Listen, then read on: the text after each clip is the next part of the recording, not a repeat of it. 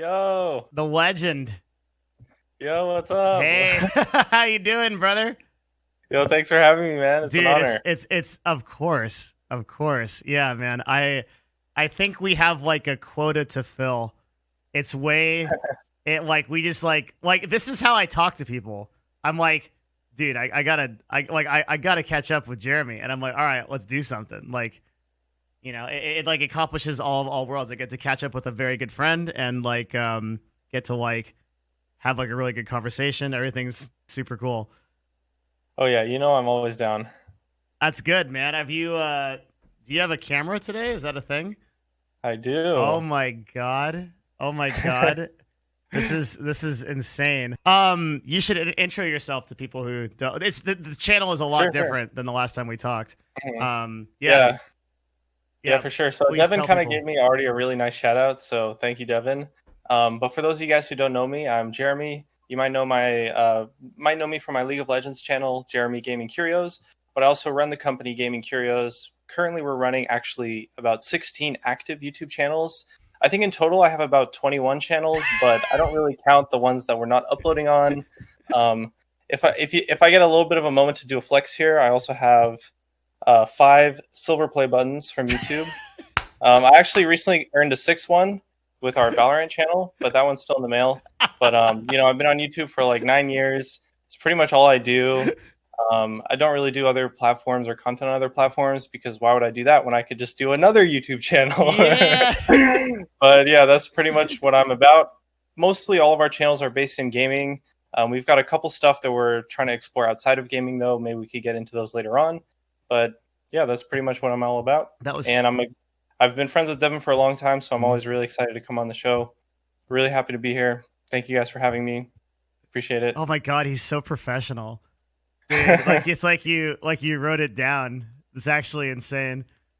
Yeah, that's actually insane. Like he's like paying this is my 5 silver play buttons. Like I'm like on the verge of one, and I'm like, yeah, like, and you're just here like just fucking stacking them up, like. Yeah, well, I've had a bunch of channels that are at like 50, 60,000 ish range Mm-hmm. for a while. So it was kind of only a matter of time before we finally started like bumping them up to 100,000. And nowadays it's also a lot easier to get the plaques. Like YouTube, so you can see the models are different. Like they changed the model because these ones are Mm. different. These ones at the top, they used to take like 6 months to ship out because they would only ship them twice a year, and they would just ship out all of them twice a year. But now they ship out the new ones like basically in 2 weeks, so it's kind of nice. They Wow. upgraded their supplier, I guess, for those. Dude, I'm getting close, man. My goal for the end of this year, I have so much to talk to you about. Like it's just a very exciting Yeah. time. My goal for the end of 2020 was 10,000 subs. and if I'm not lazy, I should be able to break 100 no problem by the end of the Oh year. yeah, you'll get Yeah. it. Hey, don't worry, I'll subscribe to you with my 20,000 accounts Yeah, just right there now. Real I quick. just it's gonna happen right away. Yeah, just sub to me on all your YouTube channels. Yeah, yeah. My Dude, the actual first, oh, what's that? I was gonna say the first plaque is very special. Why is Like that? it's just so cool to get the first one and just like have a tangible trophy of like Yes. your hard work, you know? But ever since then it's just like it's not as exciting. It's like, well, okay, got another one. Dude, you're like an actor with his like Oscar, dude. Like you're like us is like this is after like your 5th one, you're like, yeah, like you're like your acceptance speech, it's like, fuck y'all, like Yeah. I fucking hate The Hollywood. Like problem is it's not surprising anymore, you know? It's like something I see it coming like, like my most recent one, I'm like, I see it coming like 5 months in advance. I'm like, all right, at the rate we're going now, I'll probably get in like 5 months, 6 months, and you just kind of like expect it for such a long time. So it kind of loses the excitement after the first one, but the first one is really nice, I think. what does the platinum one take? How do you get that? The platinum, The one above silver. so above silver, there's a gold one which is at 1 million, and Okay. then the diamond one is for 10 million. And I think they Jesus. send out custom ones for 50 and 100 million, but there's like less than 10 channels that have that, I think. Damn. So okay, so gold is 1 million. Yeah. Are you gonna get a gold one? Oh, dude, I hope so. I'm like not that close to getting one, I Yeah, look, think. it sounds really tough. It's It's like, pretty tough. It's pretty tough in gaming, I think. I mean, even outside gaming as well. But it's mhm. like you have to be in like the right game, you know? Like in gaming, there's like maybe 3 or 4 games on YouTube in total that you could get a million with. And like you have to be in kind of like the right place at the right time with the right content style. Like, I don't know. There's maybe a chance we could get it with Overwatch if Overwatch 2 is like really popular, but Mhm. I don't know if that's really going to be as popular as the original release of Overwatch. So um, I don't know. Maybe we'll get one in like a new game or something like that. Maybe Valorant, if if it lasts a long time, could do well for us. Yeah, I feel like it's all the like lifestyle vloggers that get to like omega levels. Like I'm watching a lot of those guys. Like I've been watching a lot of Logan Paul. Like really interested in how he's evolved his brand and changed his style completely. It's so dynamic. Like going from the like long form videos to like basically like 6 second like Vine level attention. Like everything needs to be like scene changing every 6 seconds so that there's like some kind of action on the screen. Yeah. Yeah. Well, everyone's just copying David Dobrik now, Yeah. right? That's pretty much the new trend, That's the and it meta. works. It's really good. I mean, like, Yeah. yeah, they kind of realize like you get more viewers if you do stuff like that, and then the difference of the viewership in terms of the additional income sources that you get outside of just the ad revenue is a lot higher, especially for someone who like Logan Paul, who was removed from the Google Preferred Ads program. But I mean, it is what it is. I'm sure he's doing well. So, and his content's really good. His content is probably some of the best content on YouTube right now. And it's Yep. like it's just insane how they're thinking about doing it. I have thought so much about YouTube, and right now I would say I'm actually putting more total thought into YouTube than I am into Twitch for a Yes. lot of reasons. Yeah. Yes. Yeah. You're like, finally. Yeah. I know. Like it's for one, it's like from a sheer so here's like my main interest in it, right? The fascination with like the way that analytics are reported to you in real time so that you can make decisions on the fly to change things and to evolve your channel is so fucking cool. Yeah. And it's like a puzzle that you unlock every step of the way. Whereas like Twitch is like I basically just have to like yell at people in chat and spam Pepe frogs, and then like I get like 2,000 viewers, and it's like okay, cool, got it. But also like those like viewers, the viewers on YouTube, like from a revenue and like a pound to pound standpoint, holy shit! Like with just the amount of subscribers I have and an $8 CPM, I'm making like a fifth of the income I make off of Twitch right now. Like off of YouTube, like literally, and which is insane for what the amount of time that I spend on it. I don't upload every day. I upload like once every week or two. Like, it's dude, it's killing it. It's killing it. Yeah, YouTube is awesome, man. Yeah, It's great. Yeah. I love YouTube. Yeah. I can't tell. Yeah, the guy with the 5 silver fucking. Yeah. So are we in your studio? Is this your lab? I mean, it's just my house, like my room, I guess. I don't have a studio. Just chilling. But you have like a whiteboard for ideas and stuff. Is that what that is? Oh yeah. I do a lot of like whiteboard stuff. Like, I pretty much write down a lot of stuff. I used to actually have way more whiteboards, but then I started doing more notes just on my computer. But I enjoy the process of like physically handwriting out ideas. Mm-hmm. I think it's really good for just processing my thoughts, and like, especially when I'm doing so many channels, I need to come up with like such a ridiculous amount of ideas sometimes that like I kind of have to like speed run them almost and just be able to process them really quickly and then kind of just like get it out of my head and move on to the next one and repeat, you know. How are you thinking about so many ideas all the time? I think the content on a lot of our channels is very similar, right? Like we do a lot of similar styles of video, but then it's just like a different game, you know? Like our Overwatch videos and our Valorant videos are very similar in terms of what the ideas are. They're just different games, you know? So in terms of the ideas themselves, it's not really necessarily that complicated. I think also I've always kind of been like I've just been kind of always an ideas guy, I guess you could say. I think ideas are probably one of like my biggest strengths as a YouTube creator. Definitely one of the things that helped me get popular originally on like my first ever channel, I think.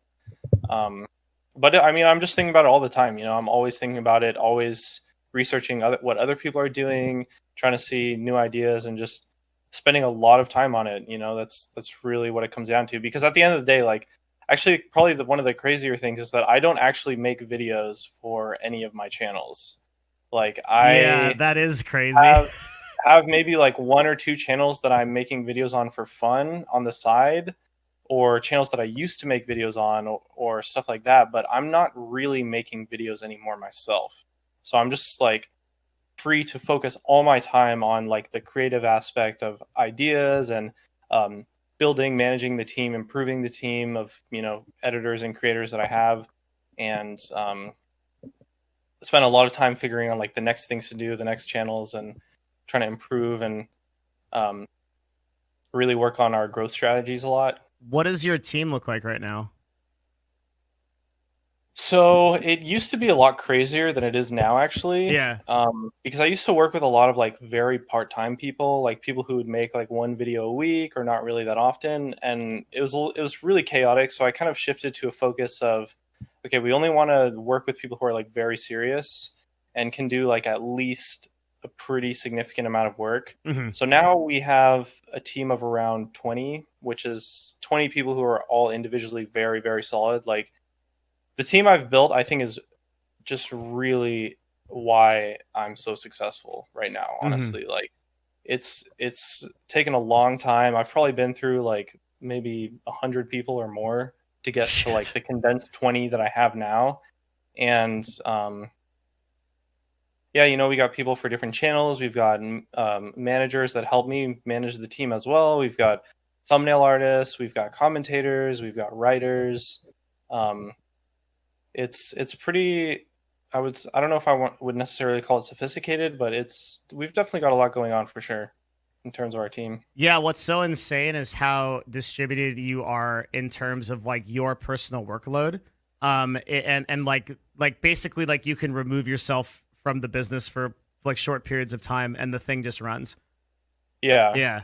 Yeah, I would honestly say probably 90%, maybe even more of my personal workload is spent entirely on growing new channels. Wow. Like once our channels are actually successful, it's very, very easy to fully, completely outsource it. Like for example, our Overwatch channel, I spend less than an hour a month on it. It's fucking Same with our insane. Apex Legends channel. And those, it's kind of funny because when you look at those channels, it's like, yeah, you know, I could just take a step back and chill. And when you actually look at like what I'm doing with my personal time and the results from it, I'm making like negative $50 an hour because I'm just spending all my time on new channels. But obviously, you know, it's all about the long term, very long term focus, I think, especially Mhm. these days. So yeah, I spend most of my time on just new channels and um, have basically a very good system in place now to run existing channels once they're doing well and getting views and, you know, Dude, making money. spending an hour a month on a 600K YouTube channel is fucking bananas. That's so crazy. That's such a good like. That's what's so crazy about you is you're the only person on YouTube that has systemized it. Like you've built a business, a legit business off of YouTube. Yeah, I would definitely say I'm more of a business person than an actual YouTuber nowadays. You Yeah. know, like I haven't actually edited a video myself in like 2 or 3 years, I think. Of course, I used to do it all the time, and I've personally edited like over 1,000 videos in my lifetime. But um, yeah, it's you know, I think when I was first started making new channels, I kind of realized like it's a lot more fun to grow channels than it is to make videos, if Hmm. that makes sense. Like, I don't know, I just enjoy the business side of it a lot more than the actual content creation, Hmm. which I guess I would say like content creation is probably one of our biggest weaknesses as a company. Like, our content's kind of basic. It's not necessarily that complicated or crazy. And I think there are other people who have like way better content than us, but we do well in spite of that. despite having But in all bad seriousness, content. it is something that we're like working really, really hard at recently. That's like something we're focusing on a lot. But yeah, like you can go. Yeah, it's like exactly in chat, dude. McDonald's hamburgers don't win awards, but like they sell 6 billion of them, right? It's like a different type of business. Yeah, I've been so jazzed on YouTube, dude. Like, do you know Ludwig? Yeah. So I got to talk to Ludwig a lot about YouTube recently, and it's been very cool because it completely changed the way that I think about YouTube marketing. So, like before, I've had like 3 phases of my YouTube. Okay, like I just I love this shit. So like down here is like this is like the Devin Nash like beginning tadpole. Okay, like the top 4 things the media got wrong about Article 13. Like you can see, I'm in like full clickbait mode here, right? Dude, I'm not gonna lie. Yeah, I'm not gonna lie. The Devin Nash media tadpole videos were the best. Why is no, totally not. My content's so much better Those now. videos were so good, dude. No. Dude, I literally watched your channel when you had 300 subscribers. I know. They were great videos. You watched like the self-improvement, like weird videos where I'm like in the CLG office. Dude, those videos are amazing. I've personally watched all those videos at least 2 or 3 times. Holy each. shit! Thank you. You're They're all so the good. views If of it. anyone's in the chat, like I think those videos, like they have literally like 20 views or whatever, but they're some of the best self-improvement content on YouTube, I think, or at least that I've seen. And I watch a lot of content like that. Why am I not? I think also, it's a lot like the message is a lot more powerful when you kind of connect more with the person behind it, I guess. So it's also, I think, a lot more impactful than just watching some random YouTuber that you've never heard of. But I would definitely recommend those videos to anyone. Why am I not Matt Davala then? Because you stopped making videos like that, I guess. Yeah, there's no way, dude.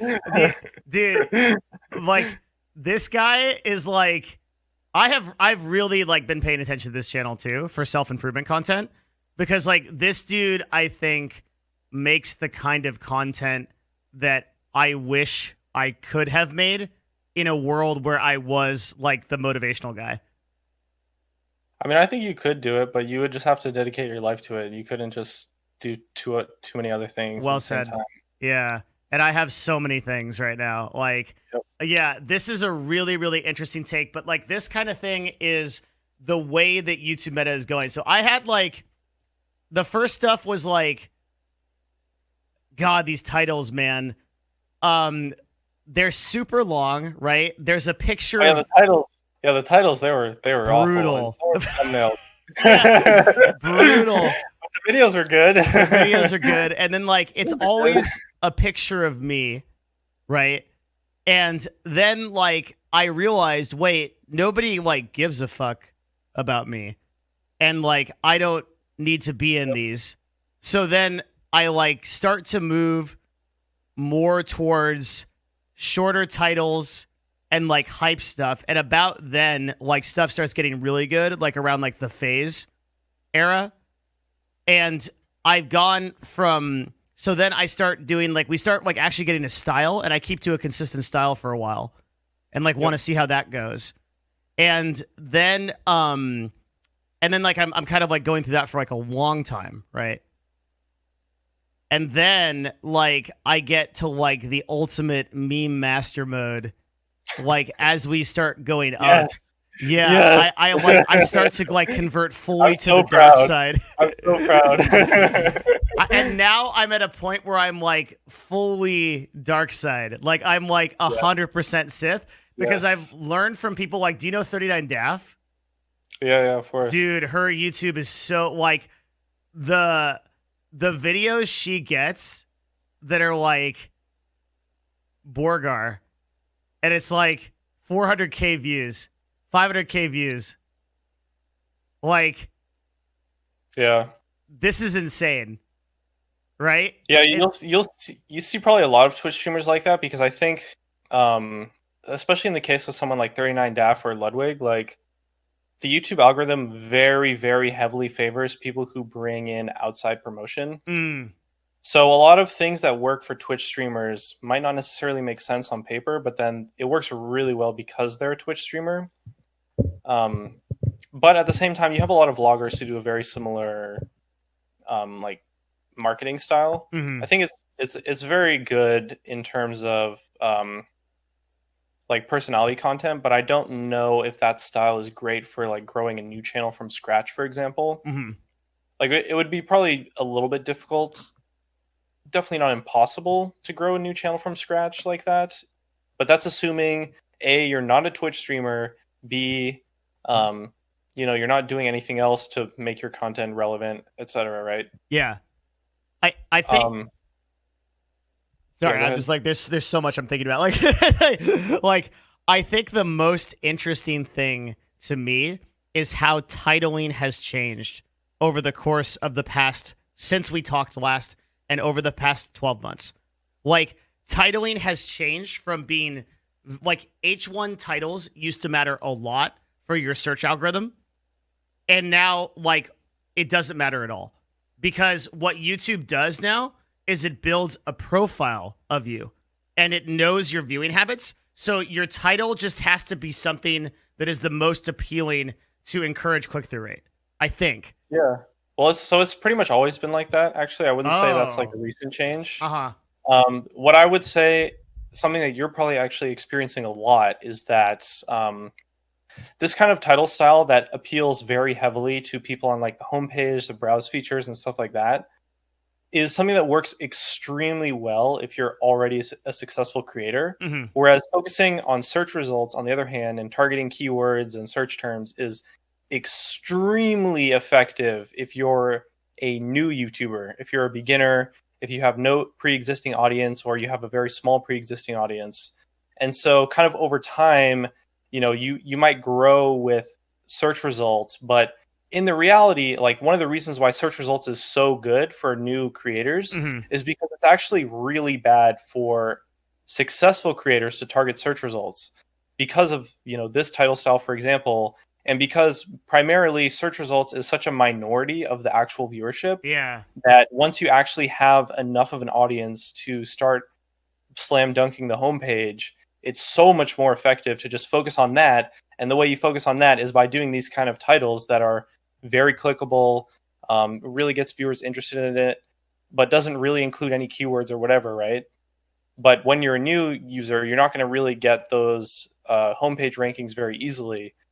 Like a lot, it's not impossible to get those kind of homepage rankings as a new viewer, but a lot of things has to go right. You have to be a little bit lucky and whatever, right? But the thing is, search results, you can literally post a video and just rank the search result if it's something that doesn't have a lot of competition, Yeah. So kind of like over time, as you grow as a channel, the strategy almost evolves.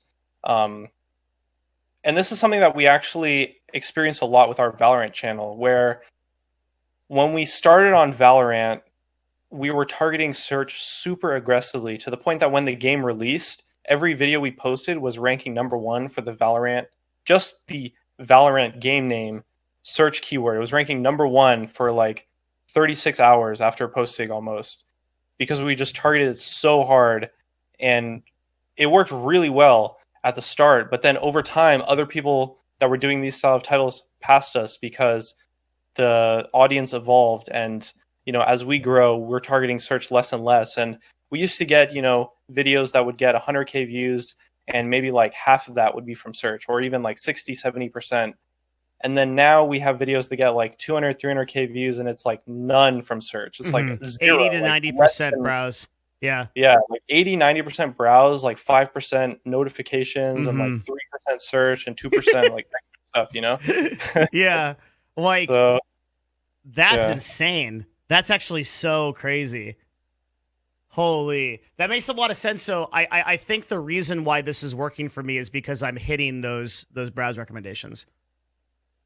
And one of the biggest challenges I had was, so the channel, I don't actually know what caused this. It wasn't like any one thing, but you've been with me like long enough to know that like I've had like the fucking plan. Like when I got to Seattle, I was like, I am going to be like the #1 industry guy on Twitch. And so I said, and then like pretty recently, that kind of all sort of started coming together, and the Twitch channel started to do a lot better.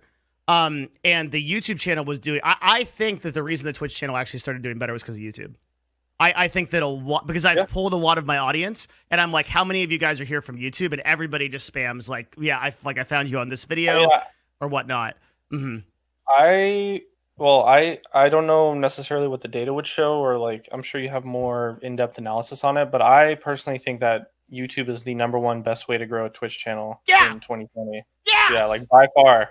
Yeah, that's 100%, 1,000% yes. Completely. I say it every day to them. Every day I tell them. Every day. Yeah. Yes.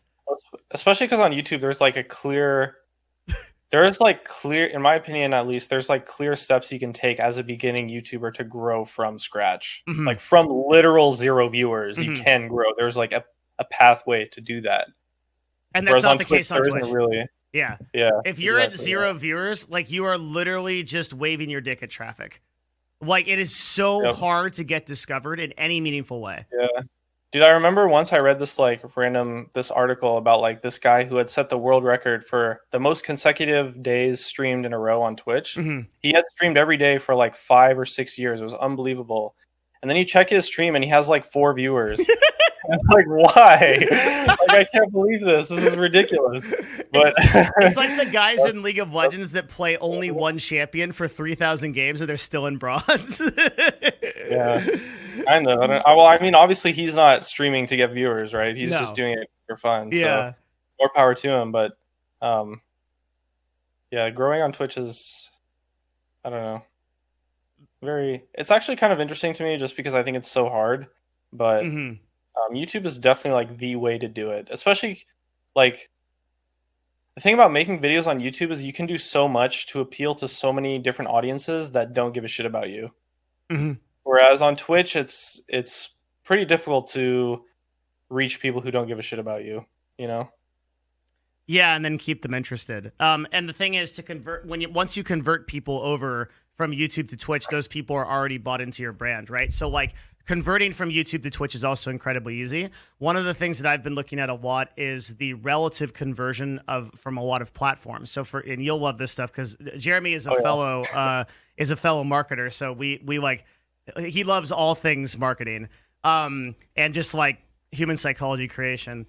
So TikTok is an enormously successful thing, and like there are creators. We did a TikTok challenge where I gave $500 to somebody that could build the biggest TikTok channel in 30 days. Okay. And so a bunch of people built TikToks that had hundreds of thousands of followers in that amount of time. Amazing, right? But the number of people that actually converted and did anything useful from TikTok was like fuck all. So like even if you build a TikTok brand, and it used to be like when TikTok started coming out, I was super hard on it. I had a massive chub for TikTok. I'm like, oh my God, people are creating brands here. And they're building up brands to like 0 followers whatsoever, recommended algorithm, 200,000 followers, pretty much like in less than a week, sometimes overnight, basically. Incredible, right?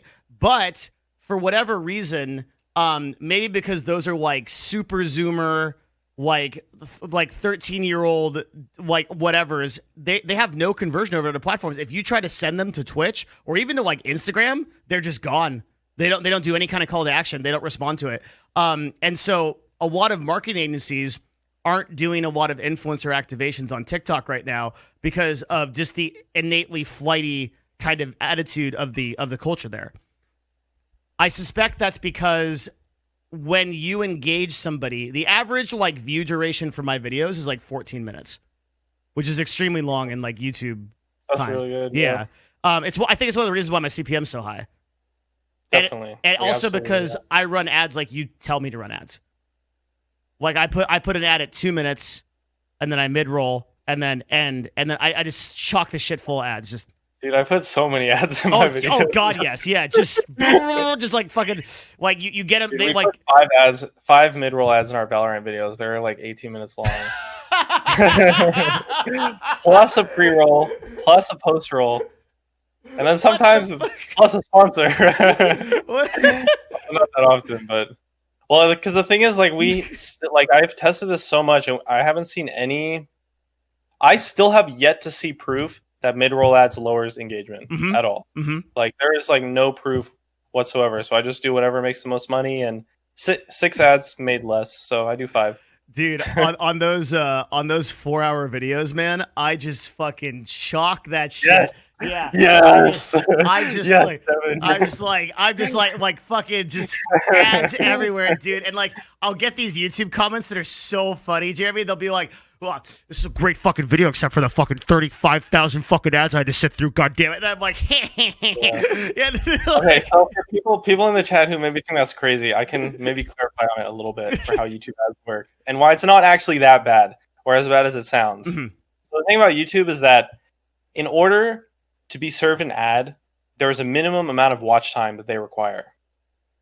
And they will not serve you if you watch an ad without skipping or, engage with an ad enough to where the advertiser gets paid. They will not serve you another ad until you've reached a certain amount of watch time after that. And if you haven't, then they'll essentially serve you ads that are less intense, which means either like skippable ads, or in a lot of cases with mid-roll ads, they'll serve you a bumper ad, which is just like the little pop-up thing that comes at the bottom.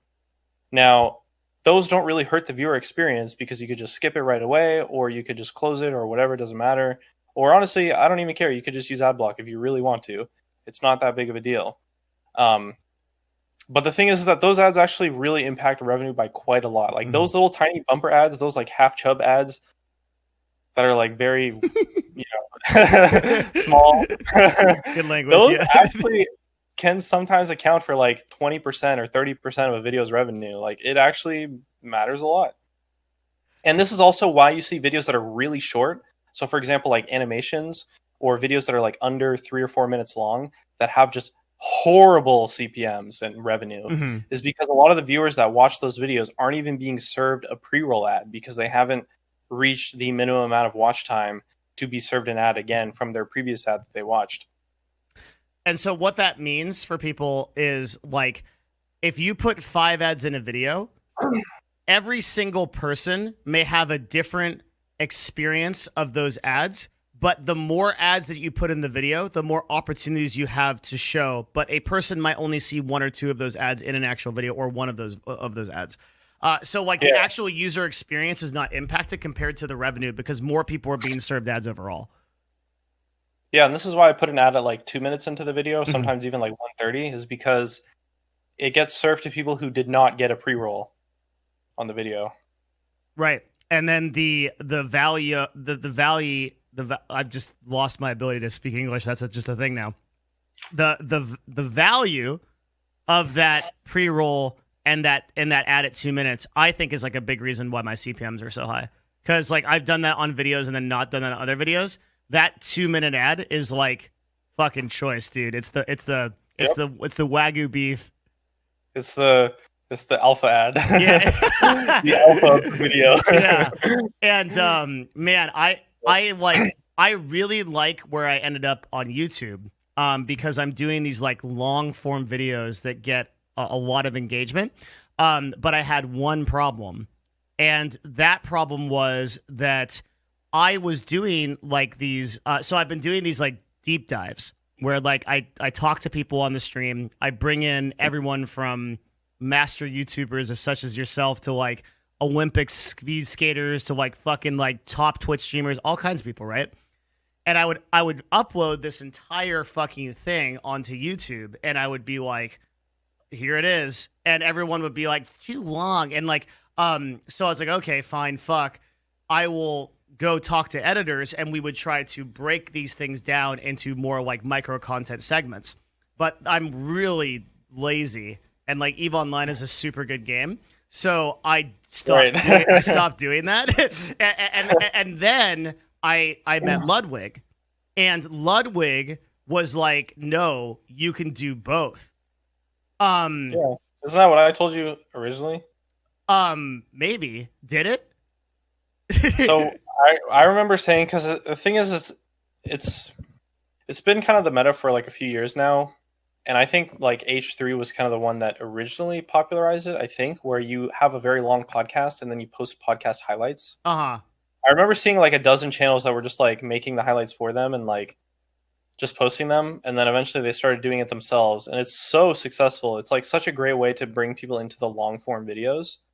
And although a lot of people have done it on different channels, I don't think it's necessarily unreasonable to do it on the same channel if you're not already uploading a pretty significant amount or a very specific content style like a podcast or something like that. So I know the 20-minute videos work. I can't I would break up a segment and like we'd break up something like this to like the number one advertisement advice and blah blah blah. I could do it, right?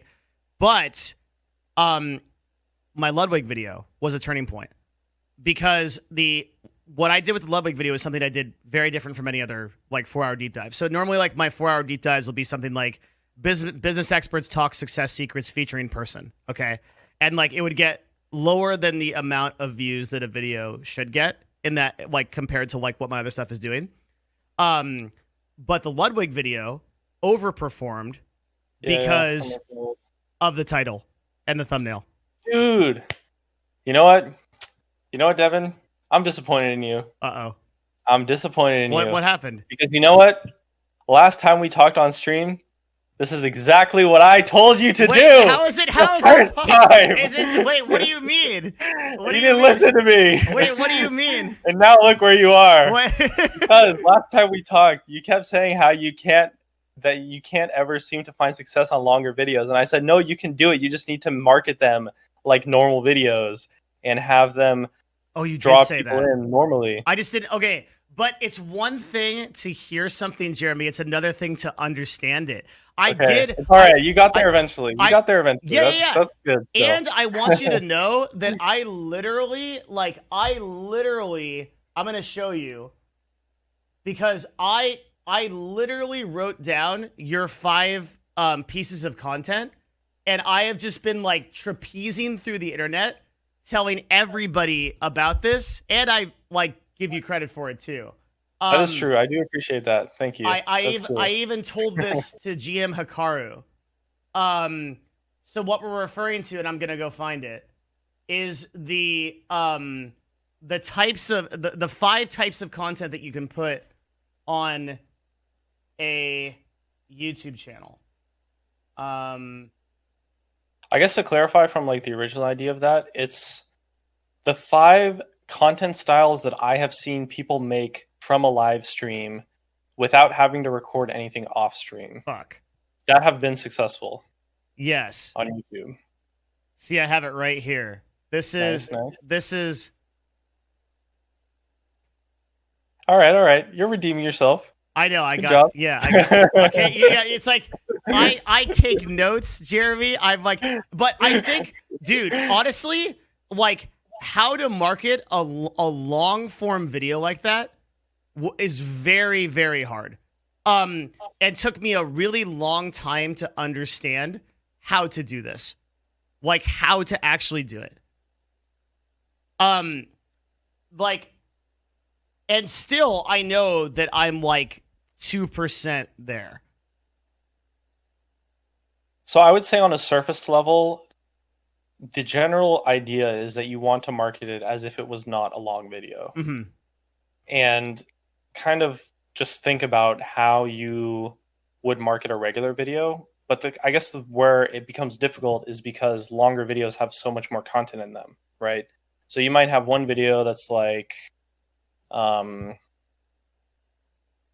these new platforms going to take over Twitch, for example? Yeah. Or Twitch's DMCA problem, or Joe Rogan or something like that, right? But during this 4-hour video, you probably have like 12 different topics of conversation that might take place, or maybe even more than that. You could have 100 or something like that, or I don't even know. But realistically, what you or at least what I would recommend, is just take the best topic out of the video, even if it's only discussed for 5 minutes, and just use that as the title and the thumbnail, and market it as if it was a 10-minute video based on that, and just try to find the best piece of information from the video that you can use to market it with. And people, like, your videos are great, so even if people get clickbaited, you're doing them a favor, because then they watch the whole video. You know, you're doing them a favor by clickbaiting them, because at the end of the day, your content is good. So thank you,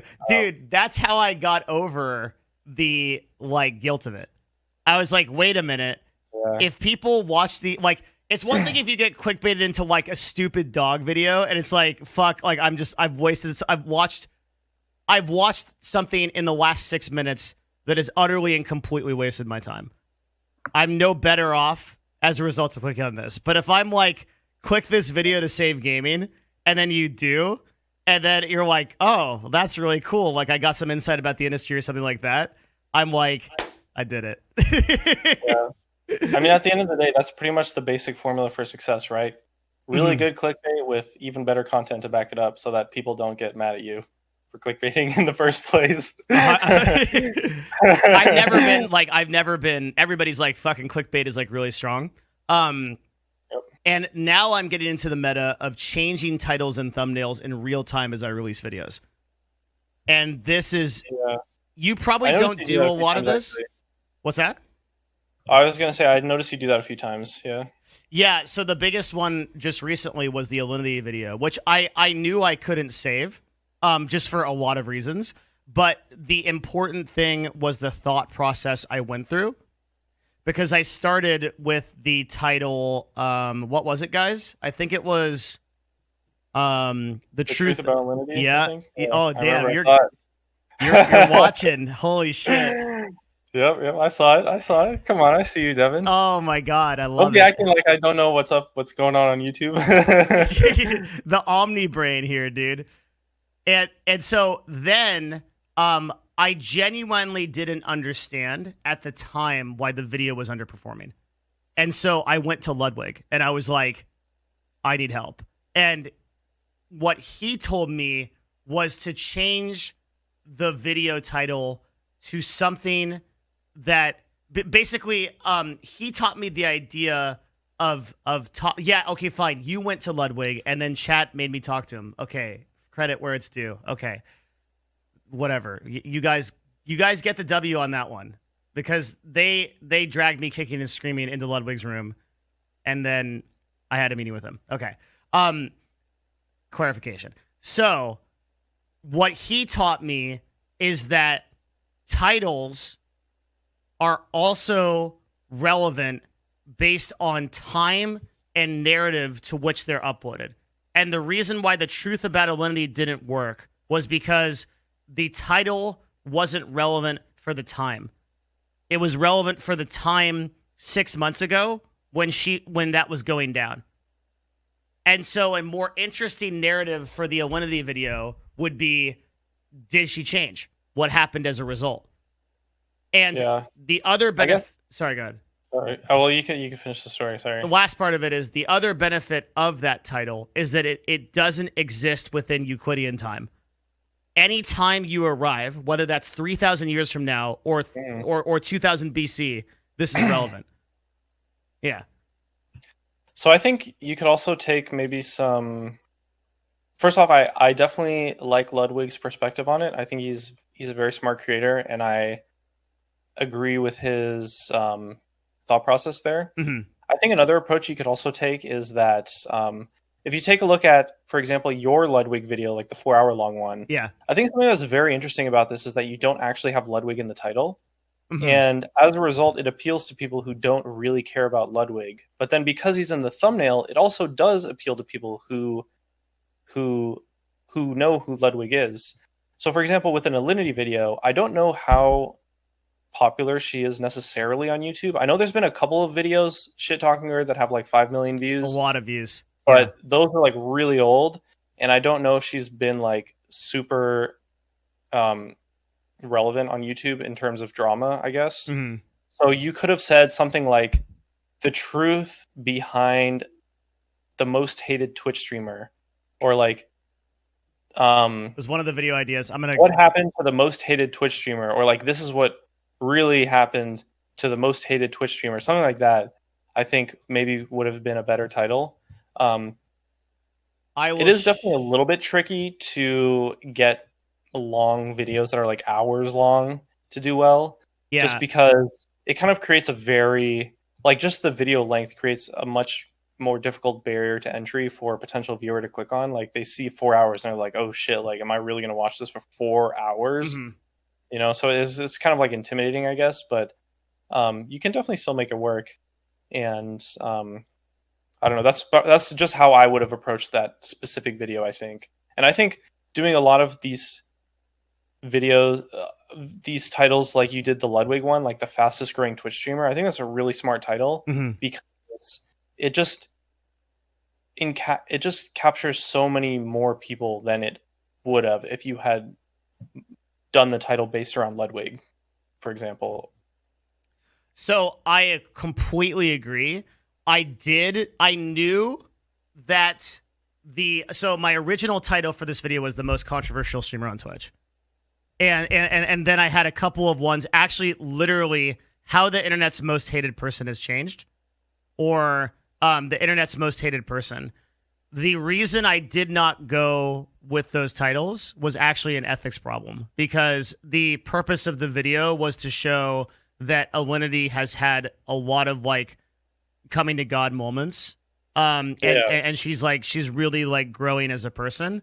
And if I had just like, yeah, I had a joke title, which was to Alinity and beyond, the cat's out of the bag. But like, if I had busted, that makes sense, I think. Yeah, like, it's just more like the thought process behind the situation. I think in this video specifically, it totally makes sense why you did what you did, and at the end of the day, a lot of the times, like, the success of the video might have to do with the content. You know, maybe people, it's maybe a topic that is not as relevant to your target audience as some of your other videos might be. I'm not saying it's like bad content or anything like that, or trying to talk bad about Alinity or anything like that. But I'm just saying, like, I imagine most of your audience is like the average male gamer who probably doesn't necessarily care too much, or maybe like the I guess topic of Alinity is something that they haven't really been interested in anymore. Something like that, I guess. So I think a lot of the clickbait, a lot of the times, just has to do with like the video itself, or the video idea, and sometimes you can't really change that. What's so great about YouTube, like on Twitch, you can have a really bad stream and you just get off of it and you're like, fuck, like that was so bad. Like, some viewer ticked me off in fucking chat and I like yelled at them for like 5 minutes. Everyone else in the chat feels like super uncomfortable. I'm like tushy terrorized from it. There's like some fucking drama. I get posted on an LSF. There's 300 comments about how fucking dumb I am. Like, right. But on YouTube, a failure of a video is still a W, because you learn from it. You're like, okay, I get to understand why this video failed. Right. Always, yeah. And like the Alinity video, like, I don't care at all that it's like 10. Like, so YouTube has this ranking system, which is like basically every video is ranked compared to your last 10 videos.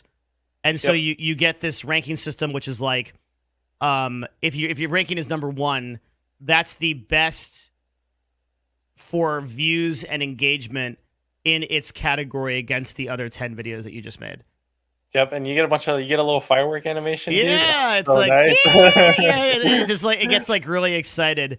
And so for that reason, like, your YouTube videos will be ranked. The Alinity video is 10 out of 10. It's the worst performing video of the last 10. However, it was a huge W for the channel because I learned so much about marketing from it.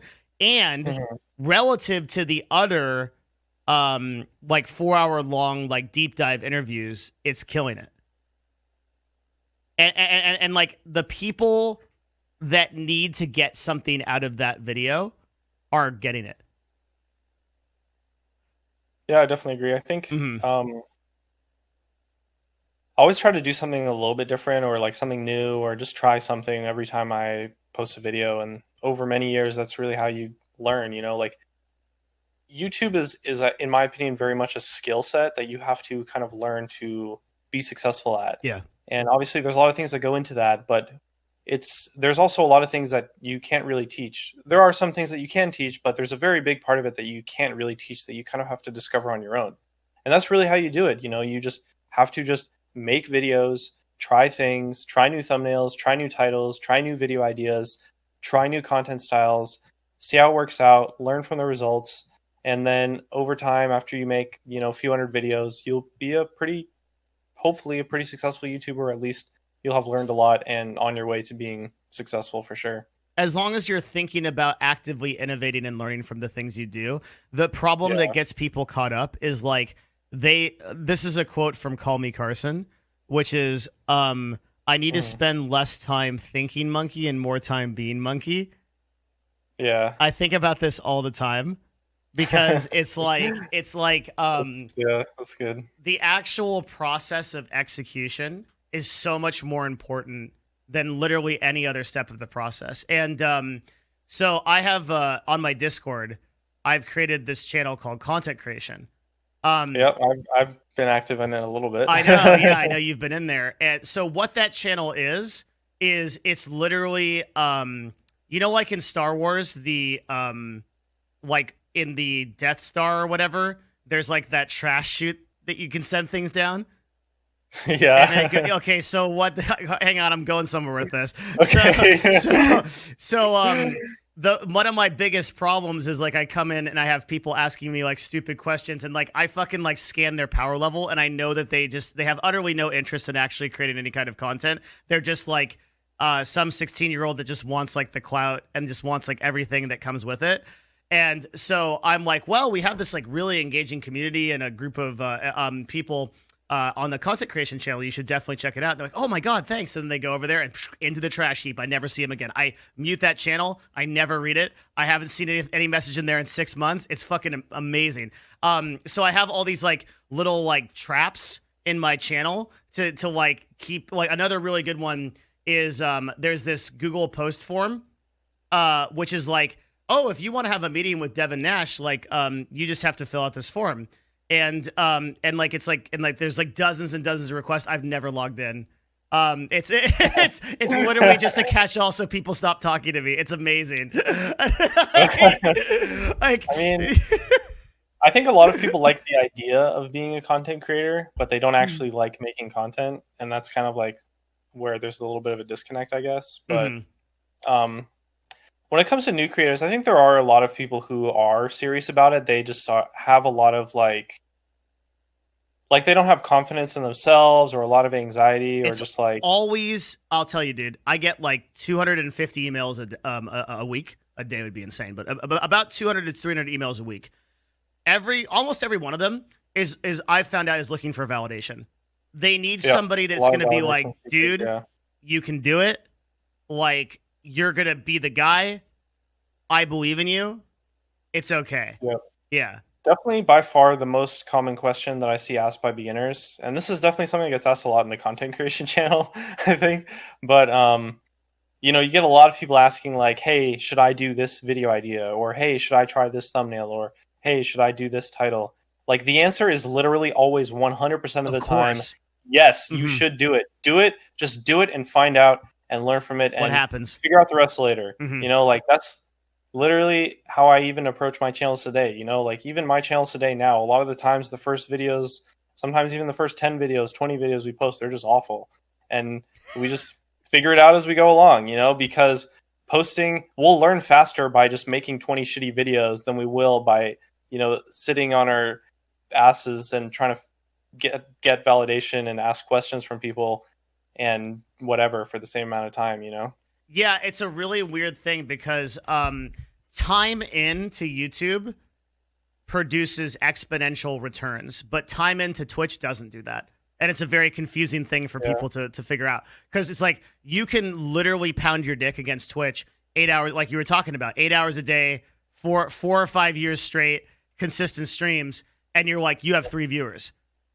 But one thing that maybe or sorry to interrupt you, but No, please. You're one thing I really way more wanted to add valuable. that I think really puts in, yeah. So one thing that I really wanted to add that really puts into perspective, I made, I think, just under, maybe a little bit over 200 videos before I passed 500 subscribers. Holy shit. And that process of 200 videos took me like, I think almost 2 years before I finally actually started growing on YouTube. And this was way back then when there was way less competition and there was like way less people competing. But at the same time, there was also way less information available. Mhm. I think it probably should not take an absolute true beginner 200 videos to become successful and get some results. But especially because now there's way more resources for knowledge and stuff, like this stream, for example.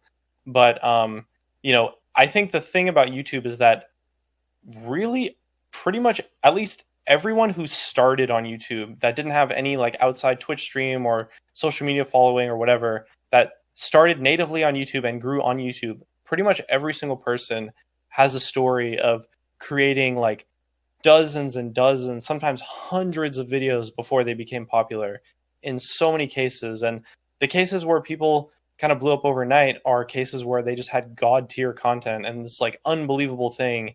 And they had, probably 10 years of content creation experience that resulted in them being able to have that skill in the first place. Mm-hmm. So it's really easy to look at successful people and just kind of see the results.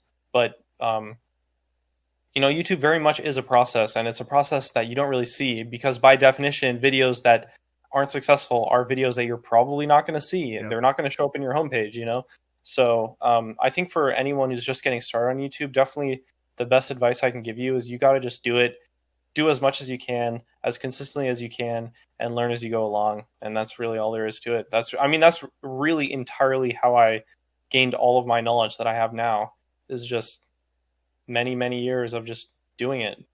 This is not my first YouTube channel, right? So I have I have two other YouTube channels.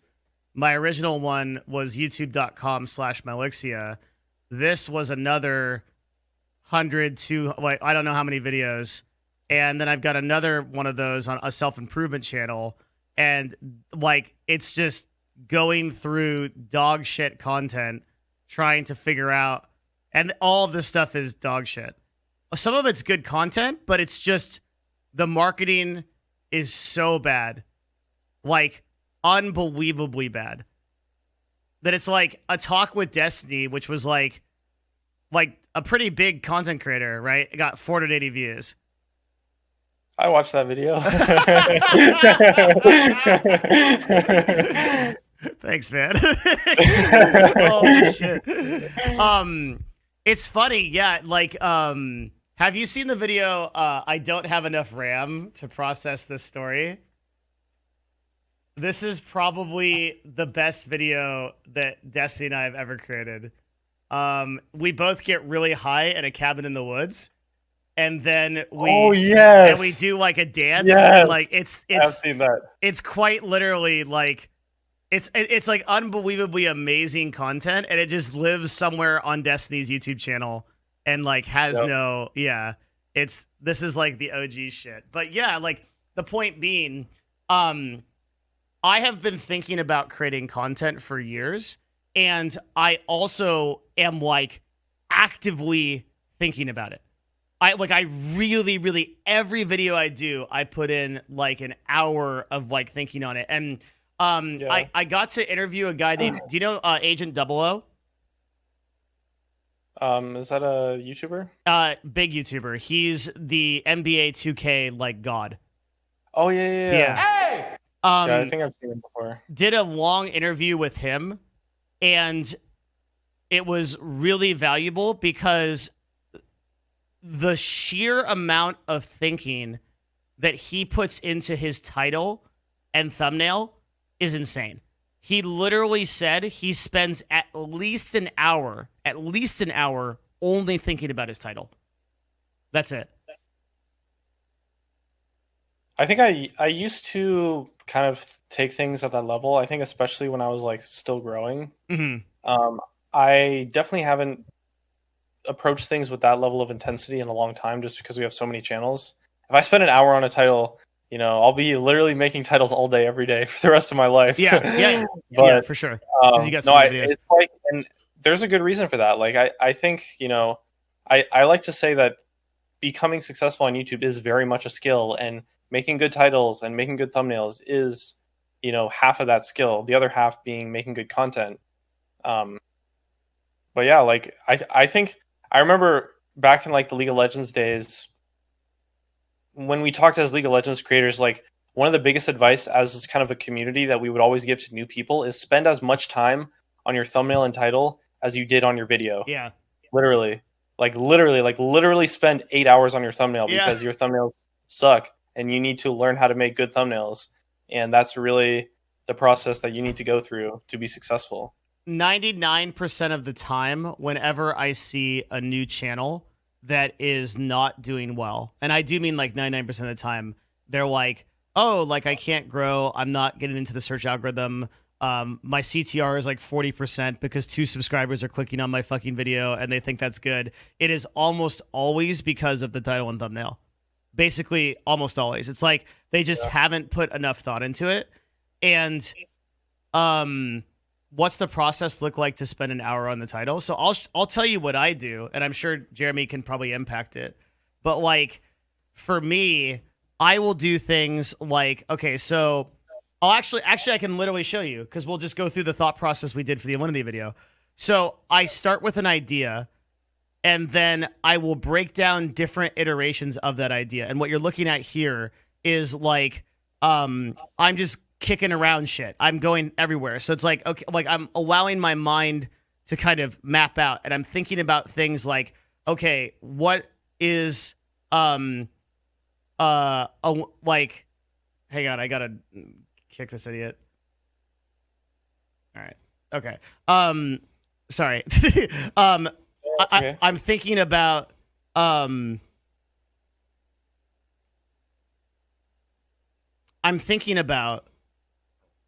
okay, word map. And this is what Agent 00 does too. I actually learned this from him, right? Controversial, cat, Alinity, female streamer, Twitch, successful, change, redemption arc. You see how what I'm doing? I'm just like, I'm sitting in my head and I might write all this stuff down. And then I will kind of start mapping all that out, maybe into full sentences, structure it, and I will start getting ideas. And then from there, I will actually, so this is, I think, is the most important part of the process. I will start reducing. So there's a really famous quote, which probably everyone's heard, which is, I'm sorry I wrote you such a long letter because I didn't have time to write you a short one. And so the most important process of any kind of writing skill is always elimination. It's reducing something to its most base components. And a lot of people, they make this mistake because they think that reducing something removes the essence of it. And this is why you get those like horrendously annoying people, that the ones that type in full sentences that are like, verily, well, indeed, upon the consideration of the idea, I doth find that the stupendous nomenclature utilized within the, and they think they're sounding really smart because they're like utilizing communication in a way that is like the most advanced form possible. But these are like the actual realist form of idiot, because to communicate something profoundly in a meaningful way, you do it as short and as succinctly as possible. You communicate the meaning, and that's it. Yep. And then your personality actually gets conveyed in that way. And that's why you see like every author, to kind of like end this, like every author, they start off with like a fucking 500-page book. Every one of them, like Stephen King, they'll all tell you this. And then, and there's some great books to read about this. Like Bird by Bird is a great book about this. It's William Zensler's book. What's his book? It's called Writing Well. This is probably the best book on writing I've ever read. Okay, third time. Yeah. Elimination, super, super good. So after I get all these ideas, I will literally eliminate until I'm down to like, what's alinity? You know, like, and then I'll just like start to add. I don't know. What do you think about that? Like, I think that's a great process. I can talk a little bit more about like how I do, absolutely, how that'd be I kind of hugely think valuable. about titles more. Mm-hmm. I personally spend a lot of time researching other creators, Ooh. specifically creators who are similar to me but in a different genre. So, for example, in gaming, creators who are making a similar type of content but for a different game. Or for if say you're not making videos about gaming, someone who's making a similar style of video but just like a different genre, and just try to see what they're doing that works really well, Mm-hmm. and research multiple different people and kind of create this like group of title styles that works really well. And from that group, you kind of want to see like what applies the best to your own content and then go from there. I think also a really big thing to think about when it comes to titles is, I think how I described it before the last time we talked is like content framing. So kind of like the framing of how you're sort of describing what happens in the video, if that makes sense. Like, so for example, if we're going to use Devin's YouTube channel, and go back to probably one of your best titles ever, The Truth Behind Shroud's Mixer Move. Ooh. This is a great title. Very fantastic. Thank you. 10 out of 10. Now, the reason why it's so good is because at the end of the day, the content is just a talk about Shroud moving to Mixer. So you could have called it Why Shroud Moved to Mixer. Or 10 Reasons Why Shroud Moved to Mixer. I think Shroud or doesn't want... why Shroud really wanted to move to Mixer. But the thing is, like, the way that this title is done, the truth behind Shroud's Mixer move, the way the content is set up from the title, it makes it seem like Devin has some sort of secret or some sort of hidden technique or some sort of super top amazing information that no other Shroud YouTube video has. Mm-hmm. And I think that makes the video seem like so much more than it actually is, and it's literally all from just the title. God damn. And you want all of your titles to be like that, where it seems like there's just something special about the video.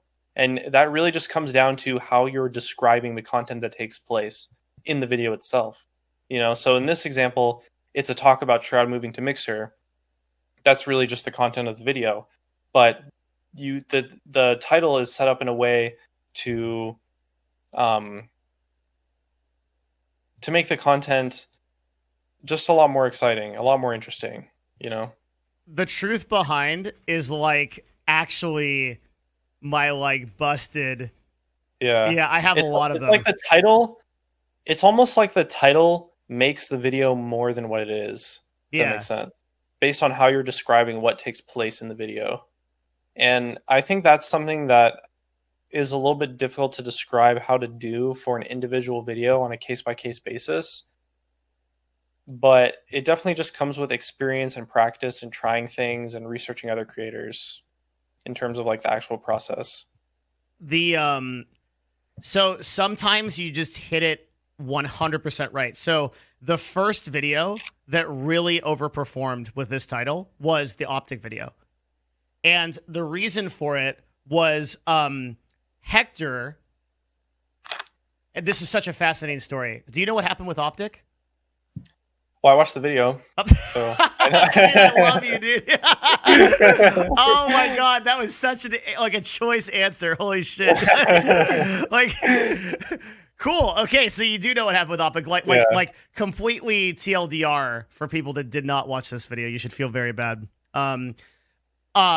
Basically, Optic got into. So what happens in mergers and acquisitions is that very frequently a relative amateur at selling companies will go up against like a hard pipe hitting motherfucker who knows everything about mergers and acquisitions, and you will get hosed. Okay. This happened to us at CLG. I've been very transparent about that. It also has happened to a lot of people within esports because you have a lot of like these kind of sort of junior business, like content creator, very young people this happens to. So Hector got into a situation with this, and Hector couldn't talk about what happened. Okay, there's no way for him to be able to do this because he's locked behind 6,000 fucking contracts. So he's just got to really dance around the issue. But I know exactly what happened. I was like, I lived it, and so I just I came out of the gate like running because I didn't have any attachment to them. I had never consulted for them. I had never fucked with them. I didn't even know Hector before this video, though Hector actually now knows me because of this video. And I had people at TwitchCon from Optic, I'm not going to say who. It wasn't Hector. Hector, we talked way later. But people from Optic at high levels came up to me and were like, dude, that video, holy shit. Because I had two things. I had a title, but I really did have the truth behind the Optic bio. I really did. Yeah. That was what made that video. This video, relative to every other video on the channel, that 134K views was fucking crazy. What every other video was doing 8K at that time. I mean, that was the video that snowballed your channel, right? I think the Faze videos were the first snowball.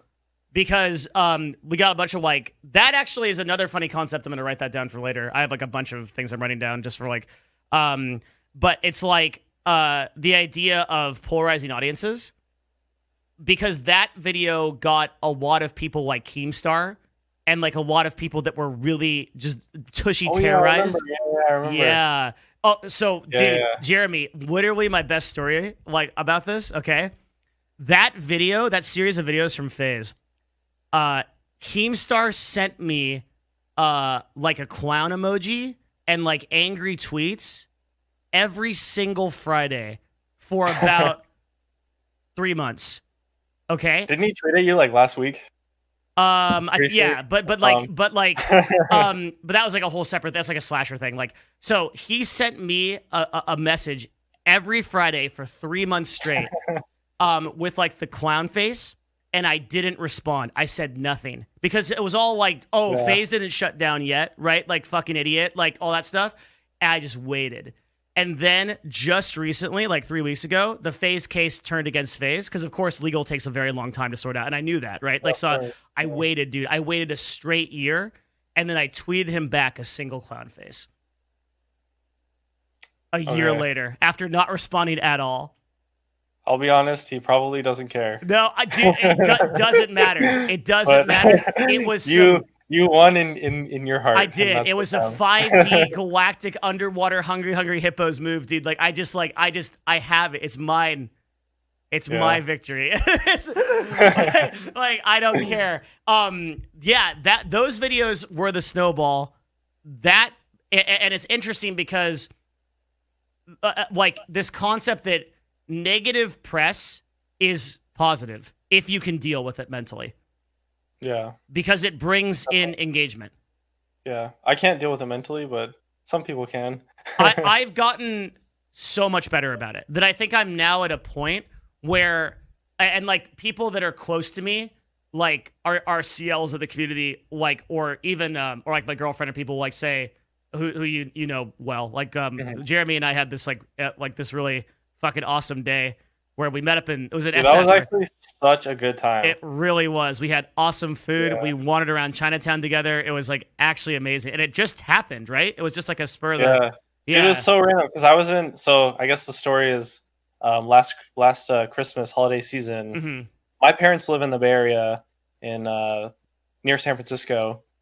And so I was there and I was visiting the YouTube headquarters, the Google headquarters. I was visiting there with my gaming partner manager, and he was kind of giving me a tour. I got some food and stuff. Dude, YouTube food is next level. Google's food is so freaking good. It is just awesome. Loved it. And then so I finished the meeting with him, and I checked my phone, because I was all right, I got a long drive home. I'm in San Bruno. It's kind of far from my parents' house. Whatever. Check my phone real quick. And I see a tweet from Devin. He's like, yo, I'm in San Francisco. Who's here? Who's up? What's going on? And I'm like, oh, shit. I'm literally a 10-minute drive from you right now. Let me just literally go right now. I have no plans. And then we ended up hanging out for the whole day in San Francisco. The night. It was amazing time with Chen as well. with It my was so girlfriend. fun, actually. It was really good. I love that, dude. We It had was a that great time, really. yeah. We went to that really good restaurant. Oh, it was so good, dude. Yeah, Yeah. it was That was great. pog, Oh, man. so I found out there's a Salt and Straw, which is the ice cream place that we went to. There's a Salt and Straw in LA, actually. Yeah, I've never been Yeah. to it, but So it's supposedly like it's exactly the same as the one in San Francisco. So good, dude. the Salt and Straw So good. is so we're talking about like a custom ice cream place that changes their flavors every month and is the best ice cream I've ever had in my life by a vast margin. Good, So good. Yeah, they make it's so They good. make, like, their flavors are crazy. They have like lavender ice cream Mhm. and like honey lavender ice cream. It's like a lot of very interesting flavor combinations, but everything works really, really well, I think. And they change it up like every month. There's like a different, like birthday cakes and blackberry, salted malted chocolate chippy cookie. It's like a mad lab of fucking insane shit. But it's so good. It's so good. Unbelievably amazing ice cream. It's like, it's so clean and whatever. Yeah, and like, oh my god, yeah, it's so good. Oh my god, and like, that's the one thing that Seattle has is like really, really incredible desserts. Because I've been getting lately into artisan cookies. There's a place called Hello Robin, which is like, if you're ever in Seattle, I will take you here. This is like the Salt and Straw of the cookie. Like, this one lady runs a fucking cookie empire. Ooh. And it has a lot of like really weird flavors that you wouldn't expect. Like orange habanero chocolate chip. Mm-hmm. It's amazing. It's like salted butterscotch, like brown butter snickerdoodle. Like, they just like invent this stuff and it's like unbelievably good. Good, dude. Mm-hmm. Oh, they make ice cream sandwiches out of them too? I'm sold. They make ice cream out of the competitor of Salt and Straw, Molly Moons. So you get the artisan ice cream with the artisan cookie, and then you have an ice cream sandwich with the ideal ice cream and the ideal cookie, and you're like, oh! It's just a total immersion into the like that's too good. That's too good. Fattest possible universe. I love it. Yeah. Oh my god, things shouldn't be this good. It's. I don't know how we got there, but the point was, a bit of a tangent. Yeah. Somehow we were talking about polarizing audiences. And the idea, because I was telling you, I really, really made an active attempt to work on the hate thing. Because I was getting, I'm just in a position at this point, like, I think the two biggest sources of negativity for me right now are co-hosting the Scuffed podcast, which is actually pretty positive. Surprisingly, like, a lot of the community is very nice to me. I think trans community doesn't get enough credit for that. And then secondly, the actual biggest source of negativity for me, amazingly, is, and by far, it's not even close, you won't believe it, is Dungeons and Dragons. Holy shit. Holy shit. Oh yeah, it's a bunch of elitists, right? It's a bunch of elitist fucking gatekeepers who write me 10-page emails about how I roleplay my dwarf incorrectly, and like are just the most like troglodyte, nematode, barbarian, fucking Cheeto dust wielding motherfuckers I have ever met. It is so negative. It's unbelievable. But I think that the way that I really got through that was I genuinely realized that every single person that is leaving those kind of comments and is like, has that kind of negativity is really actually like suffering. Like, they have a bad life. And it's never a reflection of you. Without exception, I think. Yeah, without exception. Because what I used to do is I used to like super dox these people. I'd do some fucking Inspector Gadget shit. I'd go into their Reddit. I'd like copy and paste their username into Google. I would like find their LinkedIn. And like, invariably it's like some fucking like dungeon basement dwelling person that's just, their situation's horrible. Because nobody at a high tier of success is leaving those comments. Nobody. You have to be a person. I guess on the more a more extreme example on the other side. I remember, I think it was on Joe Rogan, but it was like Kevin Hart did an interview with Joe I Rogan, loved and they that had a episode. section where they talked about, and Kevin, I think one quote that kind of really stuck with me that Kevin Hart said was, "You think Michael Jordan leaves comments on YouTube Yeah. videos? You know, Yeah. like you think anyone who's done anything significant, like writes hate comments about anything to anyone in any platform at all? Mhm. You know, of course not. You know, I didn't know because that was people Kevin Hart that to say do that. shit are focused on doing their shit. You know. Yep. They don't have time.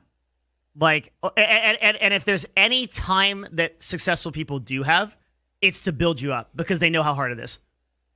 Like real successful people are never going to be like, oh yeah, you're a fucking shitter, like your content shit. They might give you constructive criticism. They may like, dude, your title is fucking awful. Like, you need to really think about that and improve it. But it's from a place of being value driven, right? It's not from a place of like anger and hate. You can tell the difference, right?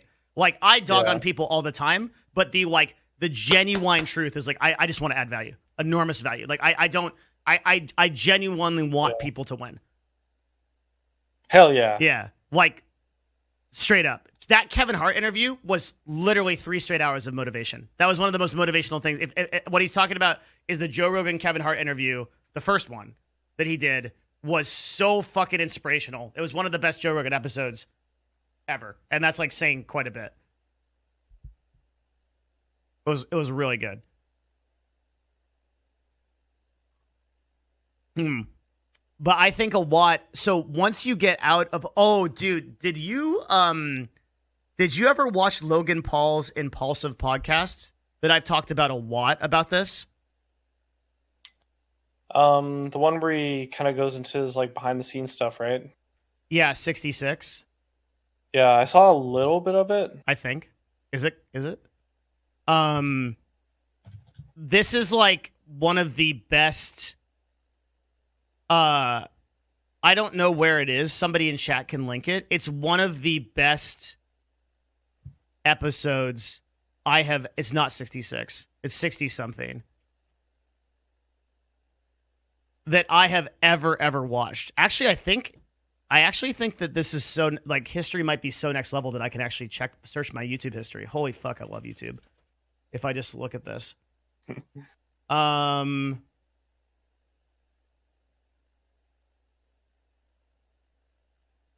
Where he basically just talks about his content creation exclusively. And like why it works the way he does. And okay, Zolgath got it immediately. 103. You're a god. Thank you. Perhaps if you don't get I'm gonna link this to you because you have to watch this. It's so fucking powerful for marketing. It's literally the best episode I have. Pretty much the best I've ever seen anybody describe anything ever. Like, it's so fucking crazy because he goes down granularly to how he thinks about these things. And one of the most powerful concepts in this video is the concept that he has around haters, where he truly thinks of haters as equal to his fans in the way that they contribute to his brand, which is an insane fucking thing to think. Right? Absolutely, they are. Yeah. Especially on YouTube. Yeah, because downvotes convert directly into engagement on YouTube and have no like bad thing. Yeah, a dislike is literally the exact same as a like. Mm-hmm. I think previously it used to be even better than a like for a time. Pretty sure that's right. Actually, yeah. So the follow-up to this question is, should we only listen to successful people, or do you think haters have something important to share? No, I think haters have no value whatsoever. There's going to be someone that's going to be like, well, if I scroll through my YouTube comments, I'll see like a constructive criticism. Like, you're already going to know all that stuff if you're doing mentorship correctly. Because what you should be doing is you should be talking to people that are in your circle that are trying to be successful like you. Like, I spend a lot of time around Jeremy. I spend a lot of time around people like Ludwig. I spend a lot of time around people that I know are getting after it because those are the people that are going to add value to you. Like, Jeremy already told me fucking 5 things in this talk that I've taken a note on that are already going to help my channel a huge amount, right? Though, like, why would I ever go read about how I'm perpetually becoming gradually fatter by a few pounds per year as a person watched me over 4 years? Why would I ever spend the time to engage that person or listen to that person when I can go talk to Jeremy. And like literally it's just value, right? Like you don't, and I think Joe Rogan helped me understand this as well, because Joe Rogan's like policy is I just never engage that shit. I post, I create the thing that I want to create in the world, and then I leave it. That's it. It's just out there for people to consume. They can think whatever they want. I think that's a big part of why I kind of stopped using social media personally. Is there's just really no value in it. Like there's no value in the negativity from like Twitter and Instagram and Facebook and stuff. Like I literally post on my Twitter like 6 times in the last year or something like that. Like I never read my newsfeed. Like that's I think I have like aggressively tried to eliminate the Twitter newsfeed from my life, and it was like one of the most positive decisions ever. And so now I have like everything on Twitter is like, I don't have Twitter on my phone. It's completely uninstalled. I have it fully blocked on my computer except for messages. And then that's it, you know? And it's just a much more positive life, I think. Like, I think in the moment, it's really hard to realize like how much negativity affects you, especially when it's just like some tweet or some YouTube comment, because in the moment, it's not really that bad. You know, one YouTube comment isn't going to be something that causes a negative impact on your life, but it's like the constant exposure to negativity that really hurts your mindset when it comes to work ethic and working hard and learning and growing and all these things, you know. And I think it's very valuable to take an active approach to aggressively eliminate negativity in your life. Even if you're not a content creator, you know, if you're somebody who's not a content creator, it could be as simple as just social media, unfollowing some accounts on social media, or blocking some certain keywords on Twitter, or just something like that. Use the tools that you have accessible to you and really make sure that the time you spend on the internet is not something that brings you down, I think. That's, bro, there's literally so much wisdom in what you just said. Straight up. Like, I had exactly the same experience over the last 6 months. So this is like new. I did the following. I stopped going to Reddit except for a very few select subreddits. One is, have you ever been to Reddit YouTube Haiku? Yeah. That is the best subreddit in existence. Some good memes, yeah. It's really good, yeah. So I go there, and I go to R-Eve, and then and that's it. That's it, basically. I used to go to R Path of Exile, but that was a shit show as well, so I stopped going there. And then simultaneously, I did one of the big things I did, and this is relevant for Twitch viewers. I unfollowed about 4 Twitch streamers. I haven't told anybody who, but they were streamers I consumed on a very regular basis who were in kind of the Twitch meta of like the drama, like reacts type stuff. Yeah, and I mean, honestly, if you're worried about like losing your friendships or like unfollowing a certain person or whatever, like you can honestly just mute them, especially on Twitter. Like muting is great. Like no one will ever know, and you can still follow them, and it's totally fine. And honestly, I think you can make a very good argument that it's worth muting literally every single person you follow on Twitter.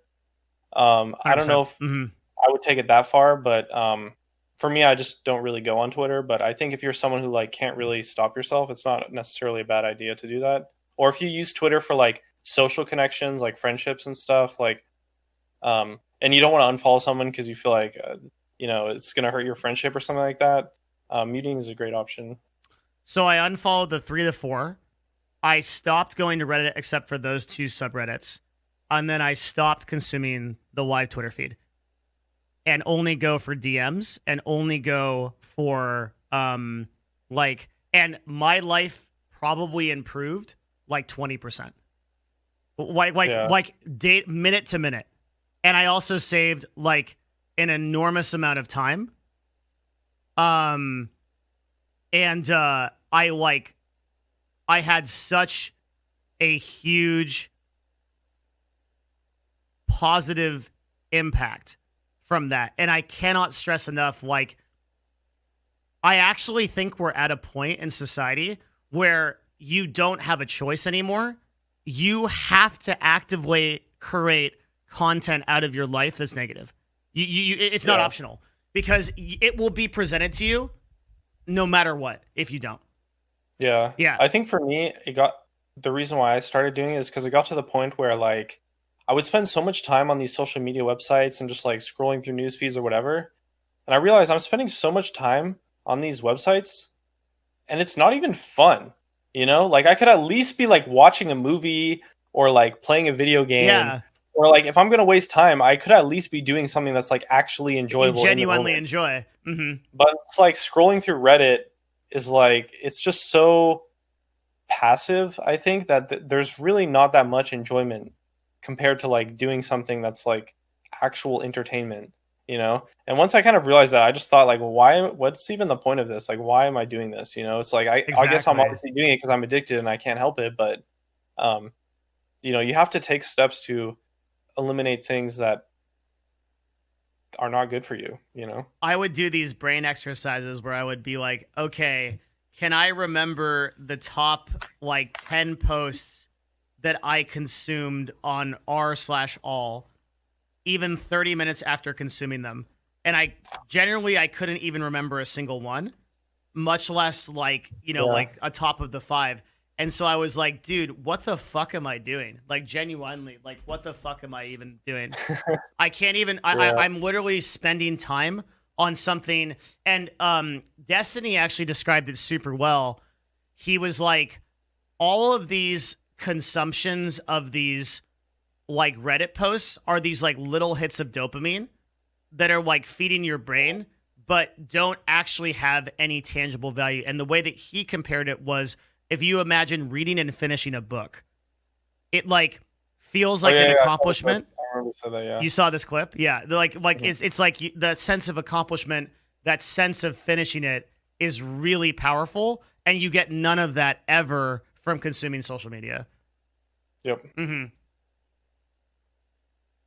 Well, I feel like this is kind of a doomer topic, so maybe we should go back to YouTube stuff. Is it? I mean, I don't know. Maybe not necessarily, but it's probably a message that people know, but they just like don't act on, I guess I would say. Yeah, I think you have to tell people things they know and don't act on all the time. I think it's a valuable thing. Yeah. I hear you. Okay, what else have I got then? Have you looked at timestamps? Timestamps, like timestamps on new. Oh yeah, like in the description, right? No, it's now actually part of the video. Yeah. So like you put them in the description and it's part of the video. Okay, timestamps are busted. Because you can use. Ready for this? Right, there we go. I think even you may not know this yet, which is saying some. Yeah, he's surprised. Okay. Check. Sure? Okay. Are you sure about that? I'm not sure, but we will see. Okay. Timestamps are a way to get you discovered in the search algorithm because the description can be double utilized as a form of discovery, since the bots are crawling the description. And the description is very important for search results. Yeah, of course, yeah. Oh, he knows this. Okay, fuck. All right. Sorry. Yeah, sorry to disappoint you, Devin. Yeah. If I ever find something about YouTube that you don't know, yeah. So I actually kind of have an interest. I don't know how I feel about timestamps in the description. First off, I'm already very, very aggressively keywording my descriptions. Mm-hmm. So I do not need extra keywords from timestamps. Also, I don't make videos that are 4 hours long. I think for videos that are 4 hours long, timestamps are absolutely fantastic for the viewer experience. But I think for shorter videos, like 10, 20 minutes, or really anything that's like shorter than like 30 minutes, it might be good for the viewer experience, but I think on paper, at least, I guess you would probably need to get data about this, and I don't have data on that, obviously. But I think on paper, it probably results in a lower watch time because people skip sections of the video to get to the part of the timestamp that they want to get to. But for longer videos, I feel like it probably helps more because people are probably not going to watch the entire long video start to finish anyway, so having a point that they want to skip to might be a good thing. But for videos that are on the shorter end, it's a bit iffy in my opinion, but I think that's something that you would need to get like much more advanced data and experimentation on. I'd be curious to see what the like audience retention graph looks like for a video that has a bunch of timestamps that's A on the long end and B on the shorter end. But for me, we're personally just not really doing timestamps in our videos. But we also have content that doesn't really necessarily make sense to put timestamps in them, though. Damn. Yeah, putting keywords in your description is always really, really good. Definitely something everyone should do. I need to use the bathroom real quick. Do you want to talk to chat real quick? Okay. Yeah, then we'll talk about that. Sure. That's a huge thing. All right, I'll be right back. Yeah. Hello, chat. Hi.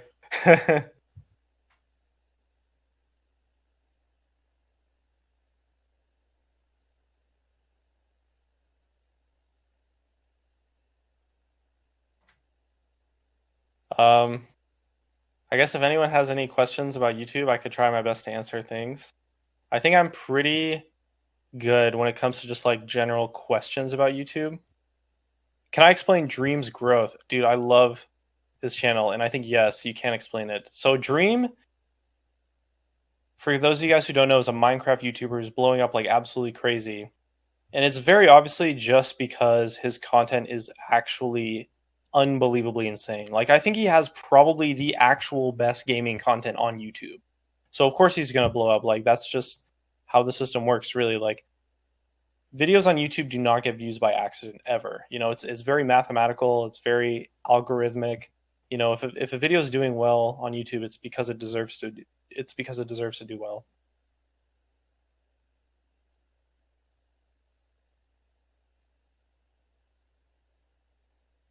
I've been making YouTube videos for 9 years. I started in February 2011, but I wasn't really successful at it until like 2013, 2012, I think.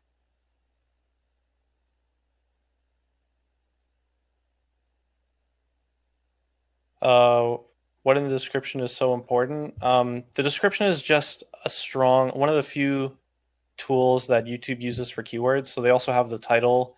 There's also like captions and stuff, but the description is more heavily weighted. So it's good to like, for example, you want to always, at the very least, put the title of your video into the description, as well as like you could write a description about your video. For me, I kind of spam keywords and just like make it into a sentence. But yeah, description keywords are really good. Punctuation in titles is not punctuation's ignored by YouTube. It's not actually accounted for in any way. You guys are so positive. I love this. You guys are always so nice every time I come on. It makes me really want to keep coming back, I think. Devin and I have been friends for a long time, so I'm always really glad to have the chance to talk to him. Are tags completely useless? Yeah, pretty much. Okay, this is a great question. So you talked about a clear path to grow your YouTube channel. Could you talk about that more? This is a great question. It's got a little bit of a long answer, but I'll do my best to see if I could do that off the top of my head. I actually have a couple of videos on this. Actually, I don't think I really mentioned it to you guys yet, but I do have a channel where I'm making videos teaching people how to grow on YouTube, but it's like a very side project right now. Maybe I'll talk about it with Devin later. But so basically there's 4 things that you need to be successful on YouTube, particularly as a beginner. Number 1, you need great content, or at least content that is good. Number 2, you need to make videos in an undersaturated market. Number 3, you need to have unique video ideas. And number 4, you need to have good SEO. By SEO, I basically just mean titles and thumbnails. If you can do those 4 things, success on YouTube is basically guaranteed eventually. Now, the quality of how good you are the ability, I guess you could say like how good you are at those 4 things basically determines how fast you'll be successful. It's definitely very possible to be successful without doing all 4 of those things. Like you could definitely find growth with just doing 2 or 3 of those things. Probably not with just 1. But for example, if you have great content and good SEO, you could probably find success even if your ideas aren't necessarily unique. But if you can do all 4 of those things, it's basically going to really kickstart your growth. In terms of getting views immediately on a new channel, I actually filmed a video recently that I haven't actually posted yet that talks about 10 ways to get views on a new channel. Obviously, the best way by far, in my opinion, is YouTube search results. Search results are great because it's very accessible for new channels. You can literally just post a video and get views from search results. And it's also great because search results are bad for existing creators. So you kind of have a situation that it's like the one view source that favors new channels, if that makes sense. Like it's something that it's not like existing successful creators are disincentivized from targeting search results heavily, whereas new creators therefore get more opportunities and can rank search more easily. But the key with targeting search results as a new creator is you don't want to do things that have a lot of competition. You need to find something that has not that much competition, but a pretty significant amount of views. So for example, I use a Chrome extension called vidIQ. It's free. It allows you to see both the competition as well as the popularity of keywords on YouTube if you just search them up. So that's kind of how I find things. And then I look for something that has very low competition or low competition and a somewhat significant amount of search results. And then you could go from there. Hey. So I did mention my one channel that I was doing while I was gone. Oh my God. How could you? But I didn't actually give them the link yet, so I figured it's up to you. Why? It's up to you to decide if I get to self-promote or not. Let's see. Okay, do you guys want to follow and subscribe to literally what the channel is it how to grow on YouTube? What's the channel thing? It's very much a side project right now that I'm doing. I'm not filming very often for it. I film like once a week at most. On it, I'm just making videos about like random ideas that pop into my head about information about YouTube, things kind of like behind the scenes stuff about YouTube. Oh my God, this is my #1 secret way to grow any YouTube channel. Exactly how I made $500,000 from YouTube. You guys don't want to see this, do you? I don't think they want the link, so I mean, you know. All right, we don't have to show you guys it. That's all right. Okay. No, I still appreciate being given the opportunity to join the stream. You know, it's still fun. Damn, dude. The truth about are you guys sure you don't want the link? Really? I have one video that I already filmed that I'm still editing that I think is going to be the best video so far. And it's I'm 10 actually ways, subscribing to this so hard. Holy shit. 10 ways to get views from 0 subscribers. 10 actual ways that you can get views. Like real views. Holy shit. All right. I'm just kidding, guys. You know I'm going to give you the fucking link. You guys absolutely it's like, better fucking subscribe to this shit. 100%. Like, dude, this is some legit shit. And you're going to get in on the ground floor, too. Because this is like some super secret shit. This is like my hobby, right? Like, I'm very much not taking this channel seriously. I have 16 other channels that I make videos for. I just film for this when I feel like it, but it's fun. You know, my goal, actually, this is maybe a good way to explain it. Like my #1 goal with this channel is to grow a lot of skills that I have that I want to grow. So for example, I really want to be comfortable filming or more comfortable filming on camera. I want to be more comfortable filming unscripted. Yeah. Like for my League of Legends videos, I used to always write a script. And it would take a long time, and it's so much faster if I can just turn on the camera and just talk. So that's literally what I do for these videos. And then I also want to learn non-gaming videos and like practice. There's like literally a dozen skills that I'm just trying to develop with this channel. Like I'm not even trying to like really get popular or do anything, honestly. It's kind of just like I'm just spamming refresh and watching the subs go up. We better hit 200. Thank you guys for subscribing. Really appreciate it. I'll try to maybe film a little bit more often. I have a couple videos that I've already filmed, but I just have been trying to figure out a situation for the editing because I feel like this is a channel that could really excel with quality editing. Especially because the way I'm filming is so scuffed. Like, I literally just didn't buy anything, didn't buy any equipment, didn't figure out any lighting or do anything. I'm just like, all right, I'm going to turn on the camera and just talk and just forget about it. You know? I got to torch a guy. Hang on. You know, fix it in post. Fix the rest of the editing. I have to torch a guy. Hang on. I'm not going to lie, but it's kind of ironic. Channels talking about how to grow have like 50 views per video. Listen, you absolute troglodyte. This guy runs more YouTube channels than you will ever have jobs or businesses in your entire life, okay? He has 16 YouTube channels. He just uploads to this occasionally, like once a month, like just because he wants to, okay? What are you even talking about? Holy shit. There's actually so much value on this channel. He doesn't do any marketing at all for it. He doesn't care. It doesn't matter. We're literally looking over. Devin, no. We're literally looking at a channel right now. It's 657,000 subscribers, but doesn't know anything. Okay, that's it.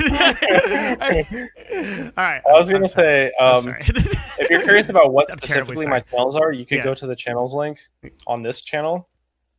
On what channel? Specifically, I'm not actually linking all of my channels on it, but I have like the ones that I'm comfortable being public facing. Oh, these ones. I have a few channels that I'm like kind of secret about that I don't really show publicly, but that's like the main ones that I run currently.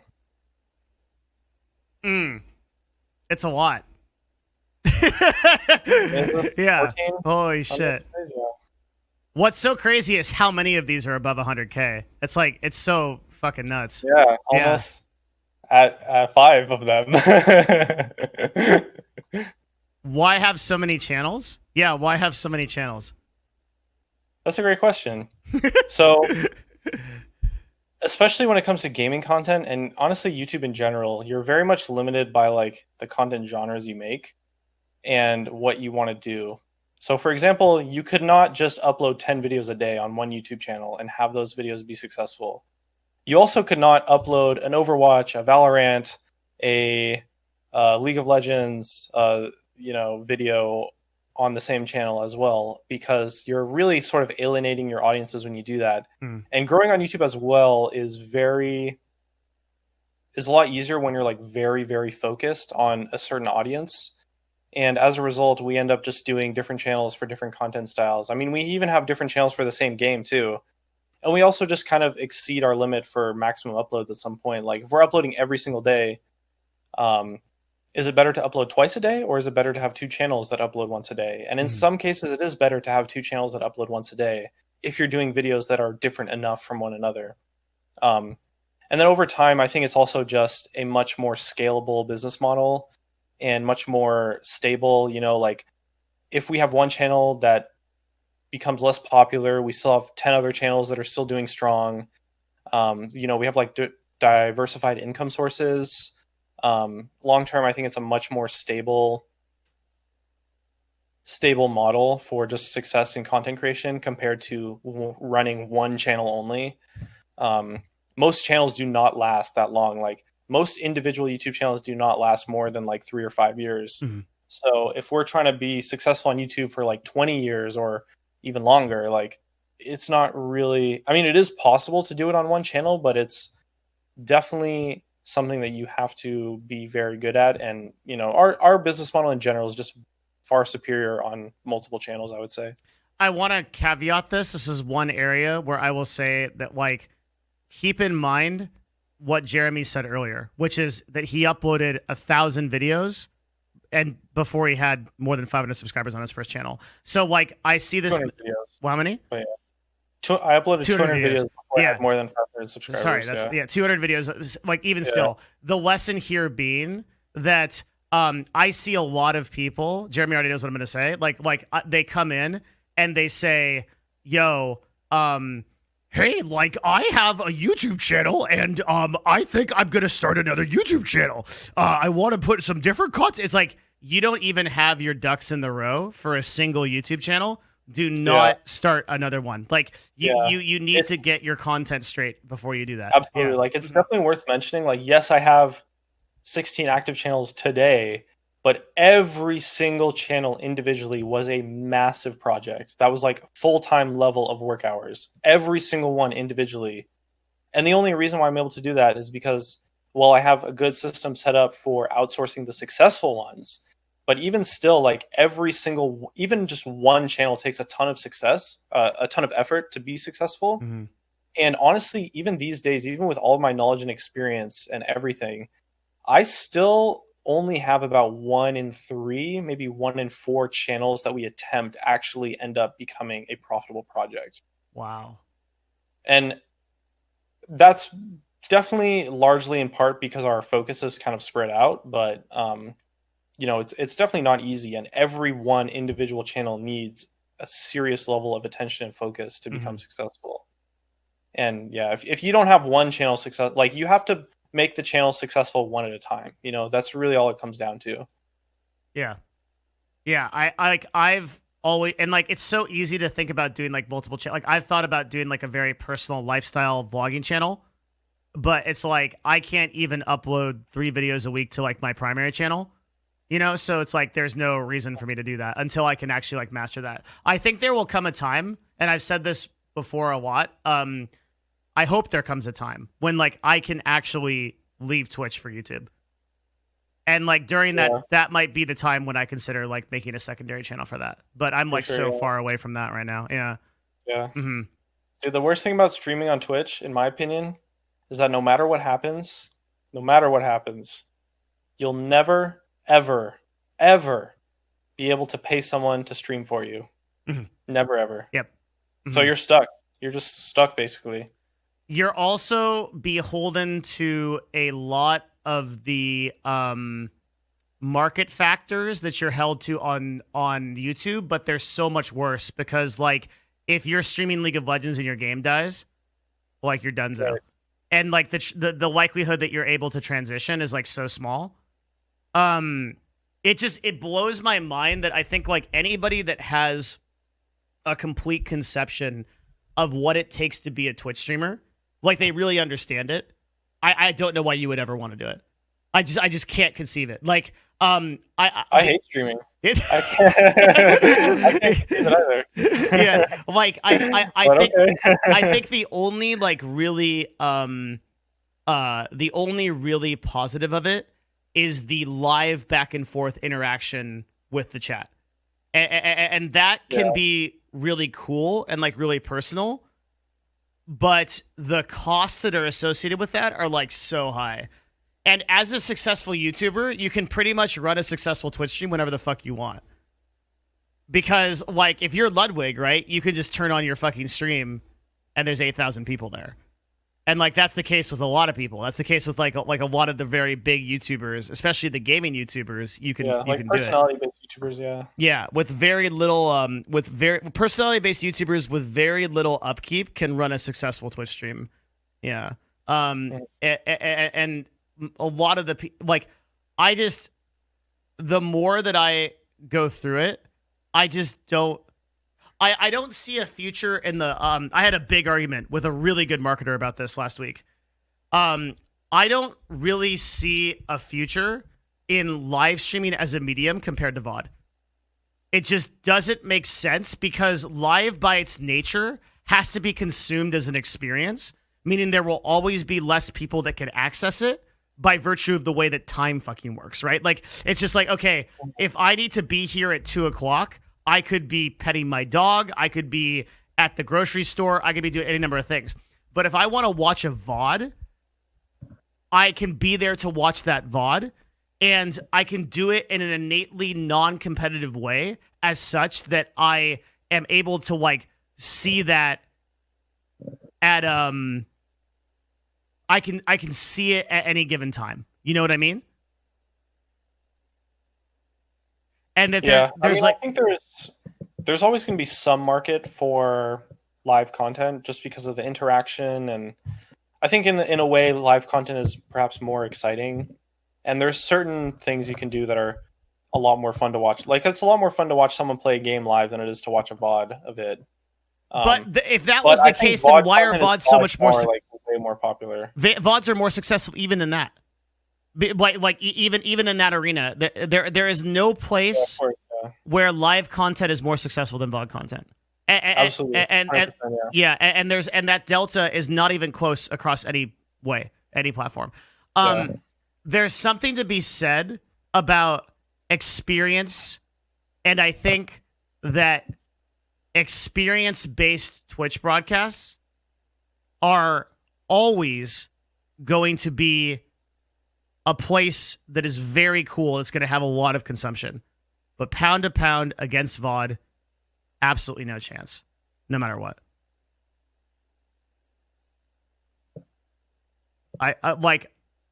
Yeah. But VOD is like far superior. Like, I mean, just look at how big YouTube is compared to Twitch. It's ridiculous. Yeah, 100 for every one user. And you watched my video on the future of Twitch, right? Yep. Yeah. So that video analyzes. There's a really interesting thing. Like, there's a perception in the market, which is like why Twitch is like a younger platform than YouTube, and so it's just hasn't like hit its stride yet. And like it's just but that's actually not true. If you look at the data, Twitch has had a lot of time to hit that delta and to explode off. And relative to YouTube and the same growth of the company, it didn't happen.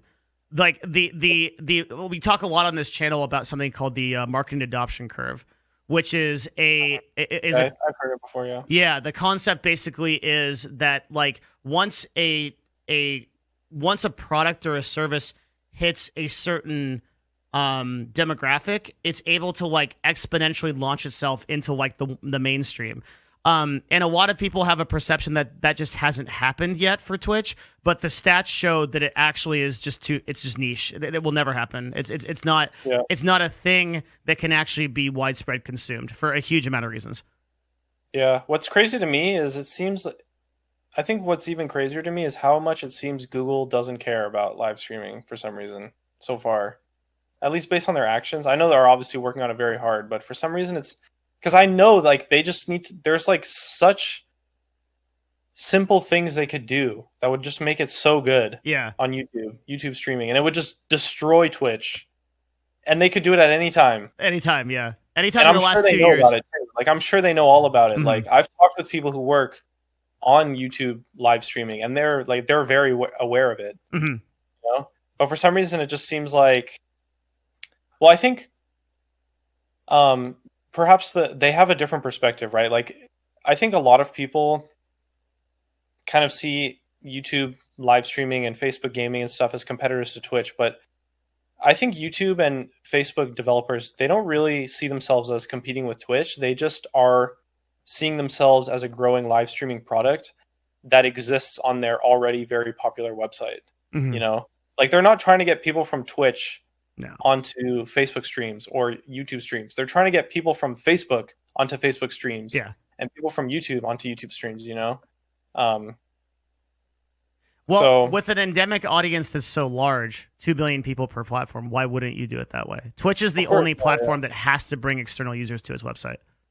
Yep. Yeah. And that is always what is going to hold back Twitch. Is like that adoption is always going to be slower than being able to bring people in through VOD or bring people in through like a existing social media platform, networking platform, and then have that go off. And like that's the reason why like people are like, hey, I want to stream on Twitch. Like, what's the first thing I should do? And I say I start a YouTube channel.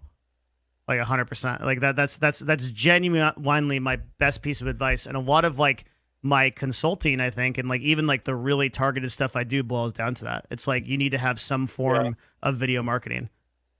That's not to shit on Twitch, by the way. Like I still think Twitch is a great platform and has a lot of good things about it. And there's a lot of cool things that happen on Twitch that you can't get on other platforms as well.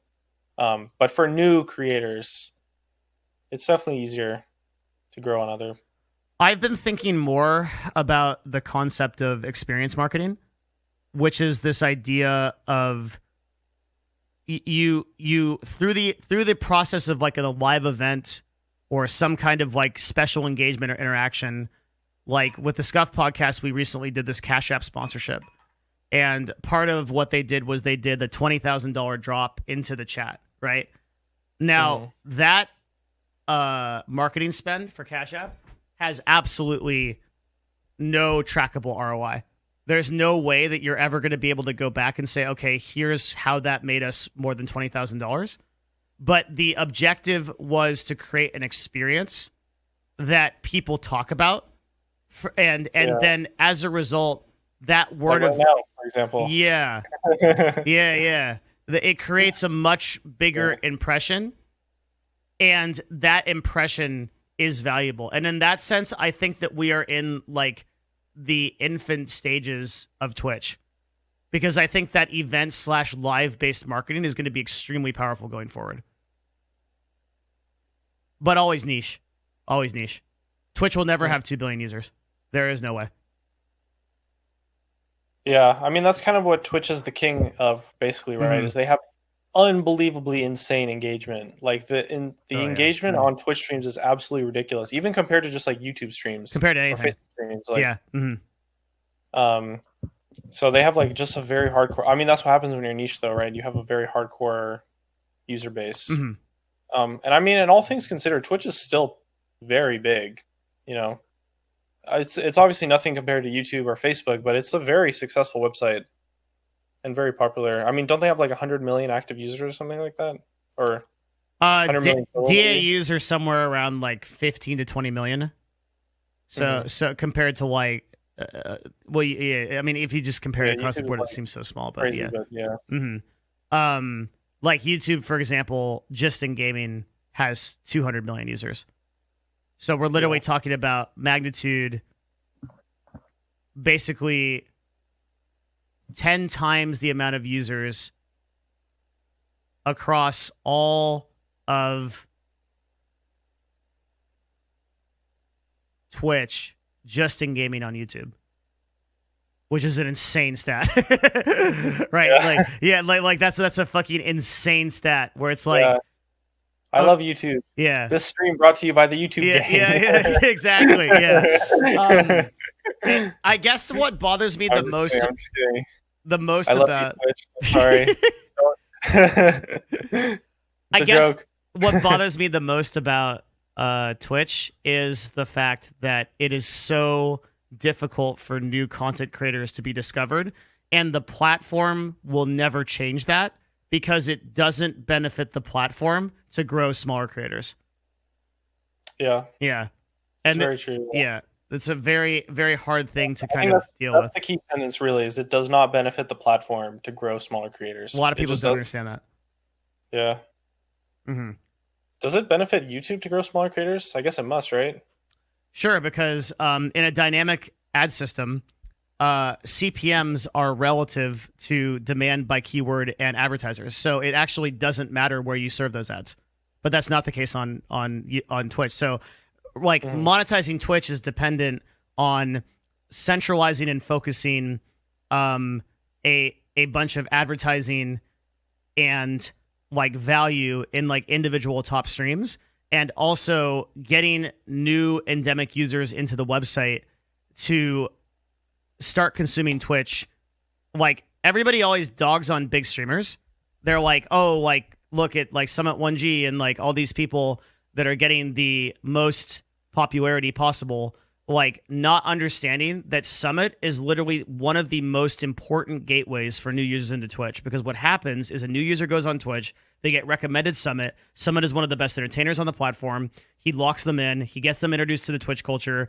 And then before you know it, they're consuming other streams. We have so much data to support this. Like that viewer of Summit will continue watching Summit, but will also go on to follow smaller and smaller streamers. So the end result being that after a pretty short period of time, like 4 to 6 months, you'll have a person who, like the average person on Twitch follows 150 streams. It's a huge amount.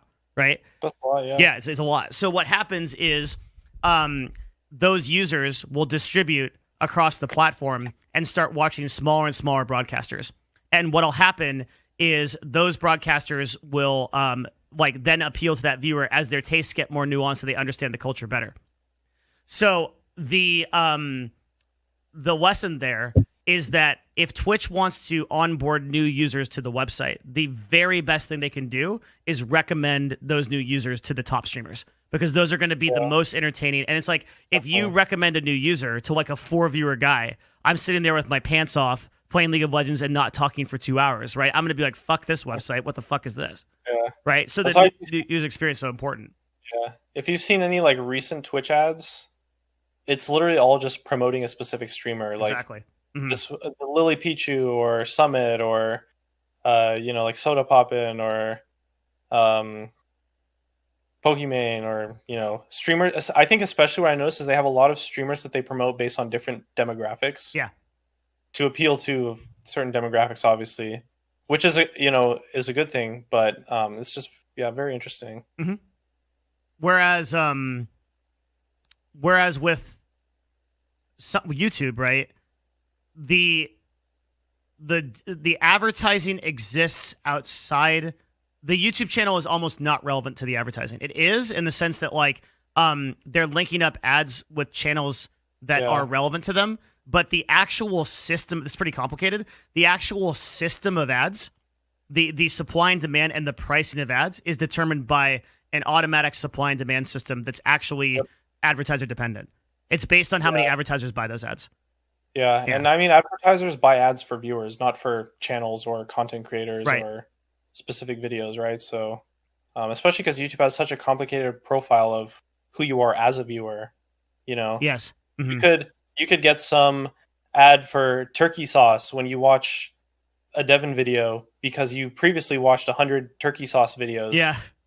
Before that, and it's like, obviously, most of Devin's viewers don't care about turkey sauce, but you do, and that's how the ads get served, right? Yeah. And the lesson there is like ads on YouTube are tailored to your personal profile and experience. So the channel almost doesn't matter economically, which means that like YouTube has the same value in promoting a creator with 10K subs as it does someone with 10 million. Yes, absolutely. Yeah. That's the conclusion. Yep. There you go. And because of that, good job. YouTube, thank you. Because of that, YouTube will always structure their system in order to support new creators.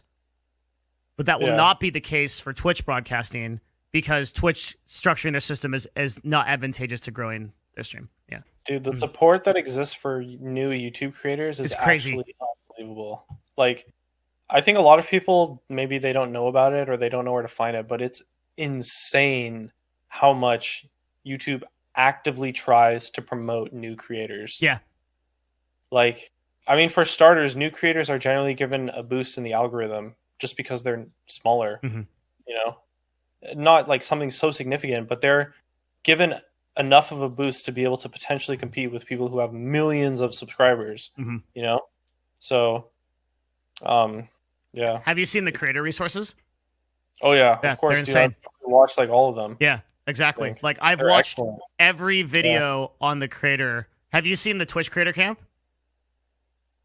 No. Is there a Twitch creator camp? Oh, bro. Is there indeed? Yeah. I have it out pretty periodically with like the people that run this. Like this, the Twitch creator camp is like, it's so bad. It's actually so bad. It's stuff like this, okay? It's like, learning to stream is actually really easy. What you need to do is you just need to really be yourself and kind of capture the essence of like, just being a creator in the real sense of the word, and kind of like embodying what makes you you and being authentic to the viewer and making sure that you talk to them and just being like the best part of yourself. And it's like, you're not saying like, whereas you go into like the creator camp for YouTube and it's like, oh, it's great, dude. I'm looking at it right now. They got, okay, here's a course, exactly how to get your channel discovered, exactly how to get started, how to earn money, how to make great content. Yeah. How to grow your channel. It's like very in-depth. Yeah, it's extremely in-depth, and it's actually like direct, actionable advice. And there's a lot of, is there a word for this, Twitch? Like, is there a word where it's like you say a lot, but you don't say anything? There has to be, right? Like there's some word for this. And that's like what happens on the creator camp. It's like this bullshit. I guess. I don't know. It's like it's not like paraphrasing. It's like someone's gonna do a good word.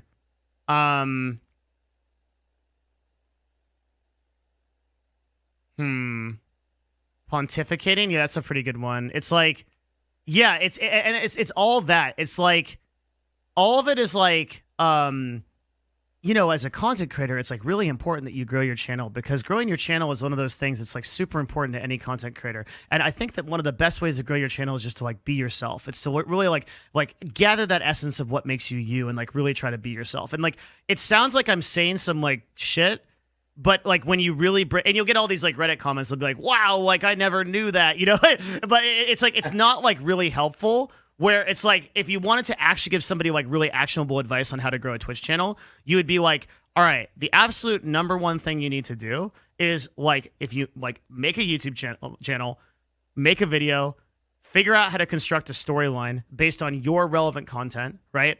Learn titling, learn thumbnails, learn how to tell a story. I always tell people this is the first thing they need to do when they start a Twitch channel. The number one thing that people fuck up when they start a Twitch channel is they just log on, webcam, fucking game, I'm ready to go, and then here's my Twitch stream. But the thing that separates people like Jeremy from Twitch streamers and what makes them so good is that Jeremy understands that everything is a story. So from a video has to be a story because it's a video. It has to have a start, middle, and end. But streams don't have that. Streams, when you log on, it's everything is just the stream, right? Like you start the stream and then everything is the stream. You should treat your stream like it has a start, video, middle, and end, because everybody that is the best at this, like Ludwig, Mizkif, they have a show. They do something at a time. There is a reason to be there, and then you leave. It is Asmongold. Yep, you literally look at all those people. Okay, today we're doing transmogs, and today we're doing we're making it an event. It is an event. It is a reason to be there. It's not just you playing video games, jerking off. It's not. It is a reason to be there. And that is the number one way. The reason I tell people to do YouTube stream videos first is because it teaches them to tell stories through their streams. Like you've got to go there first instead of just not streaming for no reason. Mm-hmm. Yeah. Mm-hmm. By the way, on the topic of going back to the YouTube resources, I'd love for you to show like the catalog section on this page. It's actually crazy. Like they have so much more stuff too. It is insane that Twitch hasn't reached out to me for the Creator Camp, by the way. I'm like actually personally offended by it. The tab. It's the tab at the top. Where? Catalog tab. Okay. On the next to YouTube Creator Academy, next to the logo. Yeah, I'm there. Wow. Okay, there you go. So they have like a ton of courses. They have like really advanced stuff as well, beginner, intermediate. You can search by categories, genre and stuff, and then as well the other tabs on the what's the website? creatoracademy.youtube.com. God damn. This is incredible. Great place to get started. It's all free. Mm-hmm.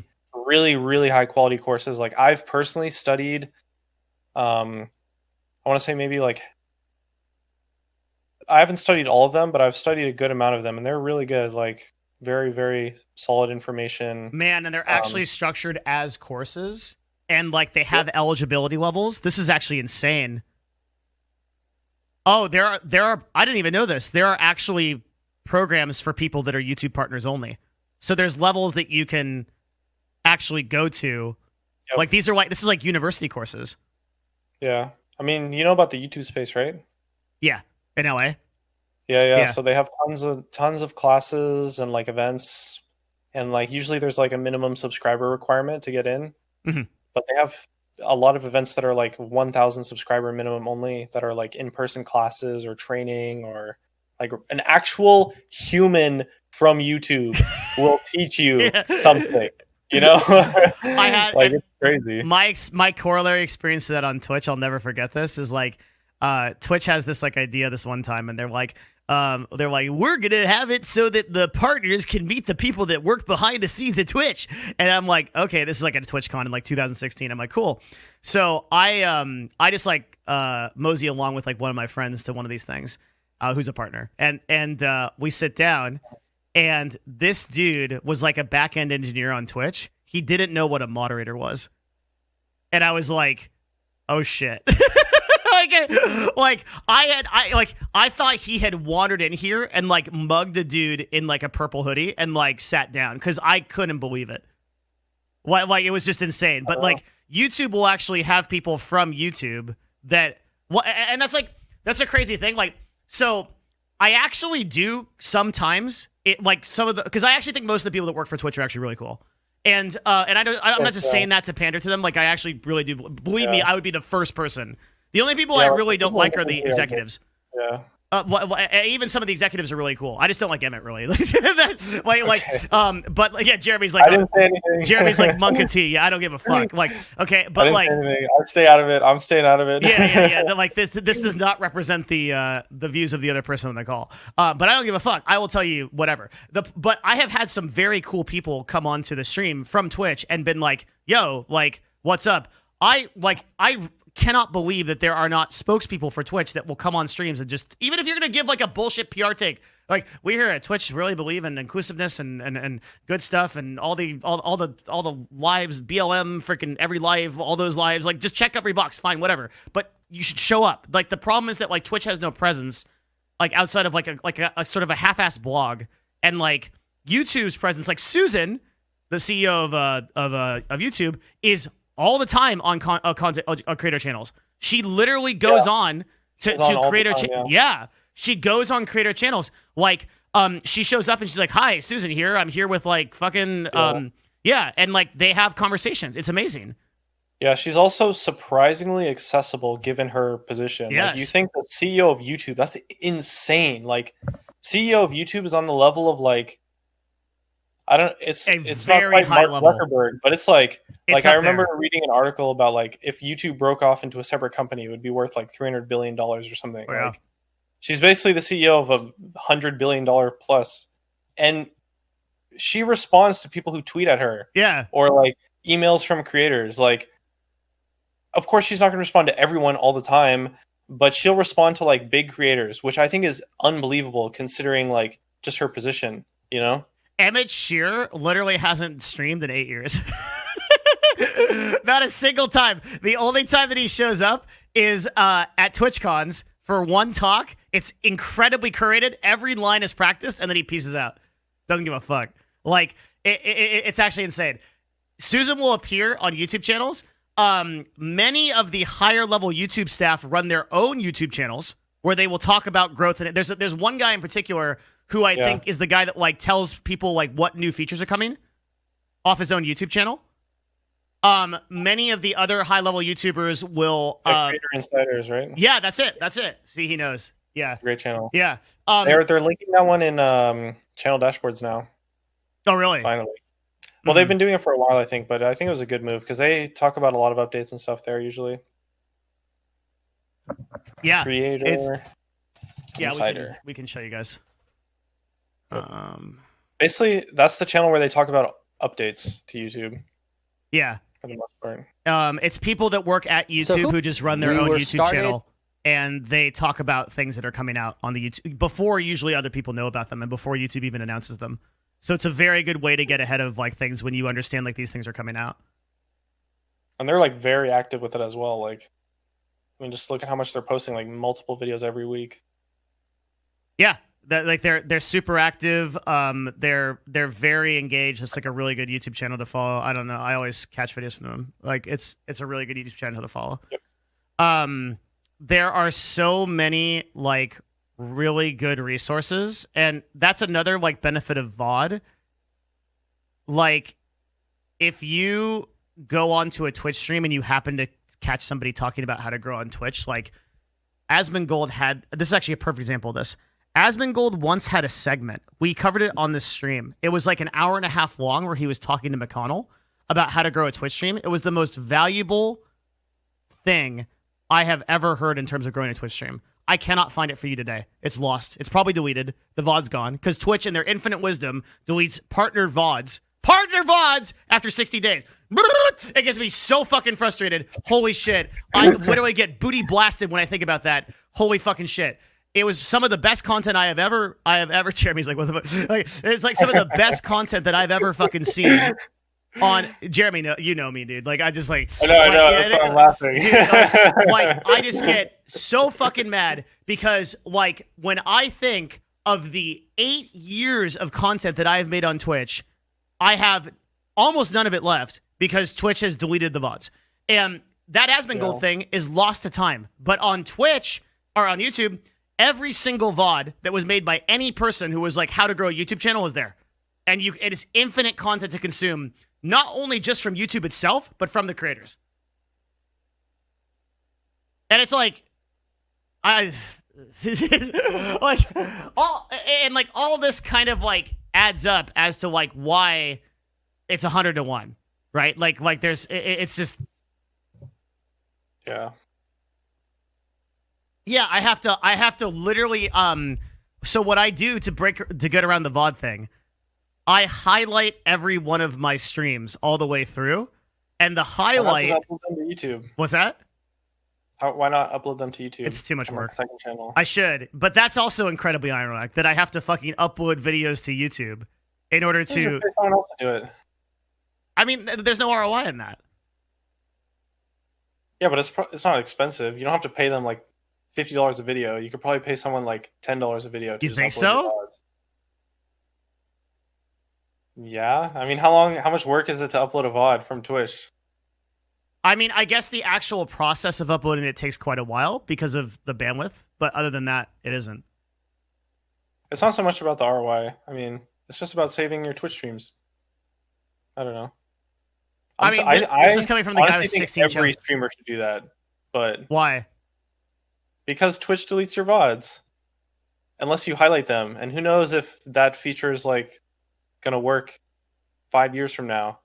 Maybe they delete highlights 5 years from now, or some other thing, or you never. I don't know. I feel like I just wouldn't trust Twitch with storing my VODs long term. Yeah, good point. Streams. I don't either. Okay, I'll think about it. I'll write it down. If anything, you could just do it on a second channel and pay someone 100% of the revenue. So then it's like you don't even really have to pay them, but then there's not a great ROI, but it's probably not zero eventually, you know? Mm-hmm. There are a good amount of channels that I've seen where people just upload their straight full VODs and has some decent viewership. Something like super insane or crazy. Especially if I spent like 10 minutes on the titles. Like, I could probably do it. Yeah. Because I couldn't help but fuck with the titles. Mm-hmm. You could have a virtual assistant. It's not so much about the ROI, I guess, is really the main point. Everything is ROI, Jeremy. Saving your moments, you know? Like, yeah. Don't you want to look back 20 years from now? Like, seriously, 20 years from now and be able to, like, see that one stream that you did that was amazing, or, like, that one funny joke that your friend told during a stream, or, like, I don't know. I feel like it just would be nice to never, ever lose those. Totally. Yeah. Like, best to keep them on YouTube if you really want to keep them. Mm-hmm. So we actually have, I actually don't tell people this, but we have a server for every member of Nerd Fusion. It saves every single stream that they have onto a Google Drive. That's cool, actually. At max quality pound for pound. And every single person that signs with us has that feature. I actually just remembered that because I accidentally... What's that? Does that work for your streams too? Yep. But only since I've been at Nerd Fusion, which is about like a year. So other than that, like I've lost a lot of the old content that I did. There's a couple of clips that have like lasted, but like pretty much everything I did from years ago is gone, which is very sad because I would really want to go back and like watch one of my old League of Legends streams. That would be so fucking cool, which I can do on YouTube. I can literally go back 8 years on YouTube with the click of a button, and I can go back and I can be like, and then I've been told by the by top men that I will never get those VODs back, that they're actually physically deleted, which is very sad. But I can go back here and I can watch my awkward ass make a video 8 years ago and just laugh at myself about how fucking dumb I am. And like I can do that. Because I would literally give YouTube, or I would give Twitch $10,000 to get all my VODs back. I would instantly. Yeah, like no problem. But yeah, can't do it. It's really truly a feels bad, man, because that's like actual history and work that I like put in that is gone, and it's just insane to me I kind of get it for like just in terms of like server costs. Like, fine, fuck affiliates and the normie people, whatever. But like us partners, okay? Like, okay. First of all, there's 40,000 of us on the website, okay? And then out of those, there's only like 2,000 or 3,000 active. Like, really, you can't be fucked to save our VODs? Like, I just don't understand it. You're Amazon. You have AWS. Why not you have Blade servers. Like, why not make streamers pay for it even if it costs so much? Yeah, $10 a month or whatever the fuck. Instantly. Even like $50 a month, I'm sure people would be fine with. Instantaneously, like instantaneously, give. No, it's not. It's not an elitist. It is an elitist thing, but like, it's fine. Give it to partners and then give the option for other people to pay for it. Like, whatever, right? Like, if you're gonna have people pay for it, you should open it to everyone for sure. Yeah, or give everyone the ability to pay for it. Yeah, sure. I'm not saying like screw affiliates or whatever. Like, if you are, I think everybody should. I think this should happen for everybody. Like, it's like, it's just like really unfortunate that doesn't exist, because I know that Amazon has the server space. Like they're like, AWS is like the most advanced server architecture in the world. Right. Yeah, like maybe possibly Azure is a little bit more, but or probably less. Yeah, I don't know. I'm talking at my ass there. Some fucking developer will know. I don't know. Yeah. I mean, Amazon is capable of doing this, is what I'm saying. Yeah. And I don't know. I just like, that's another doomer topic. Yeah. Dude, actually, I was meaning to ask. Oh, shit. Dude, I was meaning to ask, dude, how have you been? Like, actually. I feel like we just jumped right into it talking about YouTube. But like, dude, it's been so long since I saw you. It's been like, yeah. Yeah. Well, thank you. I've been hanging out with like any friends recently, so.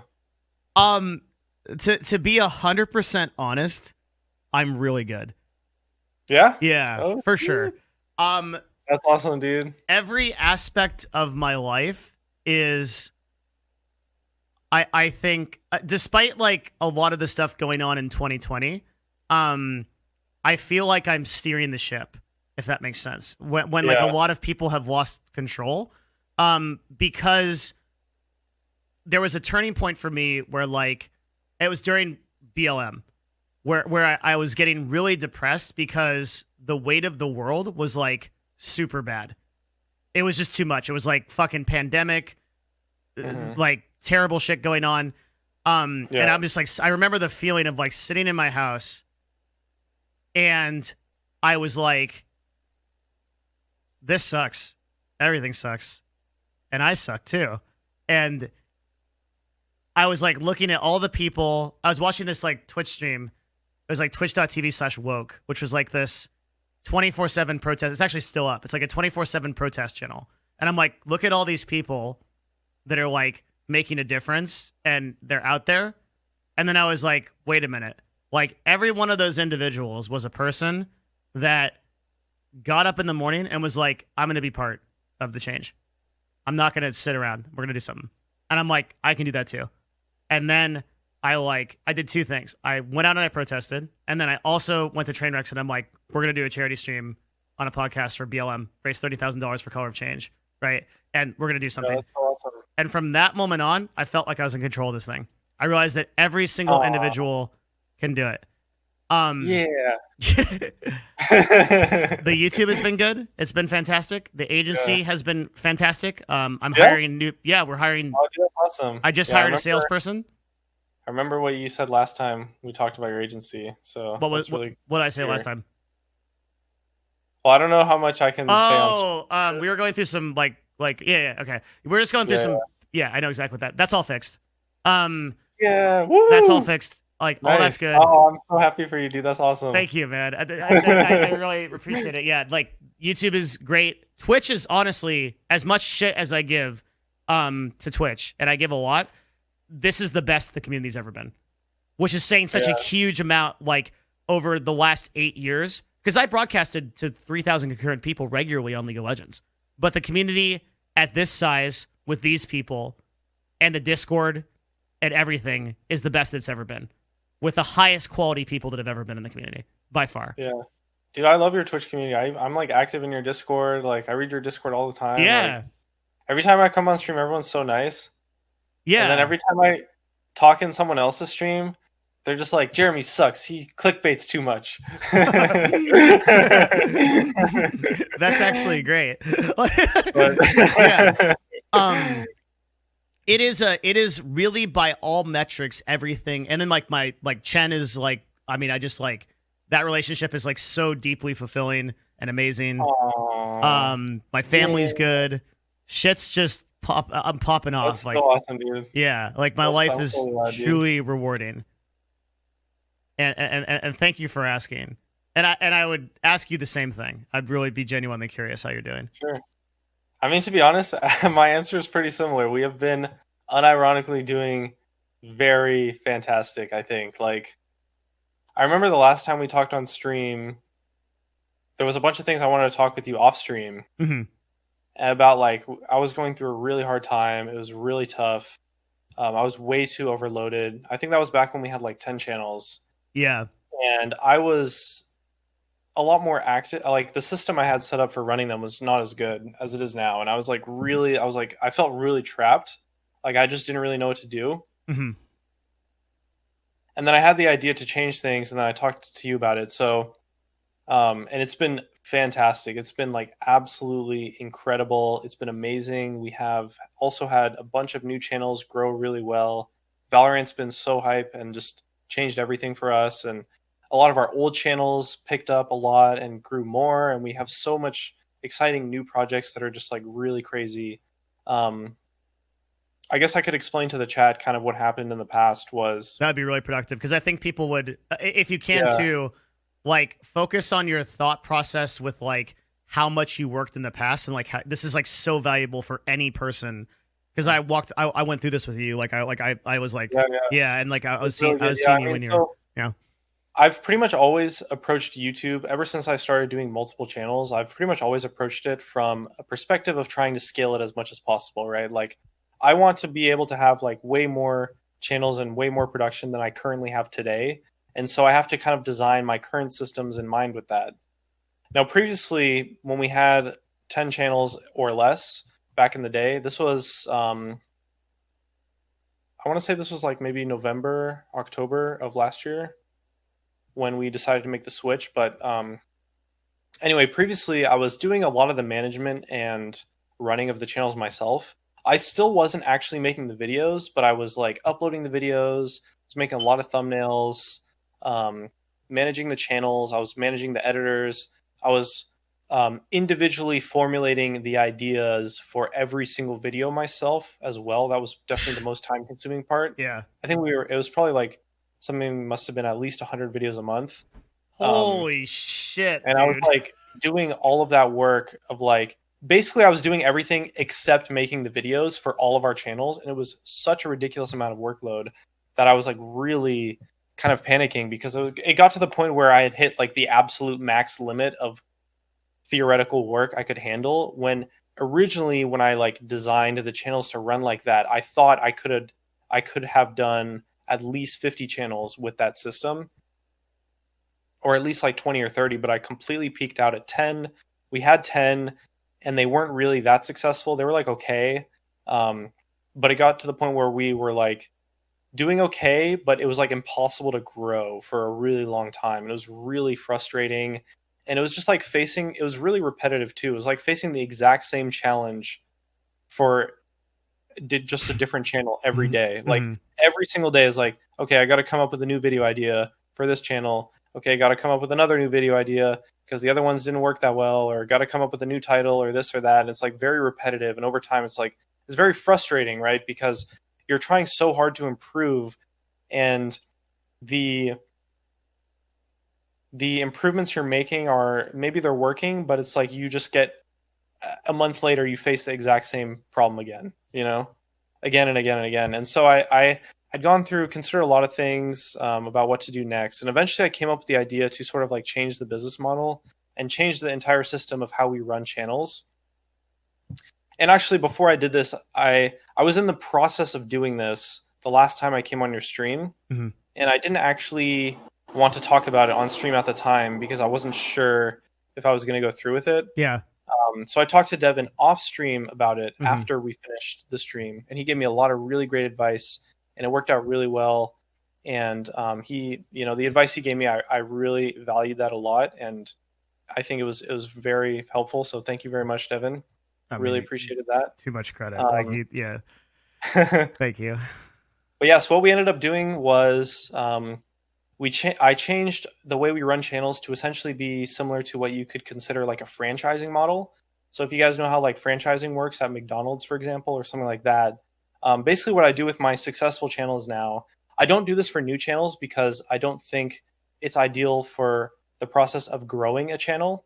But I do this for my existing successful channels where I essentially just give the channel to one of our team members or potentially multiple team members and just let it be their channel. And then we split the revenue on a revenue share. Of course, the editors are getting a significant revenue share. And they just basically take care of everything. So they're doing the thumbnails, they're doing the titles, they're making the videos, they're doing the video ideas. And basically, I just kind of taught them how to do all those things. Like I taught them how to make the thumbnails and do them really well. Or in some cases, I set up like templates for the titles or the ideas. And then over time, just kind of coach them more and more and more. And so now like most of my work is just like coaching my existing team members to be better rather than like having to actually do anything myself. And this is how I'm able to run successful channels on like 1 hour of work a month or less, even in some cases. And that really just changed everything because for starters, it completely eliminated the workload of all of our existing channels like right away. It was unbelievable. Like it literally eliminated like 60 hours of work a week, like almost overnight. It's just crazy. But then also what I found was that not only is it so much easier to do it this way, it's actually better because the thing is that having an editor who's actually good run the channels themselves is significantly more efficient than having me manage the editor who's making the videos and then running the channel myself. So not only was it way easier, but we also found the success of our channels pretty much doubled, in some cases even tripled. Wow. I think our Apex Legends channel completely blew up as a result of it. The editor there, he does a fantastic job. Really, really proud of the guys there. They're just so amazing. It's obviously not, I can't take full credit for it. The people that work with me, they're just absolutely amazing, and I really owe a lot to them. So I think another thing that's also been really nice with this system is that it's very beneficial for the editors as well. Like they're getting paid way more too, because they are getting a revenue share now compared to previously when I was paying a flat rate. And so now I basically just spend all my time on new channels and growing new channels. And we have a variety of ways for doing new channels, but ever since we switched to that system, it just really changed everything. It's been so fantastic. Like just the quality of life has been so much better and the workload so much easier. And, I still work a lot, but it's because I want to, not because I feel like I have to, So it's just so amazing. And realistically, at any point in time, I could just take a step back and stop all the new channels and just chill and be fine, So there isn't like any pressure to grow or anything like that. And I think that really makes the creative process a lot better too. And just recently we've been working on a lot of like new growth strategies for how to grow new channels. It's been really successful. It worked really well for Valorant. So we're able to get that channel to grow, and we just got so many new games coming out in the future. Like that's one thing that I love about making gaming videos is there's always going to be a new game. Yeah. There will always be new games. There will always be the next Fortnite, Yep. Like maybe you missed out on making Fortnite content this time, but there will always be another Fortnite in the future. That's true. You'll be on that, and when that hits, it's gonna be fucking crazy for you. Yep. Like you're gonna have one of those like multi-million subscriber YouTube channels because like those like Fortnite like it happens like once every like 3 or 4 years where like a game comes along that actually creates a genre of content creators. It's like that game just creates people that then do that thing. Yeah. Yeah. Well, I mean, Fortnite is a very rare game. Like most new games are not Fortnite. Like there's been very few, even in the history of YouTube, there's been like less than 5 Fortnites. There's been like original Call of Duty, Minecraft, maybe League of Legends. you could maybe make an argument for League of Legends, but I don't really think so. Maybe though. And then GTA Online, and then Fortnite. Yeah. And that's like pretty much it in terms of like absolutely crazy games. But there's a lot of games like Apex or Overwatch or even just Valorant where it's like it doesn't have to be that popular to have a really successful channel with it. Like even our smaller Valorant channel, like ValorantCurios, the one with like 9,000 subscribers. Yeah. That channel is making like basically a full-time income. What? Just by itself, because it's like getting pretty decent views. Like it doesn't really take a big game to do well at, Oh shit, you're right. What are your average CPMs, if you can say it, for like your gaming videos? Like range? Well, it changes a lot depending on the game, right? Because certain games have different demographics.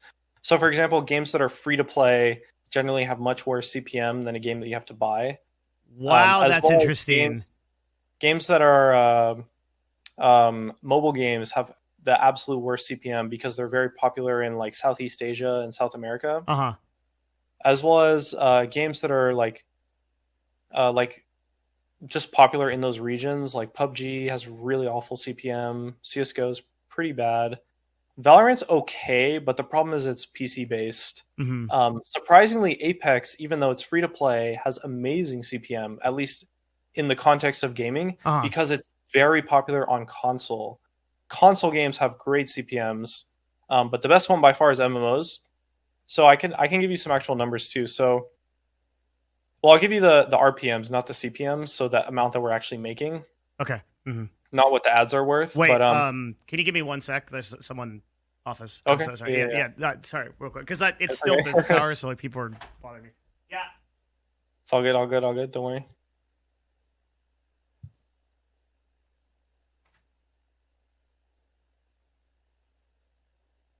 No, free-to-play games have the worst CPM. Valorant CPM is pretty bad because it's PC only and it's free-to-play. A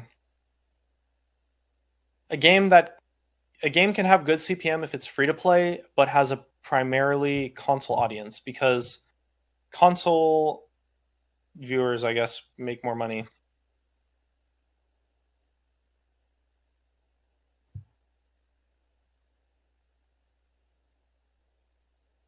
Where to put ads? So in my opinion, the most profitable ads in my experience is always pre and post roll, and then put mid rolls. Start the mid rolls at 2 minutes into the video, and then do them every 4 minutes after that. You could do 4 minutes after that, or 5 minutes, or sometimes I do 3:30 if the video is shorter. So if the video is like exactly 10 minutes, I'll do like mid rolls at 2, 5:30, and 9. But if a video is like 20 minutes long, you could space them out a little bit more. So you could do like 2, 6, 10, 14, 20, for example, or 2, 6, 10, 14, 20. Yeah. 4 minutes apart. It's fine. Wednesday. Okay. Yeah, I'm going to give you guys the CPM, the actual numbers when Devin's back. Sorry. Okay, I'm really interested in this. Yeah. I enjoy interacting with your chat. It's actually very fun. Yeah, they're good people. But yeah, so I was going to lead up to giving you the actual numbers. So basically, please. You have a few things. Number one, if a game is free to play, it'll have worse CPMs generally. Okay. If a game is popular on console, it'll have better CPMs generally. Same thing for if a game costs money to buy. Like, for example, Overwatch is pretty decent. MMOs are by far the best because you have to pay monthly to play them. So, for example, World of Warcraft and old school RuneScape, which is the MMOs that I have experience with, from regular videos, the RPM is around $4 to $5. So you can make like $4 on 1,000 views in World of Warcraft content, for example. I don't understand RPM values as well as I do CPM because they're relatively new. Also, RPM has always been a very popular unofficial stat, and people always talked about it in the context of CPM, but it's basically just the amount of money you actually got paid for 1,000 views. Okay. As in, like, the amount of money that I received from YouTube. Yeah. You know? So, MMOs, World of Warcraft, RuneScape, about $4 for 1,000 views. Games that are really popular on console, about $3 for 1,000 views. So that's what we get on Apex, Call of Duty as well. Can be a little bit higher than that sometimes. It's also especially higher if you make the video longer. So for example, we might get $3 RPM on a 10-minute video, but then 4.5 on a 20-minute video, or something like that. Or significantly less if the video is shorter than 10 minutes. Well, it's not 10 minutes anymore. It's 8 minutes. Aha. That's right. It is. Yeah. It's 8 minutes. Yep. Yeah. Valorant's pretty bad because it's free to play and it's not on console. So for 10-minute videos, we get about $1, $1.50 for 1,000 views. But we started making our videos longer so that we would get more, so that it wasn't as bad. So we have 20-minute videos on our main Valorant channel, and we get about $2 for 1,000 views there. And then you have mobile games, which are just awful. We previously did a lot of Brawl Stars content, but we're not as active in that game anymore, mainly because the CPM was just awful. But we were getting about 75 to 80 cents per 1,000 views. Ooh, God. For mobile games. That's an oof. Yeah, that's an oof. But of course, it varies a lot. The biggest thing, the most important thing is definitely just the demographic. If you have a lot of viewers from the US, you'll have a great CPM. That's why console games are so much better, I think, because console games are much more popular in the US, whereas people in Southeast Asia don't have consoles. They can't afford them. So that's primarily why mobile games as well are so much worse, is because mobile phones that can play games are actually very accessible to third world countries. Like companies like Samsung and LG and stuff, whatever, they'll literally go to these countries and give their phones away for free, like their old phones, just basically for free. I don't know if it's like completely for free, just to like get market share and user acquisition and like get people into the system and the network. And like, they don't give people the newest phones. They'll give people like iPhone 3s and whatever, but it's like still enough to where people can play the mobile games on, especially for Androids. As YouTube partners, can we make our numbers public? Is that a thing? Yeah, of course. Why wouldn't you? Because on Twitch you can't. I mean, does YouTube ever make you sign a contract? No. Yeah. For anything. Yeah. Of course not. I share a lot of my analytics and revenue in the videos that I make too. Just show the screenshot. Like, why not? Who cares? Of course you do. Yeah. It's just not the world I'm from. My RPM on my channel is $3.09. $3.09? Yeah. That's good. Okay. That's pretty good. And playback CPM is 752. Yep. Dude, but the thing is, it's nothing compared to non-gaming channels, dude. You have no idea. Would you? Dude, I have seen a video. It's fucking blew my mind. I have seen a video get 1.7 million views and make $50,000 in ad revenue. Just ad revenue. It's crazy. It was a Facebook ads tutorial. What? So if you want to make a lot of money on YouTube, make tutorials for Facebook ads, apparently. But dude, the finance genre is crazy. So Graham Stephan must be actually killing it. Yeah, Graham Stephan makes about $11 to $12 per 1,000 views. Oh my God. Yeah. Oh my God. I mean, he's shown his analytics in his videos before. Oh my God. So that's my next step. Like, that's kind of the next thing. I really want to branch outside of gaming and make more non-gaming content, but I'm realizing it's very difficult to make non-gaming videos. It's really difficult to find good non-gaming content that you can pay other people to make for you. 100%. Yeah. You have to. That's why you have to kind of do it yourself. So that means on 500,000 views, he's making like 5 to 6K per video. Yep. His ad revenue is like $250K a month. Okay. I know. I try not to think about it too much. That's actually fucking insane. I hate my life, but then just think about how well you're doing compared to how well you're doing before, and it's still really good, Oh my God.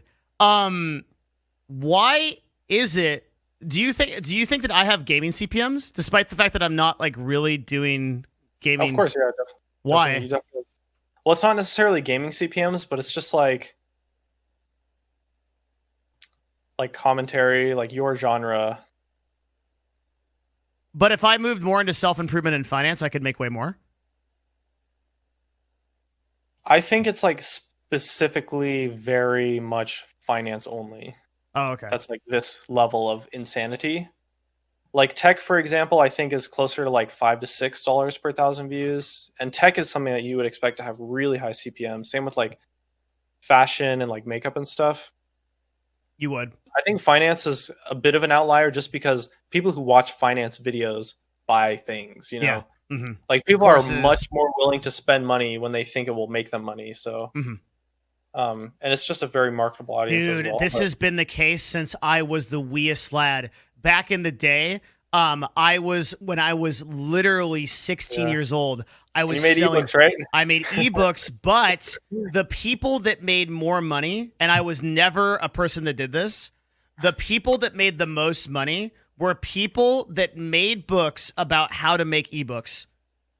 Every time. So many, it's exactly the same. I would always sell like products that were like legit products. Like Jeremy knows the story. Like everyone knows the story. It's like I would literally always sell books that are like, okay, like this is like how to better your health. This is how to lose weight. I would sell books that are very useful. But dude, everybody would be like, do you want to know how to make more money? You got to sell ebooks. I'm the ebook seller. And as the ebook seller, I'm going to tell you to make a shitload of money. And then they would use the success that they had off of selling the fucking ebook course to justify selling the ebook course. And it was an infinite loop to make a fucking shit ton of money. And it never ended. And it's to this day. It's like why people like Ty Lopez are so fucking successful. Yeah. I think today it's becoming like really oversaturated though. It has, yeah. Like I guarantee you, all the gurus that you see ads for, they're not all making money. Not all of them. Some definitely are making bank, but certainly a lot of them are not. But I don't know. I think we're doing well in our own right. You know, like we've got a good setup, so I can't really complain. You know, but I do have plans to start a finance channel that I've been working on. But the problem is, it's just such an insane amount of work. Like, starting one finance channel, is literally more work than my entire 16 existing channels combined. Why is that? Like, it's just the content is so much more difficult, and then because it's also a new genre, like it's so much like we can't really just do it, you know? Like there's so much more that goes into it in terms of making the content, growing the channel, getting good at the videos and the marketing. It's we have to kind of like learn a lot more, and the process of learning would be a lot more significant. And then also it's a channel that we have to set up in a way that's personality oriented. Yeah. That's the hard none part. of our channels are right now. Like that's kind of how we're able to do so many, is literally none of our channels are personality oriented. And that's what makes it so efficient. But yes, one day I want to eventually set that up, but I think right now there's enough opportunities in gaming to where we're focusing on that. I'm pretty much capped out on terms of our new channels now. We have like 6 to 8, I think, that are very serious. So I'm just focusing on them. These are ones you don't have listed on your page, right? Some of them are listed, but not all of them. A couple we haven't actually like launched yet. We're just like making videos for, and they like the videos are not public, so the channel isn't really like public or anything. But yeah, we got a few that you could see on the page. Probably like Hyperscape. Yeah, is something that I think has potential. Wild Rift. Legends of Runeterra is already successful for us. What are the other ones that are shown there? Warzone. Just a lot of games, basically. If I did like 3 to 5 YouTube videos a week, I would make full-time income off of YouTube right now, which is fucking insane. And like, I wonder what you said this at one time. Holy fuck, I'm trying to remember what you said. The first, like, you said something like, that the videos that I make have an actual much higher ceiling for subscribers than I'm at right now. I wonder what that ceiling is. I wonder at the current way that I'm doing content, can that become a 1 million subscriber YouTube channel? I don't know if it can. It's obviously impossible to tell. Well, it's not. But there's one channel that has over 1 million subs that I would consider to be very similar genre to your videos. The Score Esports. Oh, they're so much better at it. Yeah, of course. Yeah. Mm-hmm. I would say, you know what? They use my fucking videos. Of course. Yeah. They literally take several times. Like, not that I'm mad about it, because it's like fucking sure, go ahead. Like, but like they if you're gonna be a news channel like that or something like that, like that's basically what you do to be successful, honestly. Mm-hmm. Like, I take ideas from people all the time, and people take ideas from me, and that's the cycle of YouTube, really. Yeah, just meme jack. Man, but yeah, I would consider this to be like the peak limit of your content genre, specifically, or at least as close to it as you could get. I think the number one lesson that I take away from like this conversation so far is like I actually need to spend more time studying people that are successful. I do almost none of that on YouTube, and like really, yeah, I don't look at I don't tend. I think it's a habit. I think it's a habit from Twitch that I don't look at other content creators because it's generally toxic to do so because you compare yourself, but YouTube's not like that. Chat, I'm gonna let you in on a little secret, a very small industry secret, but I'm actually comfortable saying this because I'm gonna talk about it. I've talked about it in some videos on the channel, but the reason why I love gaming videos so much, right, is because it's very, very, very easy to come up with ideas for gaming videos. All you have to do is research other people making videos about other games, and then make those ideas for your game. You're a fucking meme jacker. For example, if you're making League of Legends videos, research the frick out of Dota channels and find some ideas that nobody has done in League of Legends before, and then just make those videos for League of Legends. That's so smart. And that's literally how I come up with all of my video ideas. I have not had an original video idea in like 3 years. I can't because I don't play the games anymore. I actually don't play any of the games that we make videos about. I don't know if I said that. No, you didn't say that. That's actually when I played League of Legends, or when I was doing League of Legends as my only channel, I would come up with really amazing ideas all the time because I was just playing the game so much, and I could like come up with ideas through playing it and just interacting with the community. But now we literally have channels for 15 games or like 12 games or something like that. I cannot possibly keep up with all of them. There's no way. And there's no way I can be involved enough with any of them individually to come up with original ideas. Yeah. And the thing is that no one has ever gotten mad at me for copying or taking ideas or anything like that because it's so disconnected because it's a completely different game that it does not hurt the original creator of the idea in the first place anyway. And I mean, most of the time, most people's videos aren't their original ideas anyways either. So I don't know. It is what it is. Oh, dude, that's such a good idea. Holy moly, dude. Yo, Hot Chubby, hi. Thank you so much for the raid. You're awesome. Oh, I've seen this before. wait, what do you mean? This is exactly what happened last time I streamed with you. Wait, did Hot Chubby raid also last time? Yeah. That's such a coincidence. That's actually crazy. Dude, Hot Chubby is legit. Like, did you see the content that I did with Hot Chubby? Oh, yeah. Dude, she's crazy. She's like next level. One of the... I'll say the reason why I love Hot Chubby so much as a content creator is because she started on YouTube.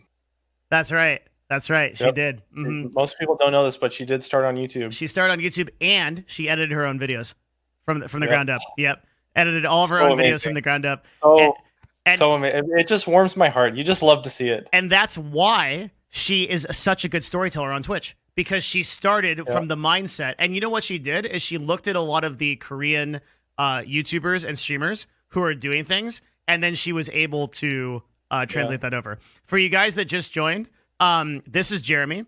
Jeremy is the runner of every YouTube channel you currently see on the screen. Jeremy is the owner of that channel. He is with over 16 active YouTube channels.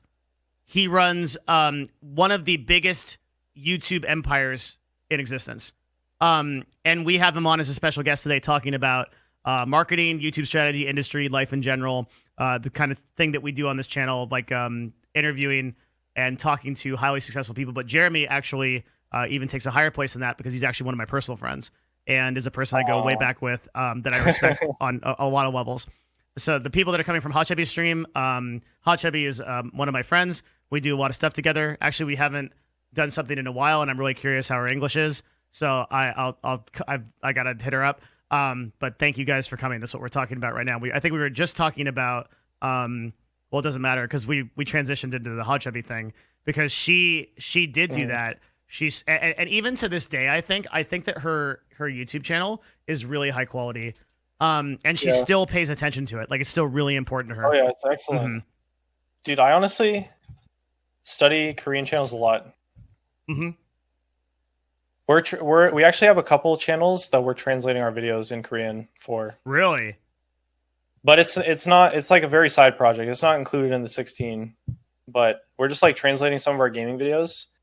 I studied a lot for this. I think Korean is probably the best language to make YouTube videos in other than English, except for maybe Mandarin. Yeah. But Mandarin's difficult because YouTube is blocked in China. Japanese is pretty good. Japanese is pretty good, but it's actually bad for gaming. Oh, really? Yeah, well, I think it's not awful for gaming, but especially compared to like Korean or Mandarin or something like that, or Cantonese, it's pretty bad. Because Japanese, I mean, I don't know if you've noticed, but Japanese people don't really play PC games. Like, they're not really super into esports. They're not as like hardcore. Like, they play like these well, I mean, sorry, I don't mean to say they're not as hardcore. They're not as into competitions, I guess. It's like they play these really crazy hardcore RPGs and MMOs where you have to kill 12,000 wolves to get 10% to level 2. Yeah. You know? Yeah. Like, that's the kind of thing that's popular in Japan. And so I guess probably the better way to say it is that games that are popular in English are not popular in Japan. Whereas Japan has their kind of like own unique genres of games. Whereas in Korea, the games that are popular in America are kind of the same as the ones that are popular in Korea. Japan so it's very easy for us to just like translate our videos. Japan has a really interesting React / like IRL meta on YouTube.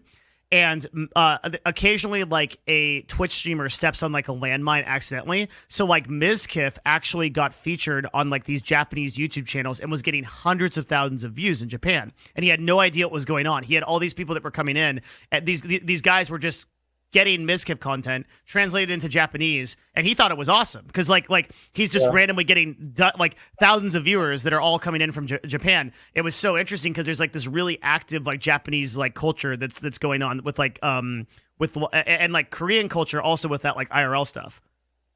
Like Korea, Japanese culture. I can't speak to China because I don't know a lot about it, but like Korea and Japanese culture, very, very like reacts, like that stuff works.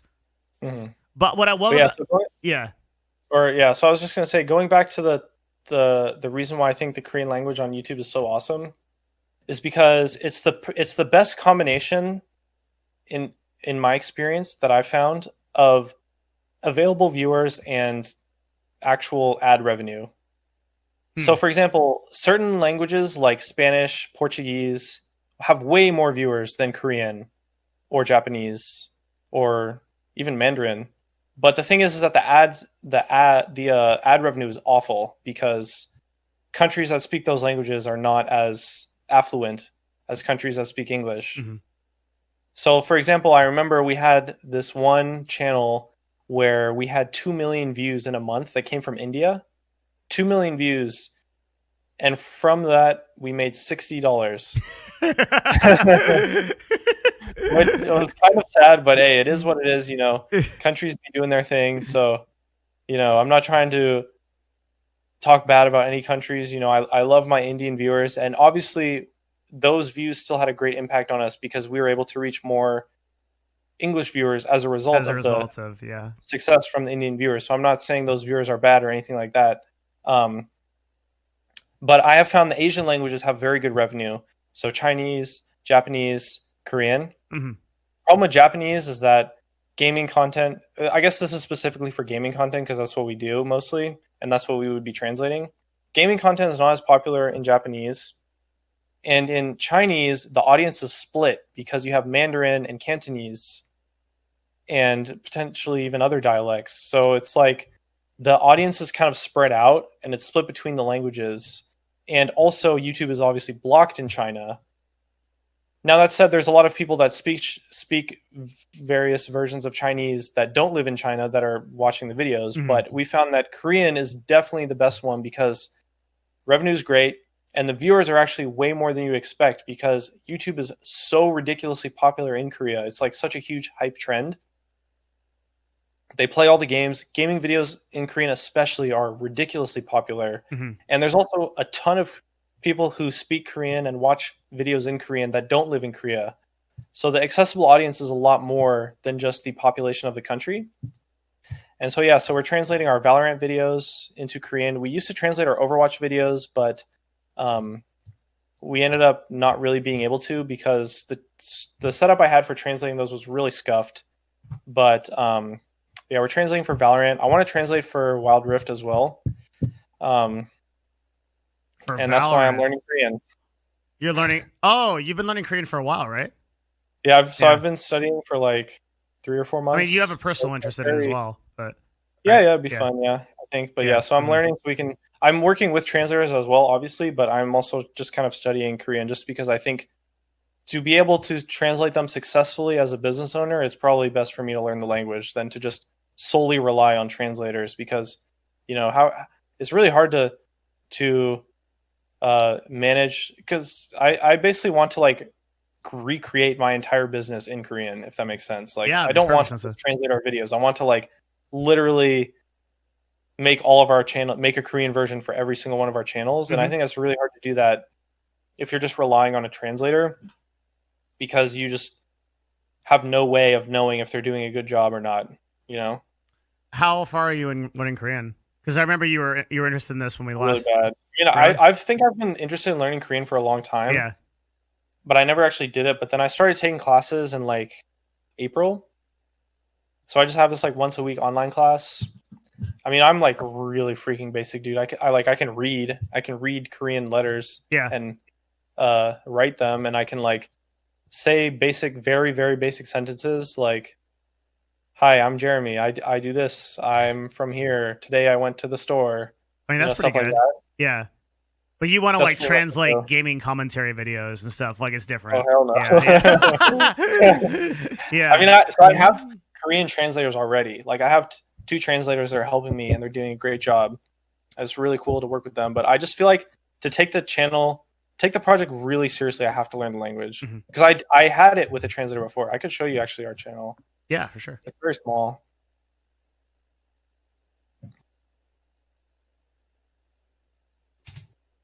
Because we started with translating our videos from Overwatch. Super Korean. Yeah. Yeah. So we started by translating our videos for Overwatch. And it didn't really work out because, number one, the translator at the time was my girlfriend, and then we broke up. Oh, rip. Okay. Yeah, okay. But number two, because we didn't have a setup for translating the actual videos. We were literally just only translating the titles. Yeah. But with Valorant, we're actually subtitling the videos in Korean. Also, it's kind of difficult to grow because we're basically like it's literally like starting from complete scratch because we can't really promote it from any of our existing channels in any way because it's just a new language. People who want to watch videos in Korean probably are not going to watch our videos, and people who are going to watch our videos, speak English probably. So it's just like we have to grow from complete scratch. So it's just a very long game. Like this is a channel that I don't expect will grow for at least a year, but we've got a good setup for it, and I'm pretty committed to seeing it out for the long term. I think in like 2 years, maybe it could be a really fun project. And then I love how long term you are. It's so cool. Like eventually over time, like you think in Eve time, you're like, but 5 years from now, like this YouTube channel, but that's a super good way to think about business. A lot of people are very short term focused. Like pay attention to how he thinks. Like when he says things like that, like this could be a very good project in 2 years. Very few people are thinking in that kind of time frame. That's why he wins. Yeah. Well, I have this project set up to where it doesn't really take me any time to run anymore. Like the translators manage the entire channel, so it's a very nice setup.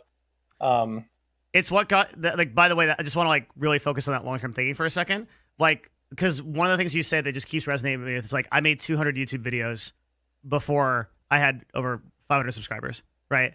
And it's like that is long term thinking. That's like okay. I mean, that's what this channel is basically. Like, we're gonna have to make 200 videos before we pass 500. Well, I guess we did pass 500 subscribers on it, but yeah, that was. but there's like you're a humble guy, so like you downplay that a lot. But I think that's a sort of tenacity that very very few people have in actuality. Like that they're not willing to like. And I think of things in the same way, which is like my goal for my Twitch stream forever, right, was 1,000 concurrent viewers, and I went for years without ever like only until recently have I maintained that, and I have no idea if I even will continue to. But like I have like a very long-term plan to achieve that.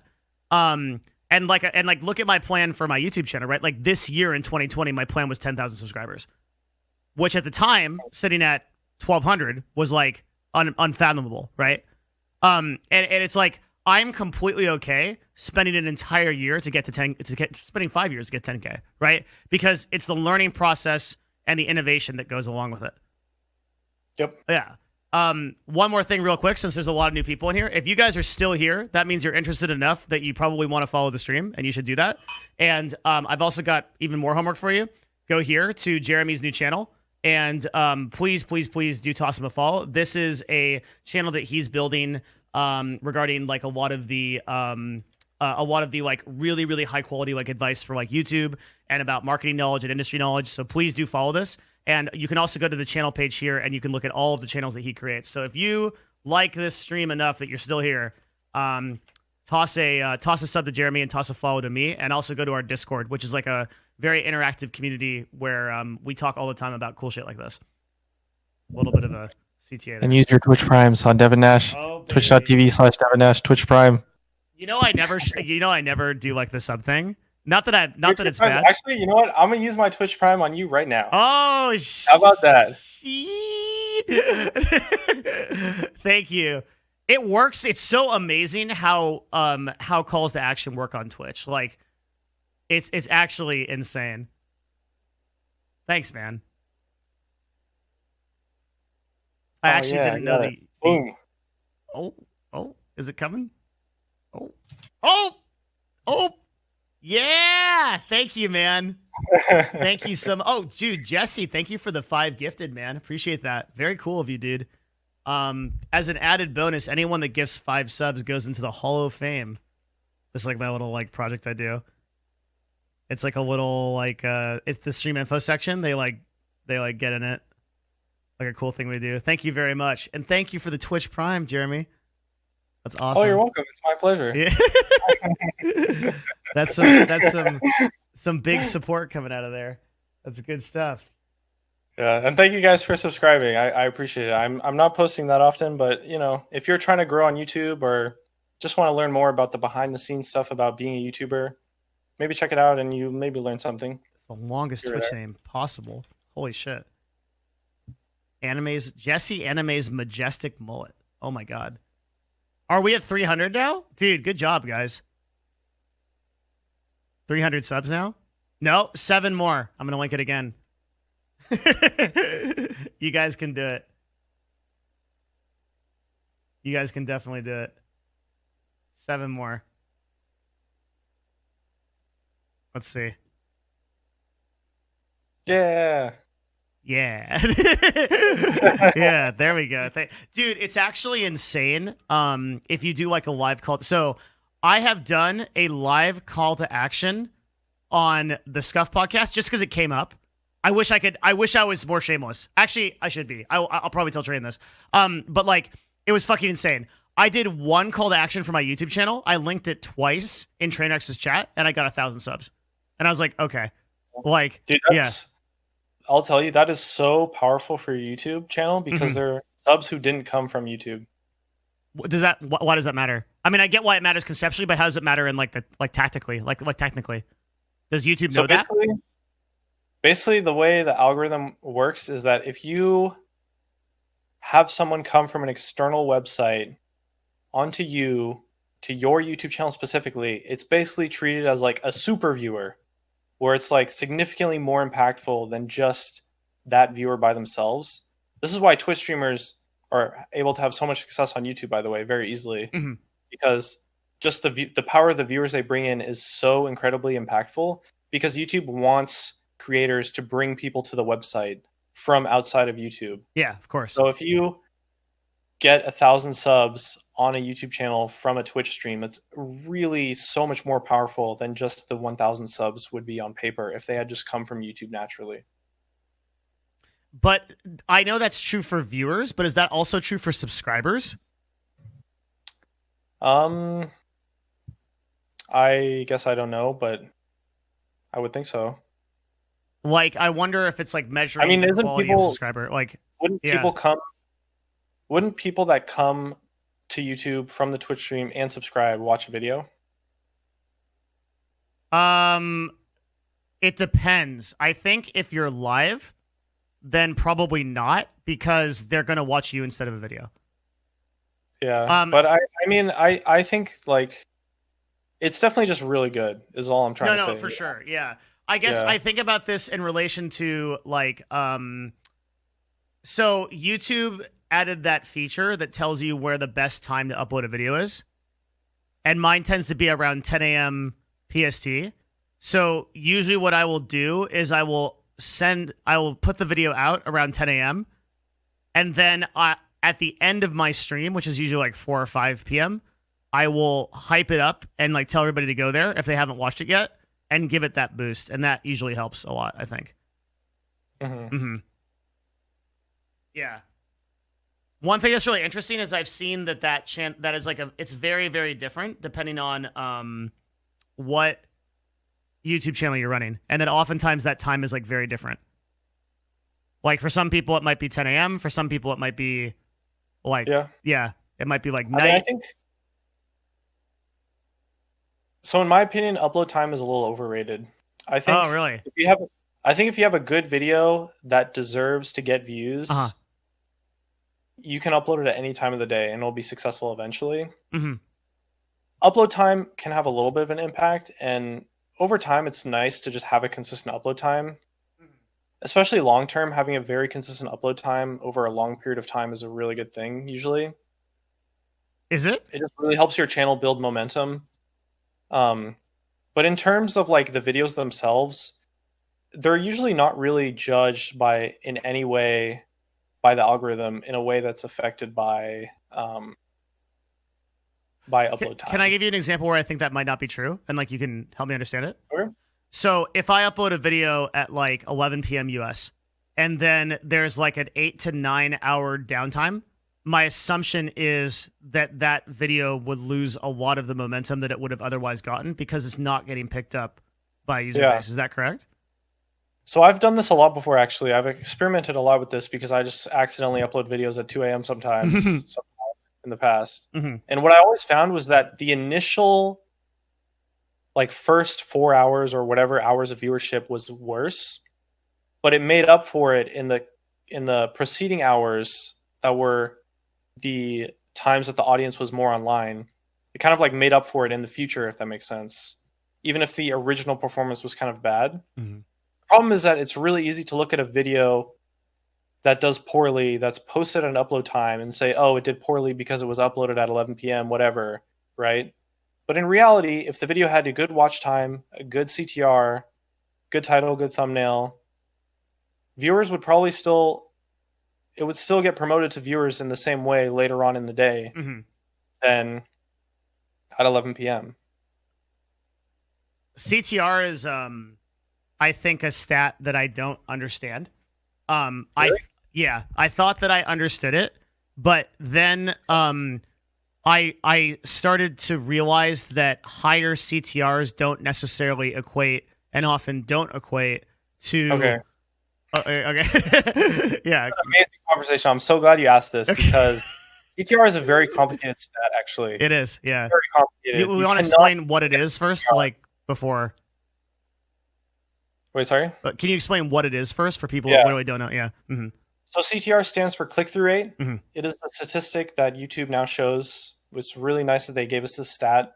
What it essentially means is the percentage of viewers that click on your video after it's shown to them in their feed. So for example, on the homepage, on the search results, on the recommended videos, on the subscription page. And so for example, if you have a 10% CTR, that means 1 out of 10 people who saw your video in their feed decided to click on it. Yeah. Yeah. Now, the thing about CTR is that it's a very dynamic stat, but the way it's presented by YouTube is not dynamic at all whatsoever. So for example, based on the way the YouTube algorithm works, CTR will always trend downwards after posting a video, pretty much, unless the video blows up or something. But essentially what happens is that you post it, let's say you post a video that's fantastic, right? You post it to the audience, your subscribers love it. It's got like a 20% CTR, which is really high because, you know, viewers are shown like 10 videos at a time. So 20% is very above average. And so because it has a 20% CTR and a good watch time, YouTube says, hey, this video is doing really well. Let's promote it to more people. And so it takes that video that maybe 1,000 of your subscribers watched and it promotes it to 5,000 of your subscribers. And then it does really well with those guys too. Maybe it has a 19% CTR. It says, okay, it did really well with those guys. Let's promote it to even more people. So it promotes it to 10,000 of your non-subscribers.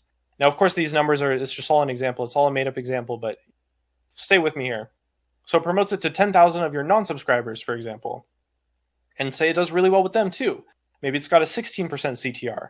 As you can see, the CTR is slowly trending downwards. The reason why is because YouTube is promoting to audiences that are more and more broad over time.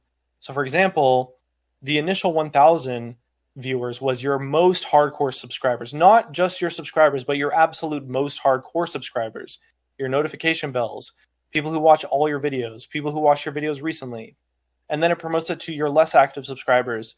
And then over time, eventually, people who aren't subscribed to you. And based on how it performs with each individual like test group, it'll either decide to promote it to more people or to less people. And when it promotes to more people, it by definition has to resort to promoting to a broader audience. So for example, let's say you have a League of Legends Riven guide, right? It does really well, performs really well. It's going to start out by promoting it to people who want to watch League of Legends Riven guides. And then it will move to promoting to people who want to watch League of Legends Riven videos, not just guides.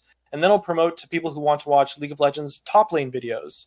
And then it'll promote it to people who want to watch League of Legends videos. And then it'll promote to people who want to watch gaming videos.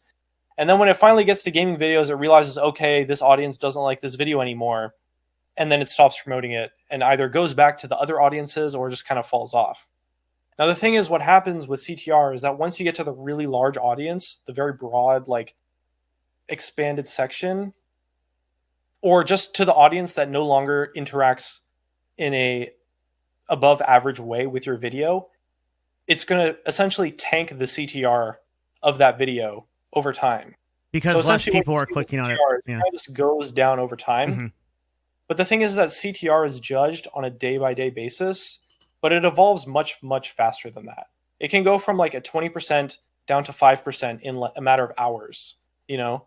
And so you might end up seeing a day where the CTR was 12%, but what really happened was it started out at 20% and then went down to 5% after like 6 hours. Is CPM taking the average of the day?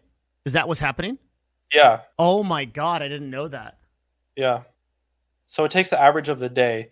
However, the one benefit that's nice is that there is a real-time CTR value that you can see when you first upload your video on the first day. It'll show you not necessarily hour by hour, but a pretty updated amount of time. But if you check back on the video later, you'll find that the CTR value of that day changed because they condensed the data.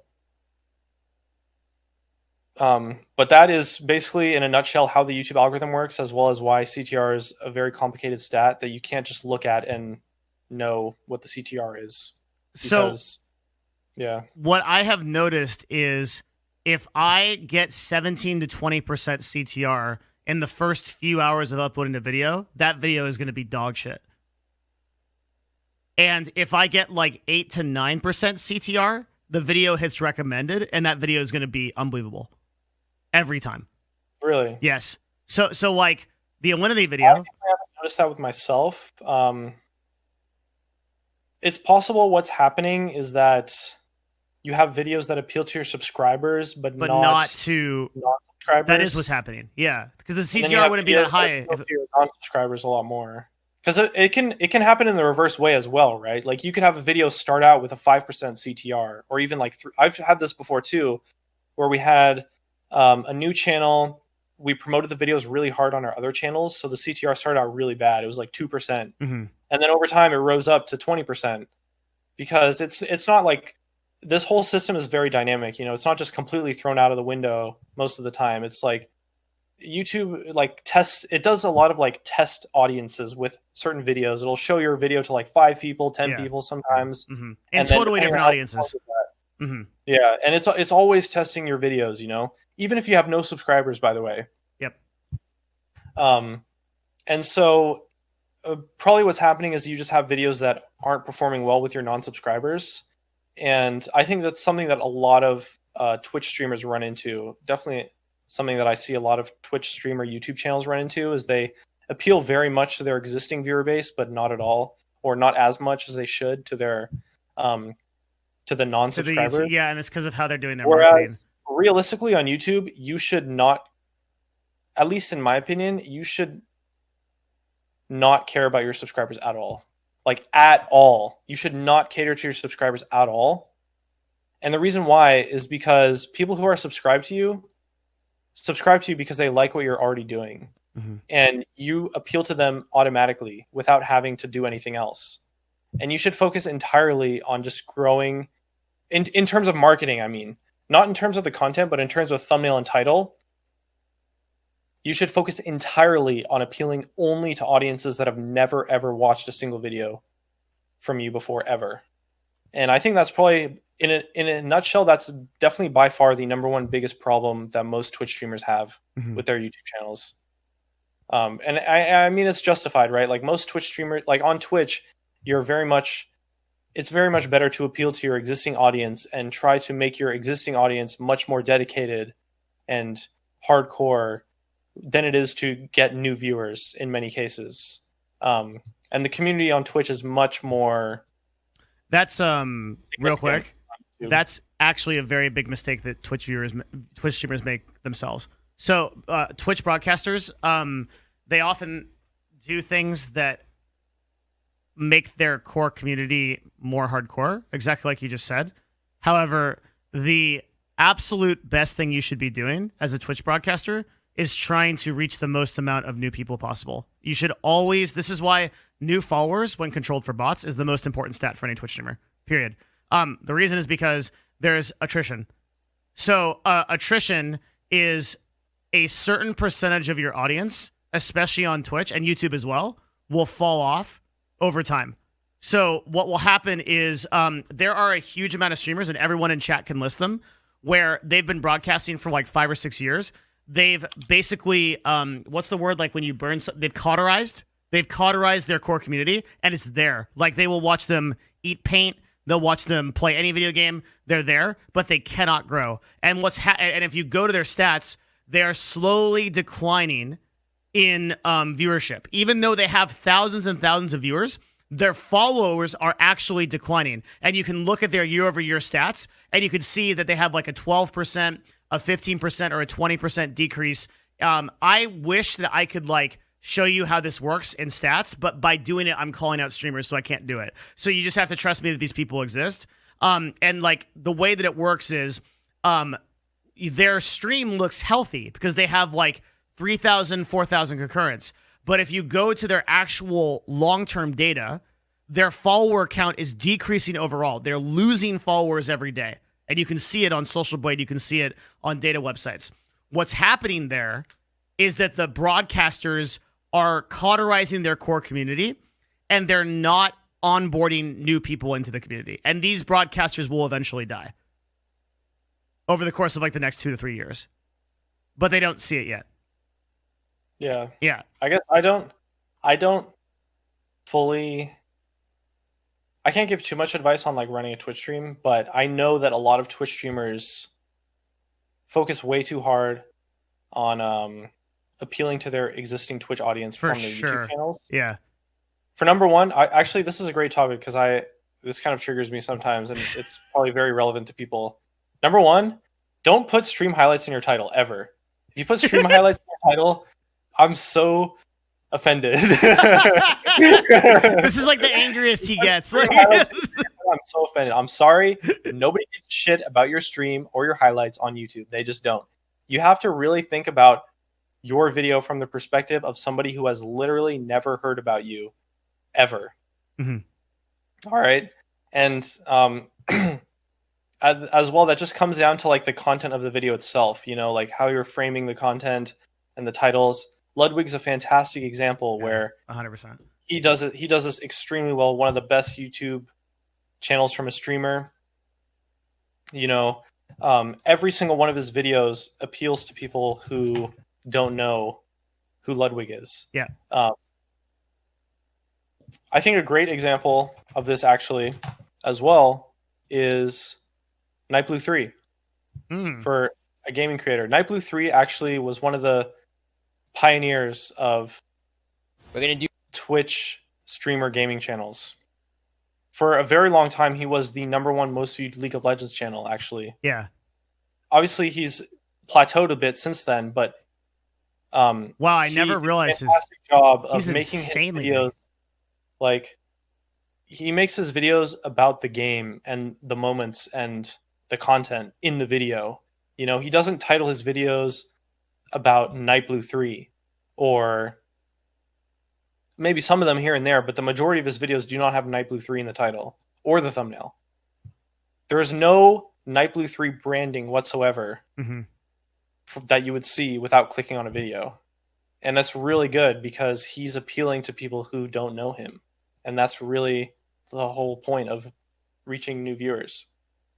Man, this guy, you know, Nightblue, like all the way back like 6 years ago, is a huge reason why I was a successful League of Legends streamer. That dude would like just fucking bomb drop like 12K raids on me like every day.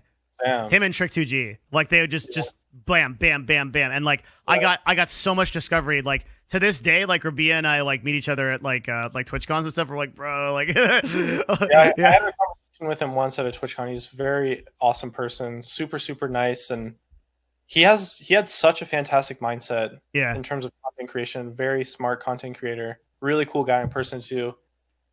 If you ever get the chance to this talk to him. dude is, I've never looked at his YouTube channel. It's so smart. This Who Fed series, like, and the thumbnails are amazing. Oh my god, there's that Who Fed Karthus thumbnail is so good. Holy shit!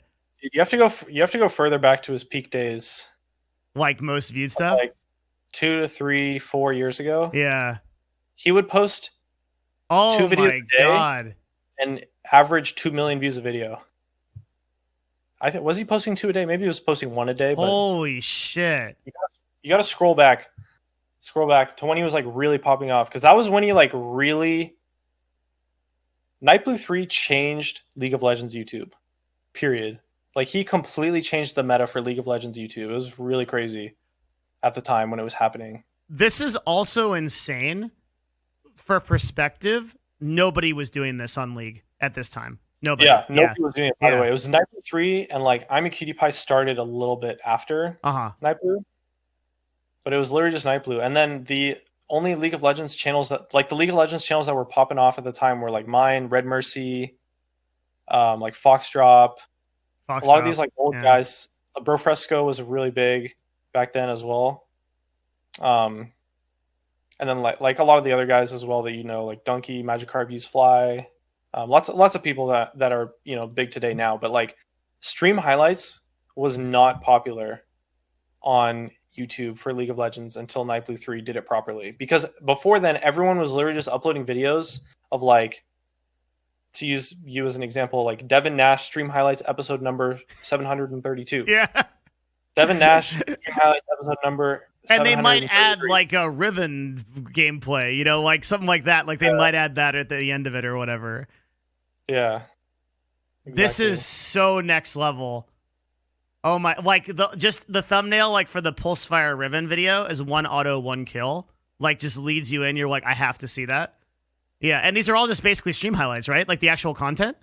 Yeah, they're all stream highlights. Some of them aren't even highlights. Some of them are just like full gameplays that are like unedited. Are you serious? Well, if you go back far enough, yeah. I mean, I think recent stuff definitely not, but by when I say recent, I mean within the past 3 years. Sure. But, yeah. I'm talking like way long ago. Wait, how can this be? What? He never did full gameplays. I don't actually know, but I know a lot of streamers did full gameplays. I think he must have deleted his videos because the oldest videos are 2 years old. Like that's not right. No. It's just not loading properly, I think. Okay. Yeah, because I was like, there's no way. He's definitely created videos that are older. That's so cool. I didn't know that. Yeah. I guess he deleted videos. I don't know. Maybe. I could check. Yeah, I'm going to be right back. So hang on 1 sec. Sure. Did he delete videos? He did. In June 2020, he deleted 842 million views worth of videos. Yep. You can check the Social Blade. If you check Social Blade, he has negative 842 million views in June, which means he deleted videos.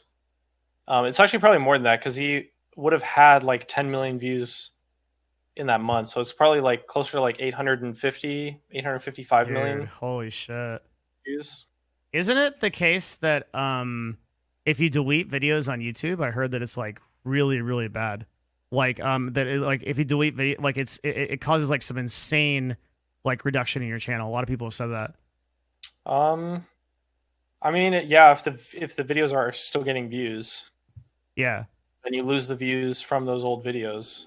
No, not just that. I've heard that it affects your algorithm. Like the potential future that those videos could have had. Yeah, but I'm saying it just literally affects your algorithm. Like YouTube will literally derank you because you delete videos. I have never heard anything like that before. Okay, then it's probably not true. if Jeremy hasn't heard anything about it, it's probably not true. I don't think so. Mm-hmm. I don't think it matters.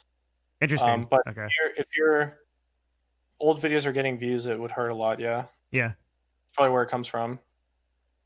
Oh, okay. One thing I love about Nightblue makes me so proud. So proud of this man. Is that when his YouTube channel blew up, he made channels with content that is outsourced. Yeah. So proud. Mm-hmm. So proud. Like, he has Nightblue Music. He has other channels as well. He's got a translation channel. My God, this man is just too powerful.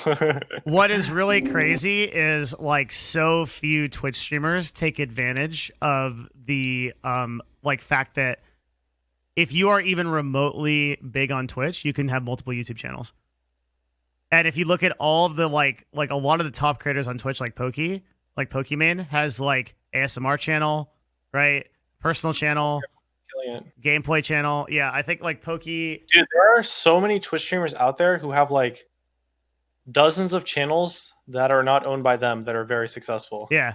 And if they're able to have dozens of channels be successful that are not even owned or supported by them, that streamer could literally have 12 channels that are successful to the same extent. For sure. I've seen so many streamers like this. With no work of their own. All they'd have to do is outsource it to a full-time editor. Yeah. And just do a rev share split. But even more so with Nightblue, I think Nightblue did something really awesome in that he made content that was number one, fully outsourced, and number two, not a part of his stream. Yes. Like Nightblue music, I think is awesome. Me too. Yeah. Yeah. Like, and it's not even just music channels or anything like that, but just like stuff like what I'm doing. Like, if you're a streamer, you could grow channels that I'm running so easily because of just the promotion from your Twitch stream is so significant. Mm-hmm. But nobody's going to do that because streamers are just focused on the stream, which is, understandable. But I just love to see Nightblue doing stuff like this. It's just awesome. 100%. Yeah, he's been an inspiration. Like, and what's so crazy too is like he did this so early, right? Like he did this before a lot of broadcasters even had YouTube channels. Yep. And like now finally broadcasters are like, I should have a YouTube channel where I do something. And like he was like so ahead of that game. It was actually insane. It was actually crazy. I am checking real quick because I have an Eve op. I'm checking when it is. Okay.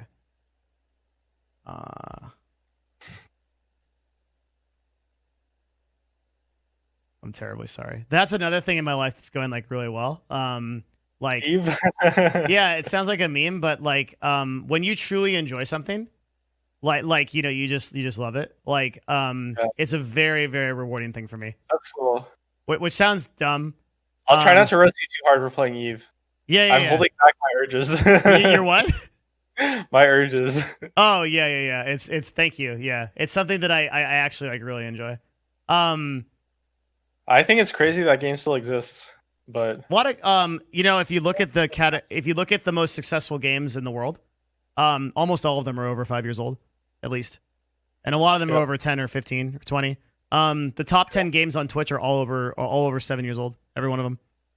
Yeah, except for Fortnite. Fortnite is 5 years or 4 years.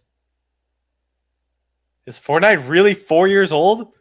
I'm pretty sure. No way. Well, if you count the PvE version. No, it's not. Yeah, it's 2017. You're right. Wow, that's new. Okay, thank God. Phew. Oh, I'm wrong. Fortnite is like a beast. That's crazy. That's actually insane. Damn, the fact that it's even been 3 years is kind of crazy. Oh, dude, for sure. Yeah, that's insane. But no, you're right. You're right.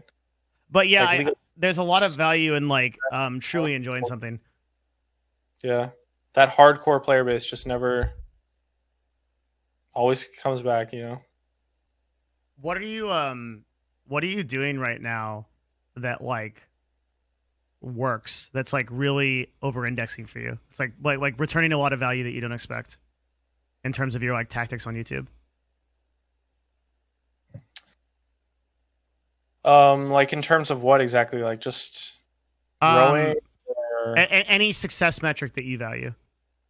Okay. I guess the questions, I'm not sure how to approach the question fully because it's kind of broad. It's intentionally broad, Jeremy. I can talk about maybe like a couple of our growth strategies. Mm-hmm. I think, particularly for new channels. We've got our growth strategies locked down pretty well now, actually. I'm testing a couple new growth strategies that I think could be really insane, but I'm not going to talk about those on stream. Yeah. Tell me them later, though. Please. Ones that I know work, that I'm comfortable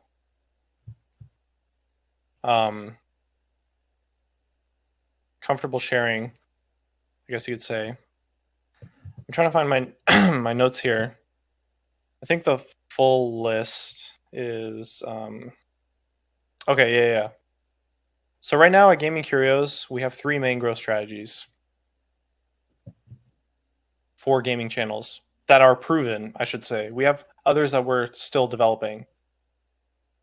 But these are all strategies that I've personally grown channels with from scratch.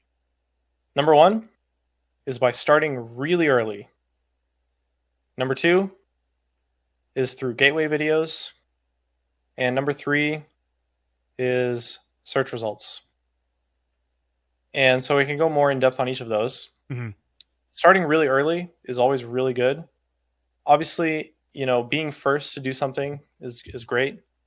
It's one of the reasons why I love gaming so much is that there's always a new game coming out. So you can just start videos about games that aren't out yet, and just be there's always another opportunity to be the first to do something in gaming.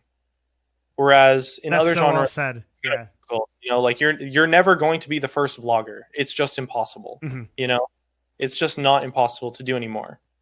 But you could be the first person to make videos about Diablo 4, for example.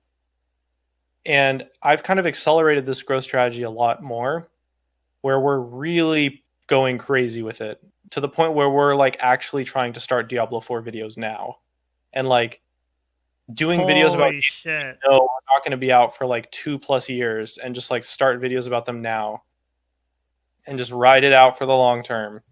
And it doesn't even have to be videos about Diablo 4. You could start videos about Diablo 3 today and just grow as much as you can. Grow as much as you can making Diablo 3 content, even though it's not a super popular game. By the time Diablo 4 is relevant, you'll be in a great spot to pivot. And we all know it's very obvious Diablo 4 is going to explode on YouTube when it comes out. Yeah. Like it's very obvious. Like there is no way it won't. Diablo 3 was absolutely massive. As much as people talk shit about the game or whatever, you have your own thoughts about the game. It is what it is. It's going to have a very relevant viewer base on YouTube. The game is going to suck total ass, but it won't matter. It is going to be an enormously popular game. Yeah, it's not going to be for people like Devin anymore, is really all it is. It's going to be for console players. Like, that's what Diablo is now. It's a console game. But and it also means it's going to have a great CPM too, so I can't wait. I'm using Diablo 4 as an example because we haven't actually started videos for Diablo 4, and realistically, I probably won't have time to start videos for Diablo 4 soon, as much as I would like to start now. We're right now we are very, very hard capped at our new budget, at our new channel limit in terms of budget and finances, as well as like just time and focus. Mm-hmm. So yeah, starting early is a really great way to grow. It's a great way. We try to do it for all of our new channels. One of the reasons why our Valorant channel was so successful was because we started videos before the beta even came out. We literally started before the beta. And we just made videos about like whatever we could do. Like, just 10 fun facts about Valorant, 10 reasons why Valorant's going to be fun to play, like cover news and information. This writer made a post on Reddit about Valorant. Okay, let's make a video about it. And we just did what we could, even though it's not really like the ideal content. And then we just pivot to the ideal content as soon as we can once the beta came out. And then from there, it just was fairly easy to be successful, all things considered. Mm-hmm. The other strategy that we use to grow channels is gateway videos. Gateway videos are very awesome. It's a strategy that's very, very difficult for beginners. It's probably not possible for most people in the chat to grow channels with the kind of gateway videos that we do. But this is how we grew our Apex Legends channel way back in the day. If you go to our Apex Legends channel, look at the older videos. The first video that blew up our channel totally made it blow up like crazy. It's the second upload that you'll see. Even though the first one got a lot of views, the first one only got views because the second video blew up. And it was spending $1,000 on a pack opening. So we spent, it was actually $900 to open 1,000 packs. And at the time, nobody was spending that much for their videos. Everyone was just doing $100 pack openings. So I said, okay, I'm going to do something that's crazy and really insane. $1,000. Let's just do it. It's like the Mr. Beast strategy almost. But it's like, it's a video that's so incredible because number one, it's something that nobody would ever do themselves, so they really want to see what happens in the video. Number two, it's something that no other creator would do because the video is either way too difficult to make or way too expensive. And number three, it's just completely unique. It's very unique. It's super high quality idea, very amazing. And you know what? I made my money back on that video, so I didn't have to spend anything. I made like thousands of dollars on that video, actually. It was totally... But obviously, I spent the money to make that video knowing that it might not pay off. And we've done $1,000 pack... I've done $1,000 pack opening videos that got like 5,000 views. I've done like 3 that got no views. And it sucks, but hey, you know what? The success of that one channel, the success of one channel that grows makes up for all the costs and failures. Mm-hmm. So in the long term, it's definitely worth it. But don't get me wrong, you can make gateway videos without spending a lot of money. Like, you just need a really, really amazing idea. Generally with gateway videos, the harder the video is to make, the better it is. Mm-hmm. Because the less competition there will be, the more incredible the content is, the more unique the idea is. You just want to find something that is a very unique idea, appeals to new viewers very well, to the extent that it's like really, really people want to watch it. And then it's just something no one's done before. And a great way to do that is just by spending a lot of money on a video, but it's possible to do that with just having a really unique idea. Like, we did this with our second Overwatch channel, Wojcicki. When we started that channel, nobody was making videos about the development of Overwatch at all. And so we kind of took our ideas from League of Legends and started making Overwatch videos about them. And it was really hard to make because Overwatch wasn't posting the information. So I remember what I did was I went to the Blizzard campus, toured the campus, and then they had notes on the wall about the characters. And I took pictures from those notes on the wall at the Blizzard physical location. I was allowed to, by the way. Oh, okay. It was the section that they were allowed to show people. Yeah. But it was just like physical notes on the wall that nobody had seen before. And so I took those notes from the physical location and made it into a video. And it got like 1 million views. And I'm not saying you have to go to Blizzard's little campus and take a bunch of secret pictures or whatever. But you did something. The extent of the level that you need to go to make a true gateway video. It's like you really have to push things to the next level. Yeah. And make something that's like very difficult to make. That at the same time is really impressive. Like the fact that it's so difficult to make is what makes it awesome, you know? But that is an example of a gateway video I made without spending $1,000 at least. And yes, to be clear, I never put anything that was behind an NDA in a video ever. There were things that Blizzard showed us that they asked us to keep private, and I did keep them private. I never put those things in a video. The only things I ever put in a video were things that I was approved to. So please don't sue me. But yeah, gateway videos are a great way to grow. Third way is search results. I think we talked about this a lot. Search results are really awesome in gaming. The problem with search results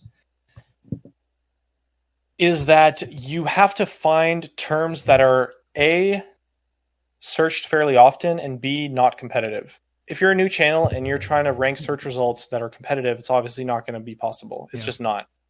One thing that I found works really well is search results based on characters in a game. So for example, with Overwatch, this is how we grew our first ever Overwatch channel. The Overwatch Moments was during the beta of the game, we made a video for every individual hero.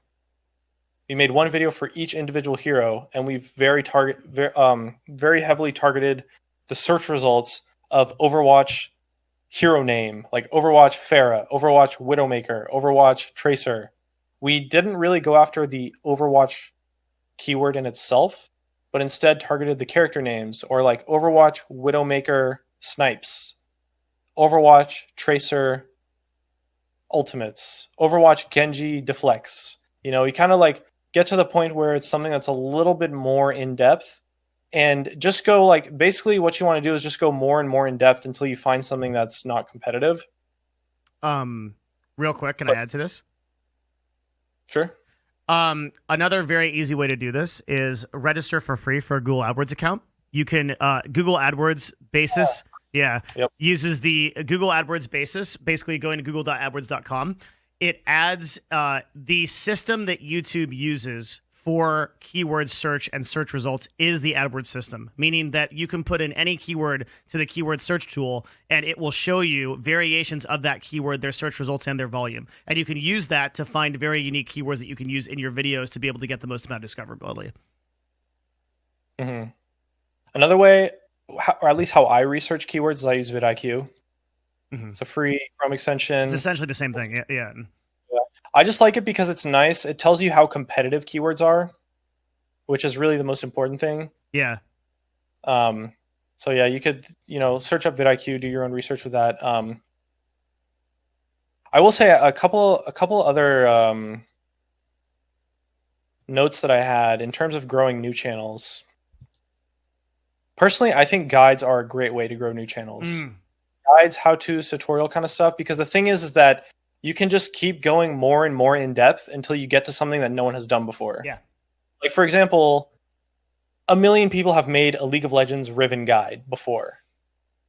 But maybe not that many have made a League of Legends Riven combo guide. Or you could do like a League of Legends Riven combo guide for jungle or something like that. Like eventually you just get to something that's more and more complex, but still has enough of an existing audience to where you can be the only guide on YouTube about how to do a certain thing.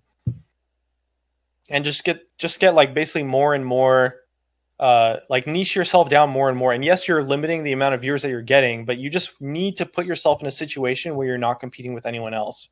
Because when you're a new viewer, you're not going to ever be able to grow by competing with other people unless your content is like astronomically god tier, which it probably isn't if you're a beginner, because you're a beginner. You know, like, let's just be honest here. And that's okay. You know, that's totally fine.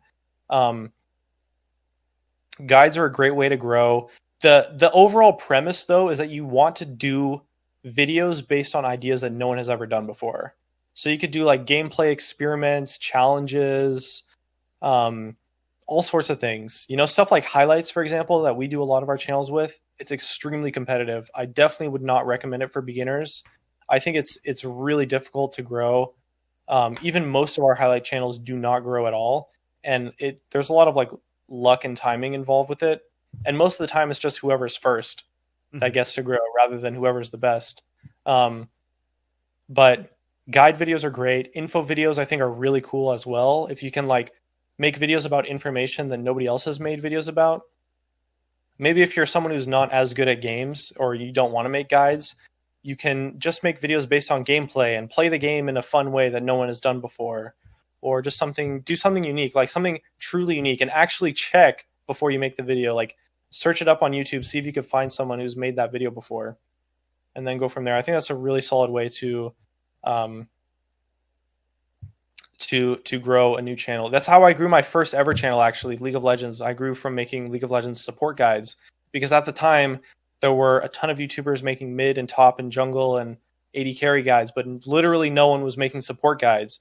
So I thought, okay, I'll become a support main, get really good at playing support, and then make some guides. And then the first ever support guide I posted got like 5,000 views in a week from a channel with like, 60 subscribers or whatever.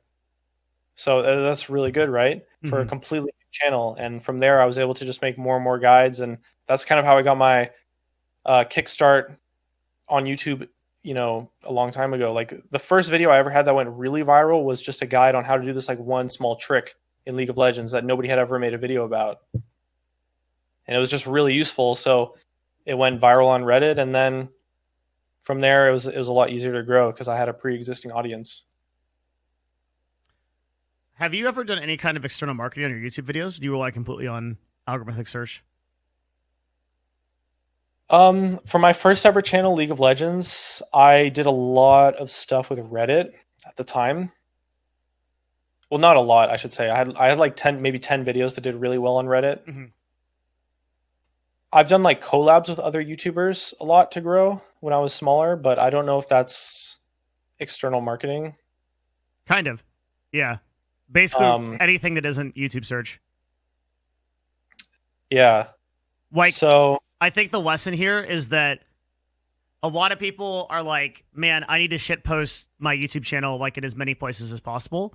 And they're not realizing that the content that they do, if their content is right, their title and thumbnails are right, and you're listening to the strategies, like, and you're like that Jeremy's talking about, and you're getting ideas in your head that are niche and specific and relate to a certain group of people that other people aren't doing, you do not need any other thing to get you to be successful. Literally, YouTube will do the work for you. It wants to do the work for you, right? Because it wants your video to get out there to get to more people. But yeah, and the lesson in that also is like, if you're like even like a sub 100,000 viewer channel, and you're like, something is off about one of those things, it's not like YouTube or like the man holding you down. Ever. Yeah. It's always. Yeah. I guess probably the perspective I can give, at least, is that when I was small and had only one channel, I was kind of just doing whatever I could think of to just try to grow. But nowadays, we do zero external marketing, pretty much. Pretty much zero, I would say. Definitely don't do anything outside of YouTube. We promote our videos across our existing channels a little bit, but even that I'm starting to do less and less of, because I'm finding that it's like, sometimes it's not necessary, and it's not even that beneficial compared to like just getting views naturally anyway. Yeah. Yeah, 100% agree. Man, that's cool. That's really, really helpful. It's probably like one of the most useful things I've seen on growing a small channel in like a short amount of time. Yeah, and if you want more information on that, you can check on my Jeremy B channel to find my way to grow a YouTube channel from nothing. If you want, if you want, it's at 338 right now. I gotta do a little bit of shameless plugs. Yeah, of course, dude. I appreciate it. This talk will be on YouTube, of course. Jeremy, what do you think the title of this YouTube video should be? That's a great question. It is a good question. To think about it a little bit. I have an idea, but brainstorm some ideas. Mm-hmm. We did talk a lot about tips for beginners, so you could do a title similar to like the #1 best way to grow a YouTube channel from nothing. But I feel like that's a topic that way too many people have made videos about already. It's kind of competitive. Okay, do you want me to give you my idea? Sure. That's the Zoomer idea. That's okay. Watch this or click this to grow on YouTube. That'd probably be my Zoomer idea. Yeah. It's not bad, but I think I feel like that. See, the thing is that videos about how to grow on YouTube have been done quite a lot. Yes. So you have to. Yeah, I almost feel like maybe you could also go with like doing something else might be better. I'm not a huge fan of the titles that are like click this video. I feel like it doesn't really work that well in my experience, but have you seen I need to show you this video. Are you capable of watching a video on my stream and like listening to it? Is probably. that technology that you have? There might be an echo because I'm not. That's fine. Wearing headphones. All right, are you ready? Yeah. Okay. Oh, ProZD. Is that the ProZD clickbait video? Yeah. I love this video. This is my favorite video of all time. Headline. Pedro Pascal joins Wonder Woman 2. No, you gotta tickle their balls a little bit. Okay. Game of Thrones actor joins Wonder Woman. Superhero film? Tickle them more. Actor joins film? How about this? You won't believe actor joins film. Why wouldn't they believe an actor would join a film? Wait. You won't believe. You won't believe? Won't believe that doesn't mean anything. Why would 80,000 people shared it on Facebook? I mean, it said I wouldn't believe it. This is the best video of all time. Okay. We're going in with that thinking. The best part of the ending is the best part. Yeah, it is. It always is. I'm trying to think more about like the content of the talk. The #1 business YouTuber, or like something along those lines. Like that's another. Honestly, but I don't know if I would call myself the #1 business YouTuber. Dude, that's like Logan Paul calling himself the fastest man on the planet. You have to, right? Like you are. It's like that kind of. Well, it's your channel, so. Exactly, it's my fault. Yeah. Mm-hmm.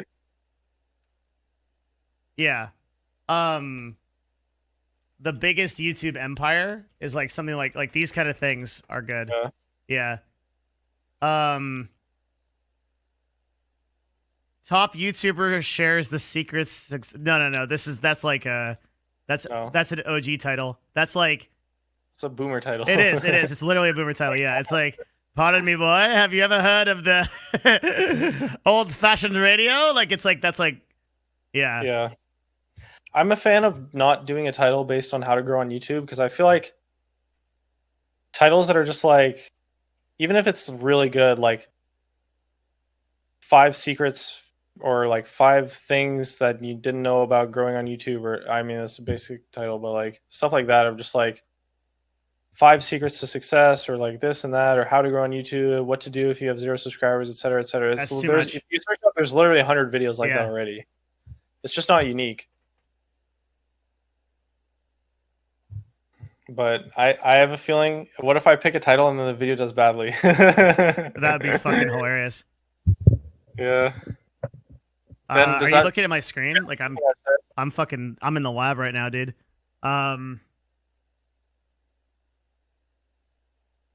Like, I'm a fan of the number one business YouTuber.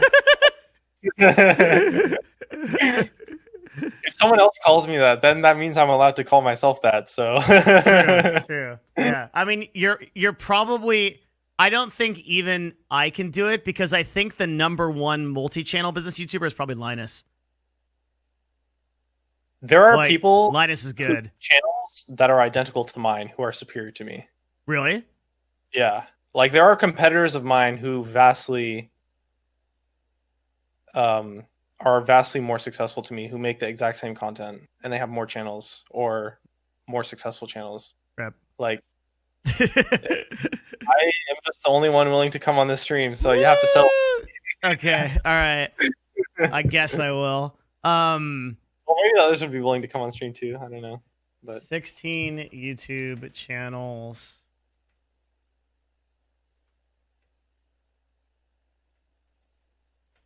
How many millions of views do you have? Hundreds of millions. Total. All channels. I think combined across all channels, probably like 700 now. Yeah. 700 million. Maybe like 1.6 million subscribers. I don't know exactly the number. I haven't actually added it up in a while. I think the biggest YouTube empire, the greatest YouTube empire, 16 YouTube channels is 700 million, capitalized million views is good. If I just say 16 YouTube channels and 700 million views, that's pretty pog. It's like, wow. Is it? I don't know. You're the guy. I honestly feel like it's not a lot, but that's just me. So Wait, what the fuck? 700 million views, I know, is not a lot. To somebody that is a normal worm baby, it is. Nightblue3 deleted 850 million views from his channel. Dude, Nightblue's like some fucking like that guy's like, yeah, like that's 700 million views to a normal worm baby is a shitload. And also, Okay. I could just round up. I'll go to 1 billion. Fuck it. Like, It's not a billion. like it could be. It will be. Exactly. Yeah. So by the time, like, at some point, the video will be true. Yeah. Like, yeah. So the problem that's holding you back is because he has to do this about himself. That's otherwise he'd be full clickbait. We're not able to unlock the full power of Jeremy. Based on the amount of time I spend on the successful channels. So you could do like 700 million views without making any videos. People love that stuff. Oh my god, that's really good. I realized when I was researching finance content is that people really want... Wait, let me pull up my notes for this. Because I want to make sure I actually remember everything. When people look at info videos, there's a very specific genre of things that they want. In terms of like guides for stuff, number 1, how to do it from nothing. Number 2, how to do it very easily. Number 3, how to do it without doing any work whatsoever. Number 4 is that one trick or that one method that they seem to be missing. And number 5 is thoughts on like drama or like news topics. And you can take those 5 ideas and apply it to literally any genre, any YouTube channel based on information for anything.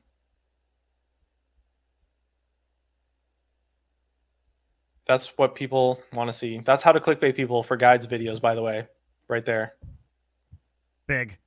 Go with one of those 5 things. 700 million capitalized without making any capitalized videos is very strong. That's probably the strongest title. That's stupidly strong. People will be like, what the fuck? Like, and then they'll be like, they'll have to watch the whole fucking video to figure it out because we only talked about that for like 5 minutes. Yeah, that's really good. Yeah, I think that's probably the title. I think that's the strongest title. Yeah. Like, 700 million views without making any videos is fucking insanely good. One of the videos just fucking gets like 1K views. And Jeremy's like, fuck. Yeah. Okay. No, I think that'll do really well.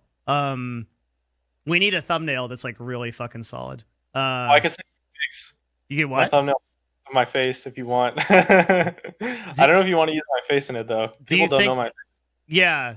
Like we They're need to just use we need to use like Logan Paul. It'd be so fucking troll. Like Yeah, you could use Logan Paul, sure. Logan Paul looking surprised. David Dobrik. Yeah, David Dobrik looking. Okay, this is actually a huge brain. David Dobrik looking at a like white board that says 700 million on it, and he has like an insanely surprised face, like he can't believe it. Something like that's pretty good. That's like sure. That's like next level. See, dude, I'm going full zoomer, dude. I'm zooming. I'm zooming at the speed of light, dude. I'm going full memer. That's funny. Yeah. I think like a zoomer first now. Like I didn't do that before. That's why the first What's that? Embrace the clickbait. Yeah. The first thing I thought about was watch this to grow on YouTube. That's like my first video idea. And previously, like 8 months ago, I would have been like, the #1 best trick to be able to grow a YouTube channel, secrets they're not telling you exposed. Like that would have been like my first idea. But now I'm just like, click this video, idiot. Like that's a title. Like it's like that kind of shit. But you're even bigger brainer than that. 700 million views without making any videos. That's definitely the title. And we need like some big content creator looking like really surprised. Pokimane, like a fucking three-head Pokey Logan Paul Dobrik looking super surprised at like on the left side, and then on the right side is like a viewer number. Fucking ship it and rip it, dude. Clip it and ship it and rip it. It's fucking dunzo. That's gonna get 10 bazillion views. 10 bazillion, wow. Most successful video of all time on YouTube. Well, we'll see, I guess. It beats Gundam Style. I I don't think it'll be Gangnam Style. It will. But not with that attitude. Isn't that the most successful video of all time? Isn't it like Despacito? Is Despacito even better? Yeah, I think so. Gangnam Style was crazy for a really long time. Holy shit! It took like 8 years for anyone to pass Gangnam Style. Oh, Baby Shark! How could you forget about Baby Shark? 6.8 billion. This is the entire planet has watched this video, except for me, I guess. Holy shit! Well, it's just people watch. It's all songs, right? Because people listen to it more than once. Songs is like the only thing that you can actually watch 100 times. Baby Shark has 6.1 billion views? Yeah, Baby Shark's #2. That's so many people have watched that video. Dude, that song slaps.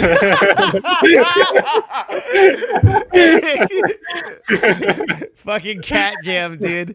My girlfriend and I sing that song to each other before, like, sometimes when we're gaming and it's the end of the night, we sing the "It's the end." It's the, like, we shut off all the lights and like close the door and shit. Like, yeah, because like we sing that song to each other.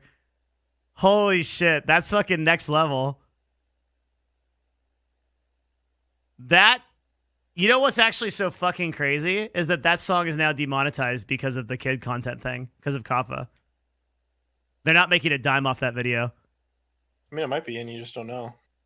Well, any content can't be advertised for kids by YouTube law now, or by.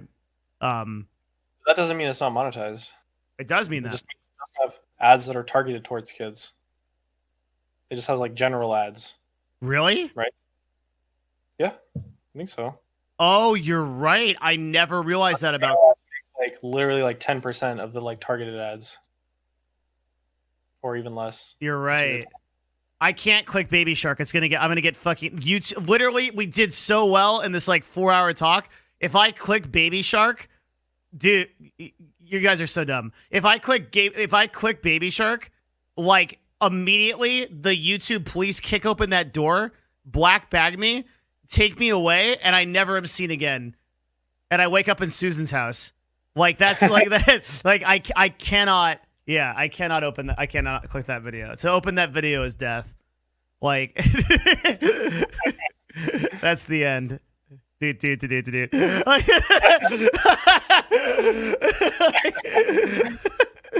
Of this YouTube video after we worked so hard on the title. Gonna get claimed for you singing it. It actually can be. That's yeah. That's actually a thing that can happen.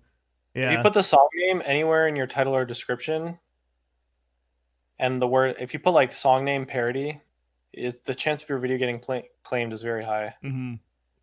My Ludwig video, 4.5 hour video, got claimed for 4 seconds, and the entire video's money went to some dude for like 40K views, and I was like, sweet. Nice. Good memes. Yeah. Do you ever have that problem? Probably not. Yeah, you're like the monetization master. You never get. Yeah. You're very careful with that stuff. I mentioned like one bad word in a Method Esports video, and I immediately got the whole video demonetized, and I was like, neat. And then like I manually reviewed it, and they were like, it's bad. And I'm like, oh, okay, I guess so. My whole video that's about business is... I don't know. No, we don't get any videos that get demonetized, honestly. You have to like know what to avoid, but then I think gaming videos in general are pretty safe, honestly. I think that most videos are safe, and that, dude, my super hot take on YouTube is that like the entire demonetization / like adpocalypse thing is super overblown. Oh yeah, of course. Yeah. It's like absolute peak, and everyone was going crazy. I still only had 2 videos get demonetized. Yeah. In total, out of like 500 at the time. People would have you believe that it was like, it's like the end of YouTube. Like, oh my God, it's going to be over. It's not. YouTubers love to sell the drama and just blow everything out of proportion. Every single update that people ever got mad about on YouTube was like that. Yep. All of them. It's exactly the same for Twitch streamers that are like you'll always notice like when it's so funny, I'll be having this like conversation with some like fucking enormous Twitch streamer. And then like we'll get to the topic of their subs, and they'll be like, "Oh yeah, like I have a few." And it's like, dude, you have 15,000 subs. You're making 75 G's a month, and they're like, "Oh, you know, it could always be a little more." Like they're always like really quiet about it because they're like they try like really hard to like kind of skirt around the issue. Like when you actually do the math behind it, like. I mean, realistically, it's very easy. Well, it's very easy from our perspective to figure out how much a content creator makes. Like, I can look at any YouTube channel and most likely tell you what they're making from ads. Yeah, for sure. Like, it's not going to be completely accurate, obviously, but it'll be like roughly a good estimate. It's harder 100%. To estimate like additional income sources, but even still. No, even still, it's like pretty easy. Yeah, we didn't even get to that. Sponsorships, things like that, like all the other ways you can do it. Yeah. We will have to have a follow-up talk. Oh, of course, always. There will always be. I hope so, dude. I've got an EVOP. I gotta hop up out. Dude, I'm always down to come. Hell yeah. That's good to hear, man. I mean, you are like, I actually have forgotten how much I enjoy these talks. I took and for you guys, there is a special. I've been taking notes this entire conversation. I will be pasting those notes into the new notepad section on our Discord, which is just like a place that's like aggregate notes from my notepad. So on the Discord channel, all of the notes that I have taken, which is, I think, I'm going to look at it right now, 2 pages, will be on there shortly. And also, this will be a YouTube video titled 700 million views without making any videos. And then we're going to do some fucking super hype thumbnail for it. We're going to see how it does. It's going to be amazing. It'll be very good. Jeremy, you look very focused. Yeah, I just found this notepad channel. I didn't realize this existed. Yeah, it's an aggregate of all of the notes that I take on my stream that I copy and paste stuff to. It was requested by viewers, so I do it. Yeah. Well, I'm honored to be a part of it. Of course, man. Part of the stream. It was super, super fun. Always happy to come back. Always love talking to you. Just hanging out. You know. Same. Hopefully someday I could come hang out in Seattle. Maybe that'd be fun, or just see you at conventions and stuff. In the future. The convention game is like I don't Yeah, know. convention's not for a while, but I don't know. Well, even if it is not, I think I'm like, I think I'm like mostly done. So I would love for you to come to Seattle anytime. You are most I'll welcome. definitely keep that in mind. Yeah, I will take you on a grand tour. Chen would Yeah, love to my see you again. grandparents actually live in Vancouver, so I could totally Hop over. go to my grandparents and then come hang out or something like Are that. you still based out of SF? LA? LA. Wait. LA, yeah. Yeah, I'm dumb. Sorry. Yeah, yeah, LA. my Yeah. parents live in yeah. Yeah. Like, you're still based out of LA? Yep. Yeah. Okay. I mean, I'm sure I will probably have more excuses to come down to LA once the COVID thing is like through than like, Sure. yeah, because I'm usually there for various Yeah. reasons. I do really like Seattle though, so I definitely would see myself like going there. Dude, come That's check it out. We'll have like a day. It'd be really fun. Yeah, yeah. I want to do that again. Yeah. Yeah. Then I learn the real secret strats. Yeah. Yeah. The secrets that I don't talk about on stream, which there is definitely a lot, by the way, but Yeah, we could have an offline conversation in a bit. I'd like to do that too. I think for me, like, I'm very comfortable talking about something once I've already been successful at it. Mhm. But like, I don't want to talk about something that's in progress because first off, I don't know if it's going to work or if it's good advice. Mhm. And second off, like, you know, some of the things I try are like really crazy or like really weird. So it's not something that I want other people to copy, I guess, really, you know? Yeah, because you don't want people to.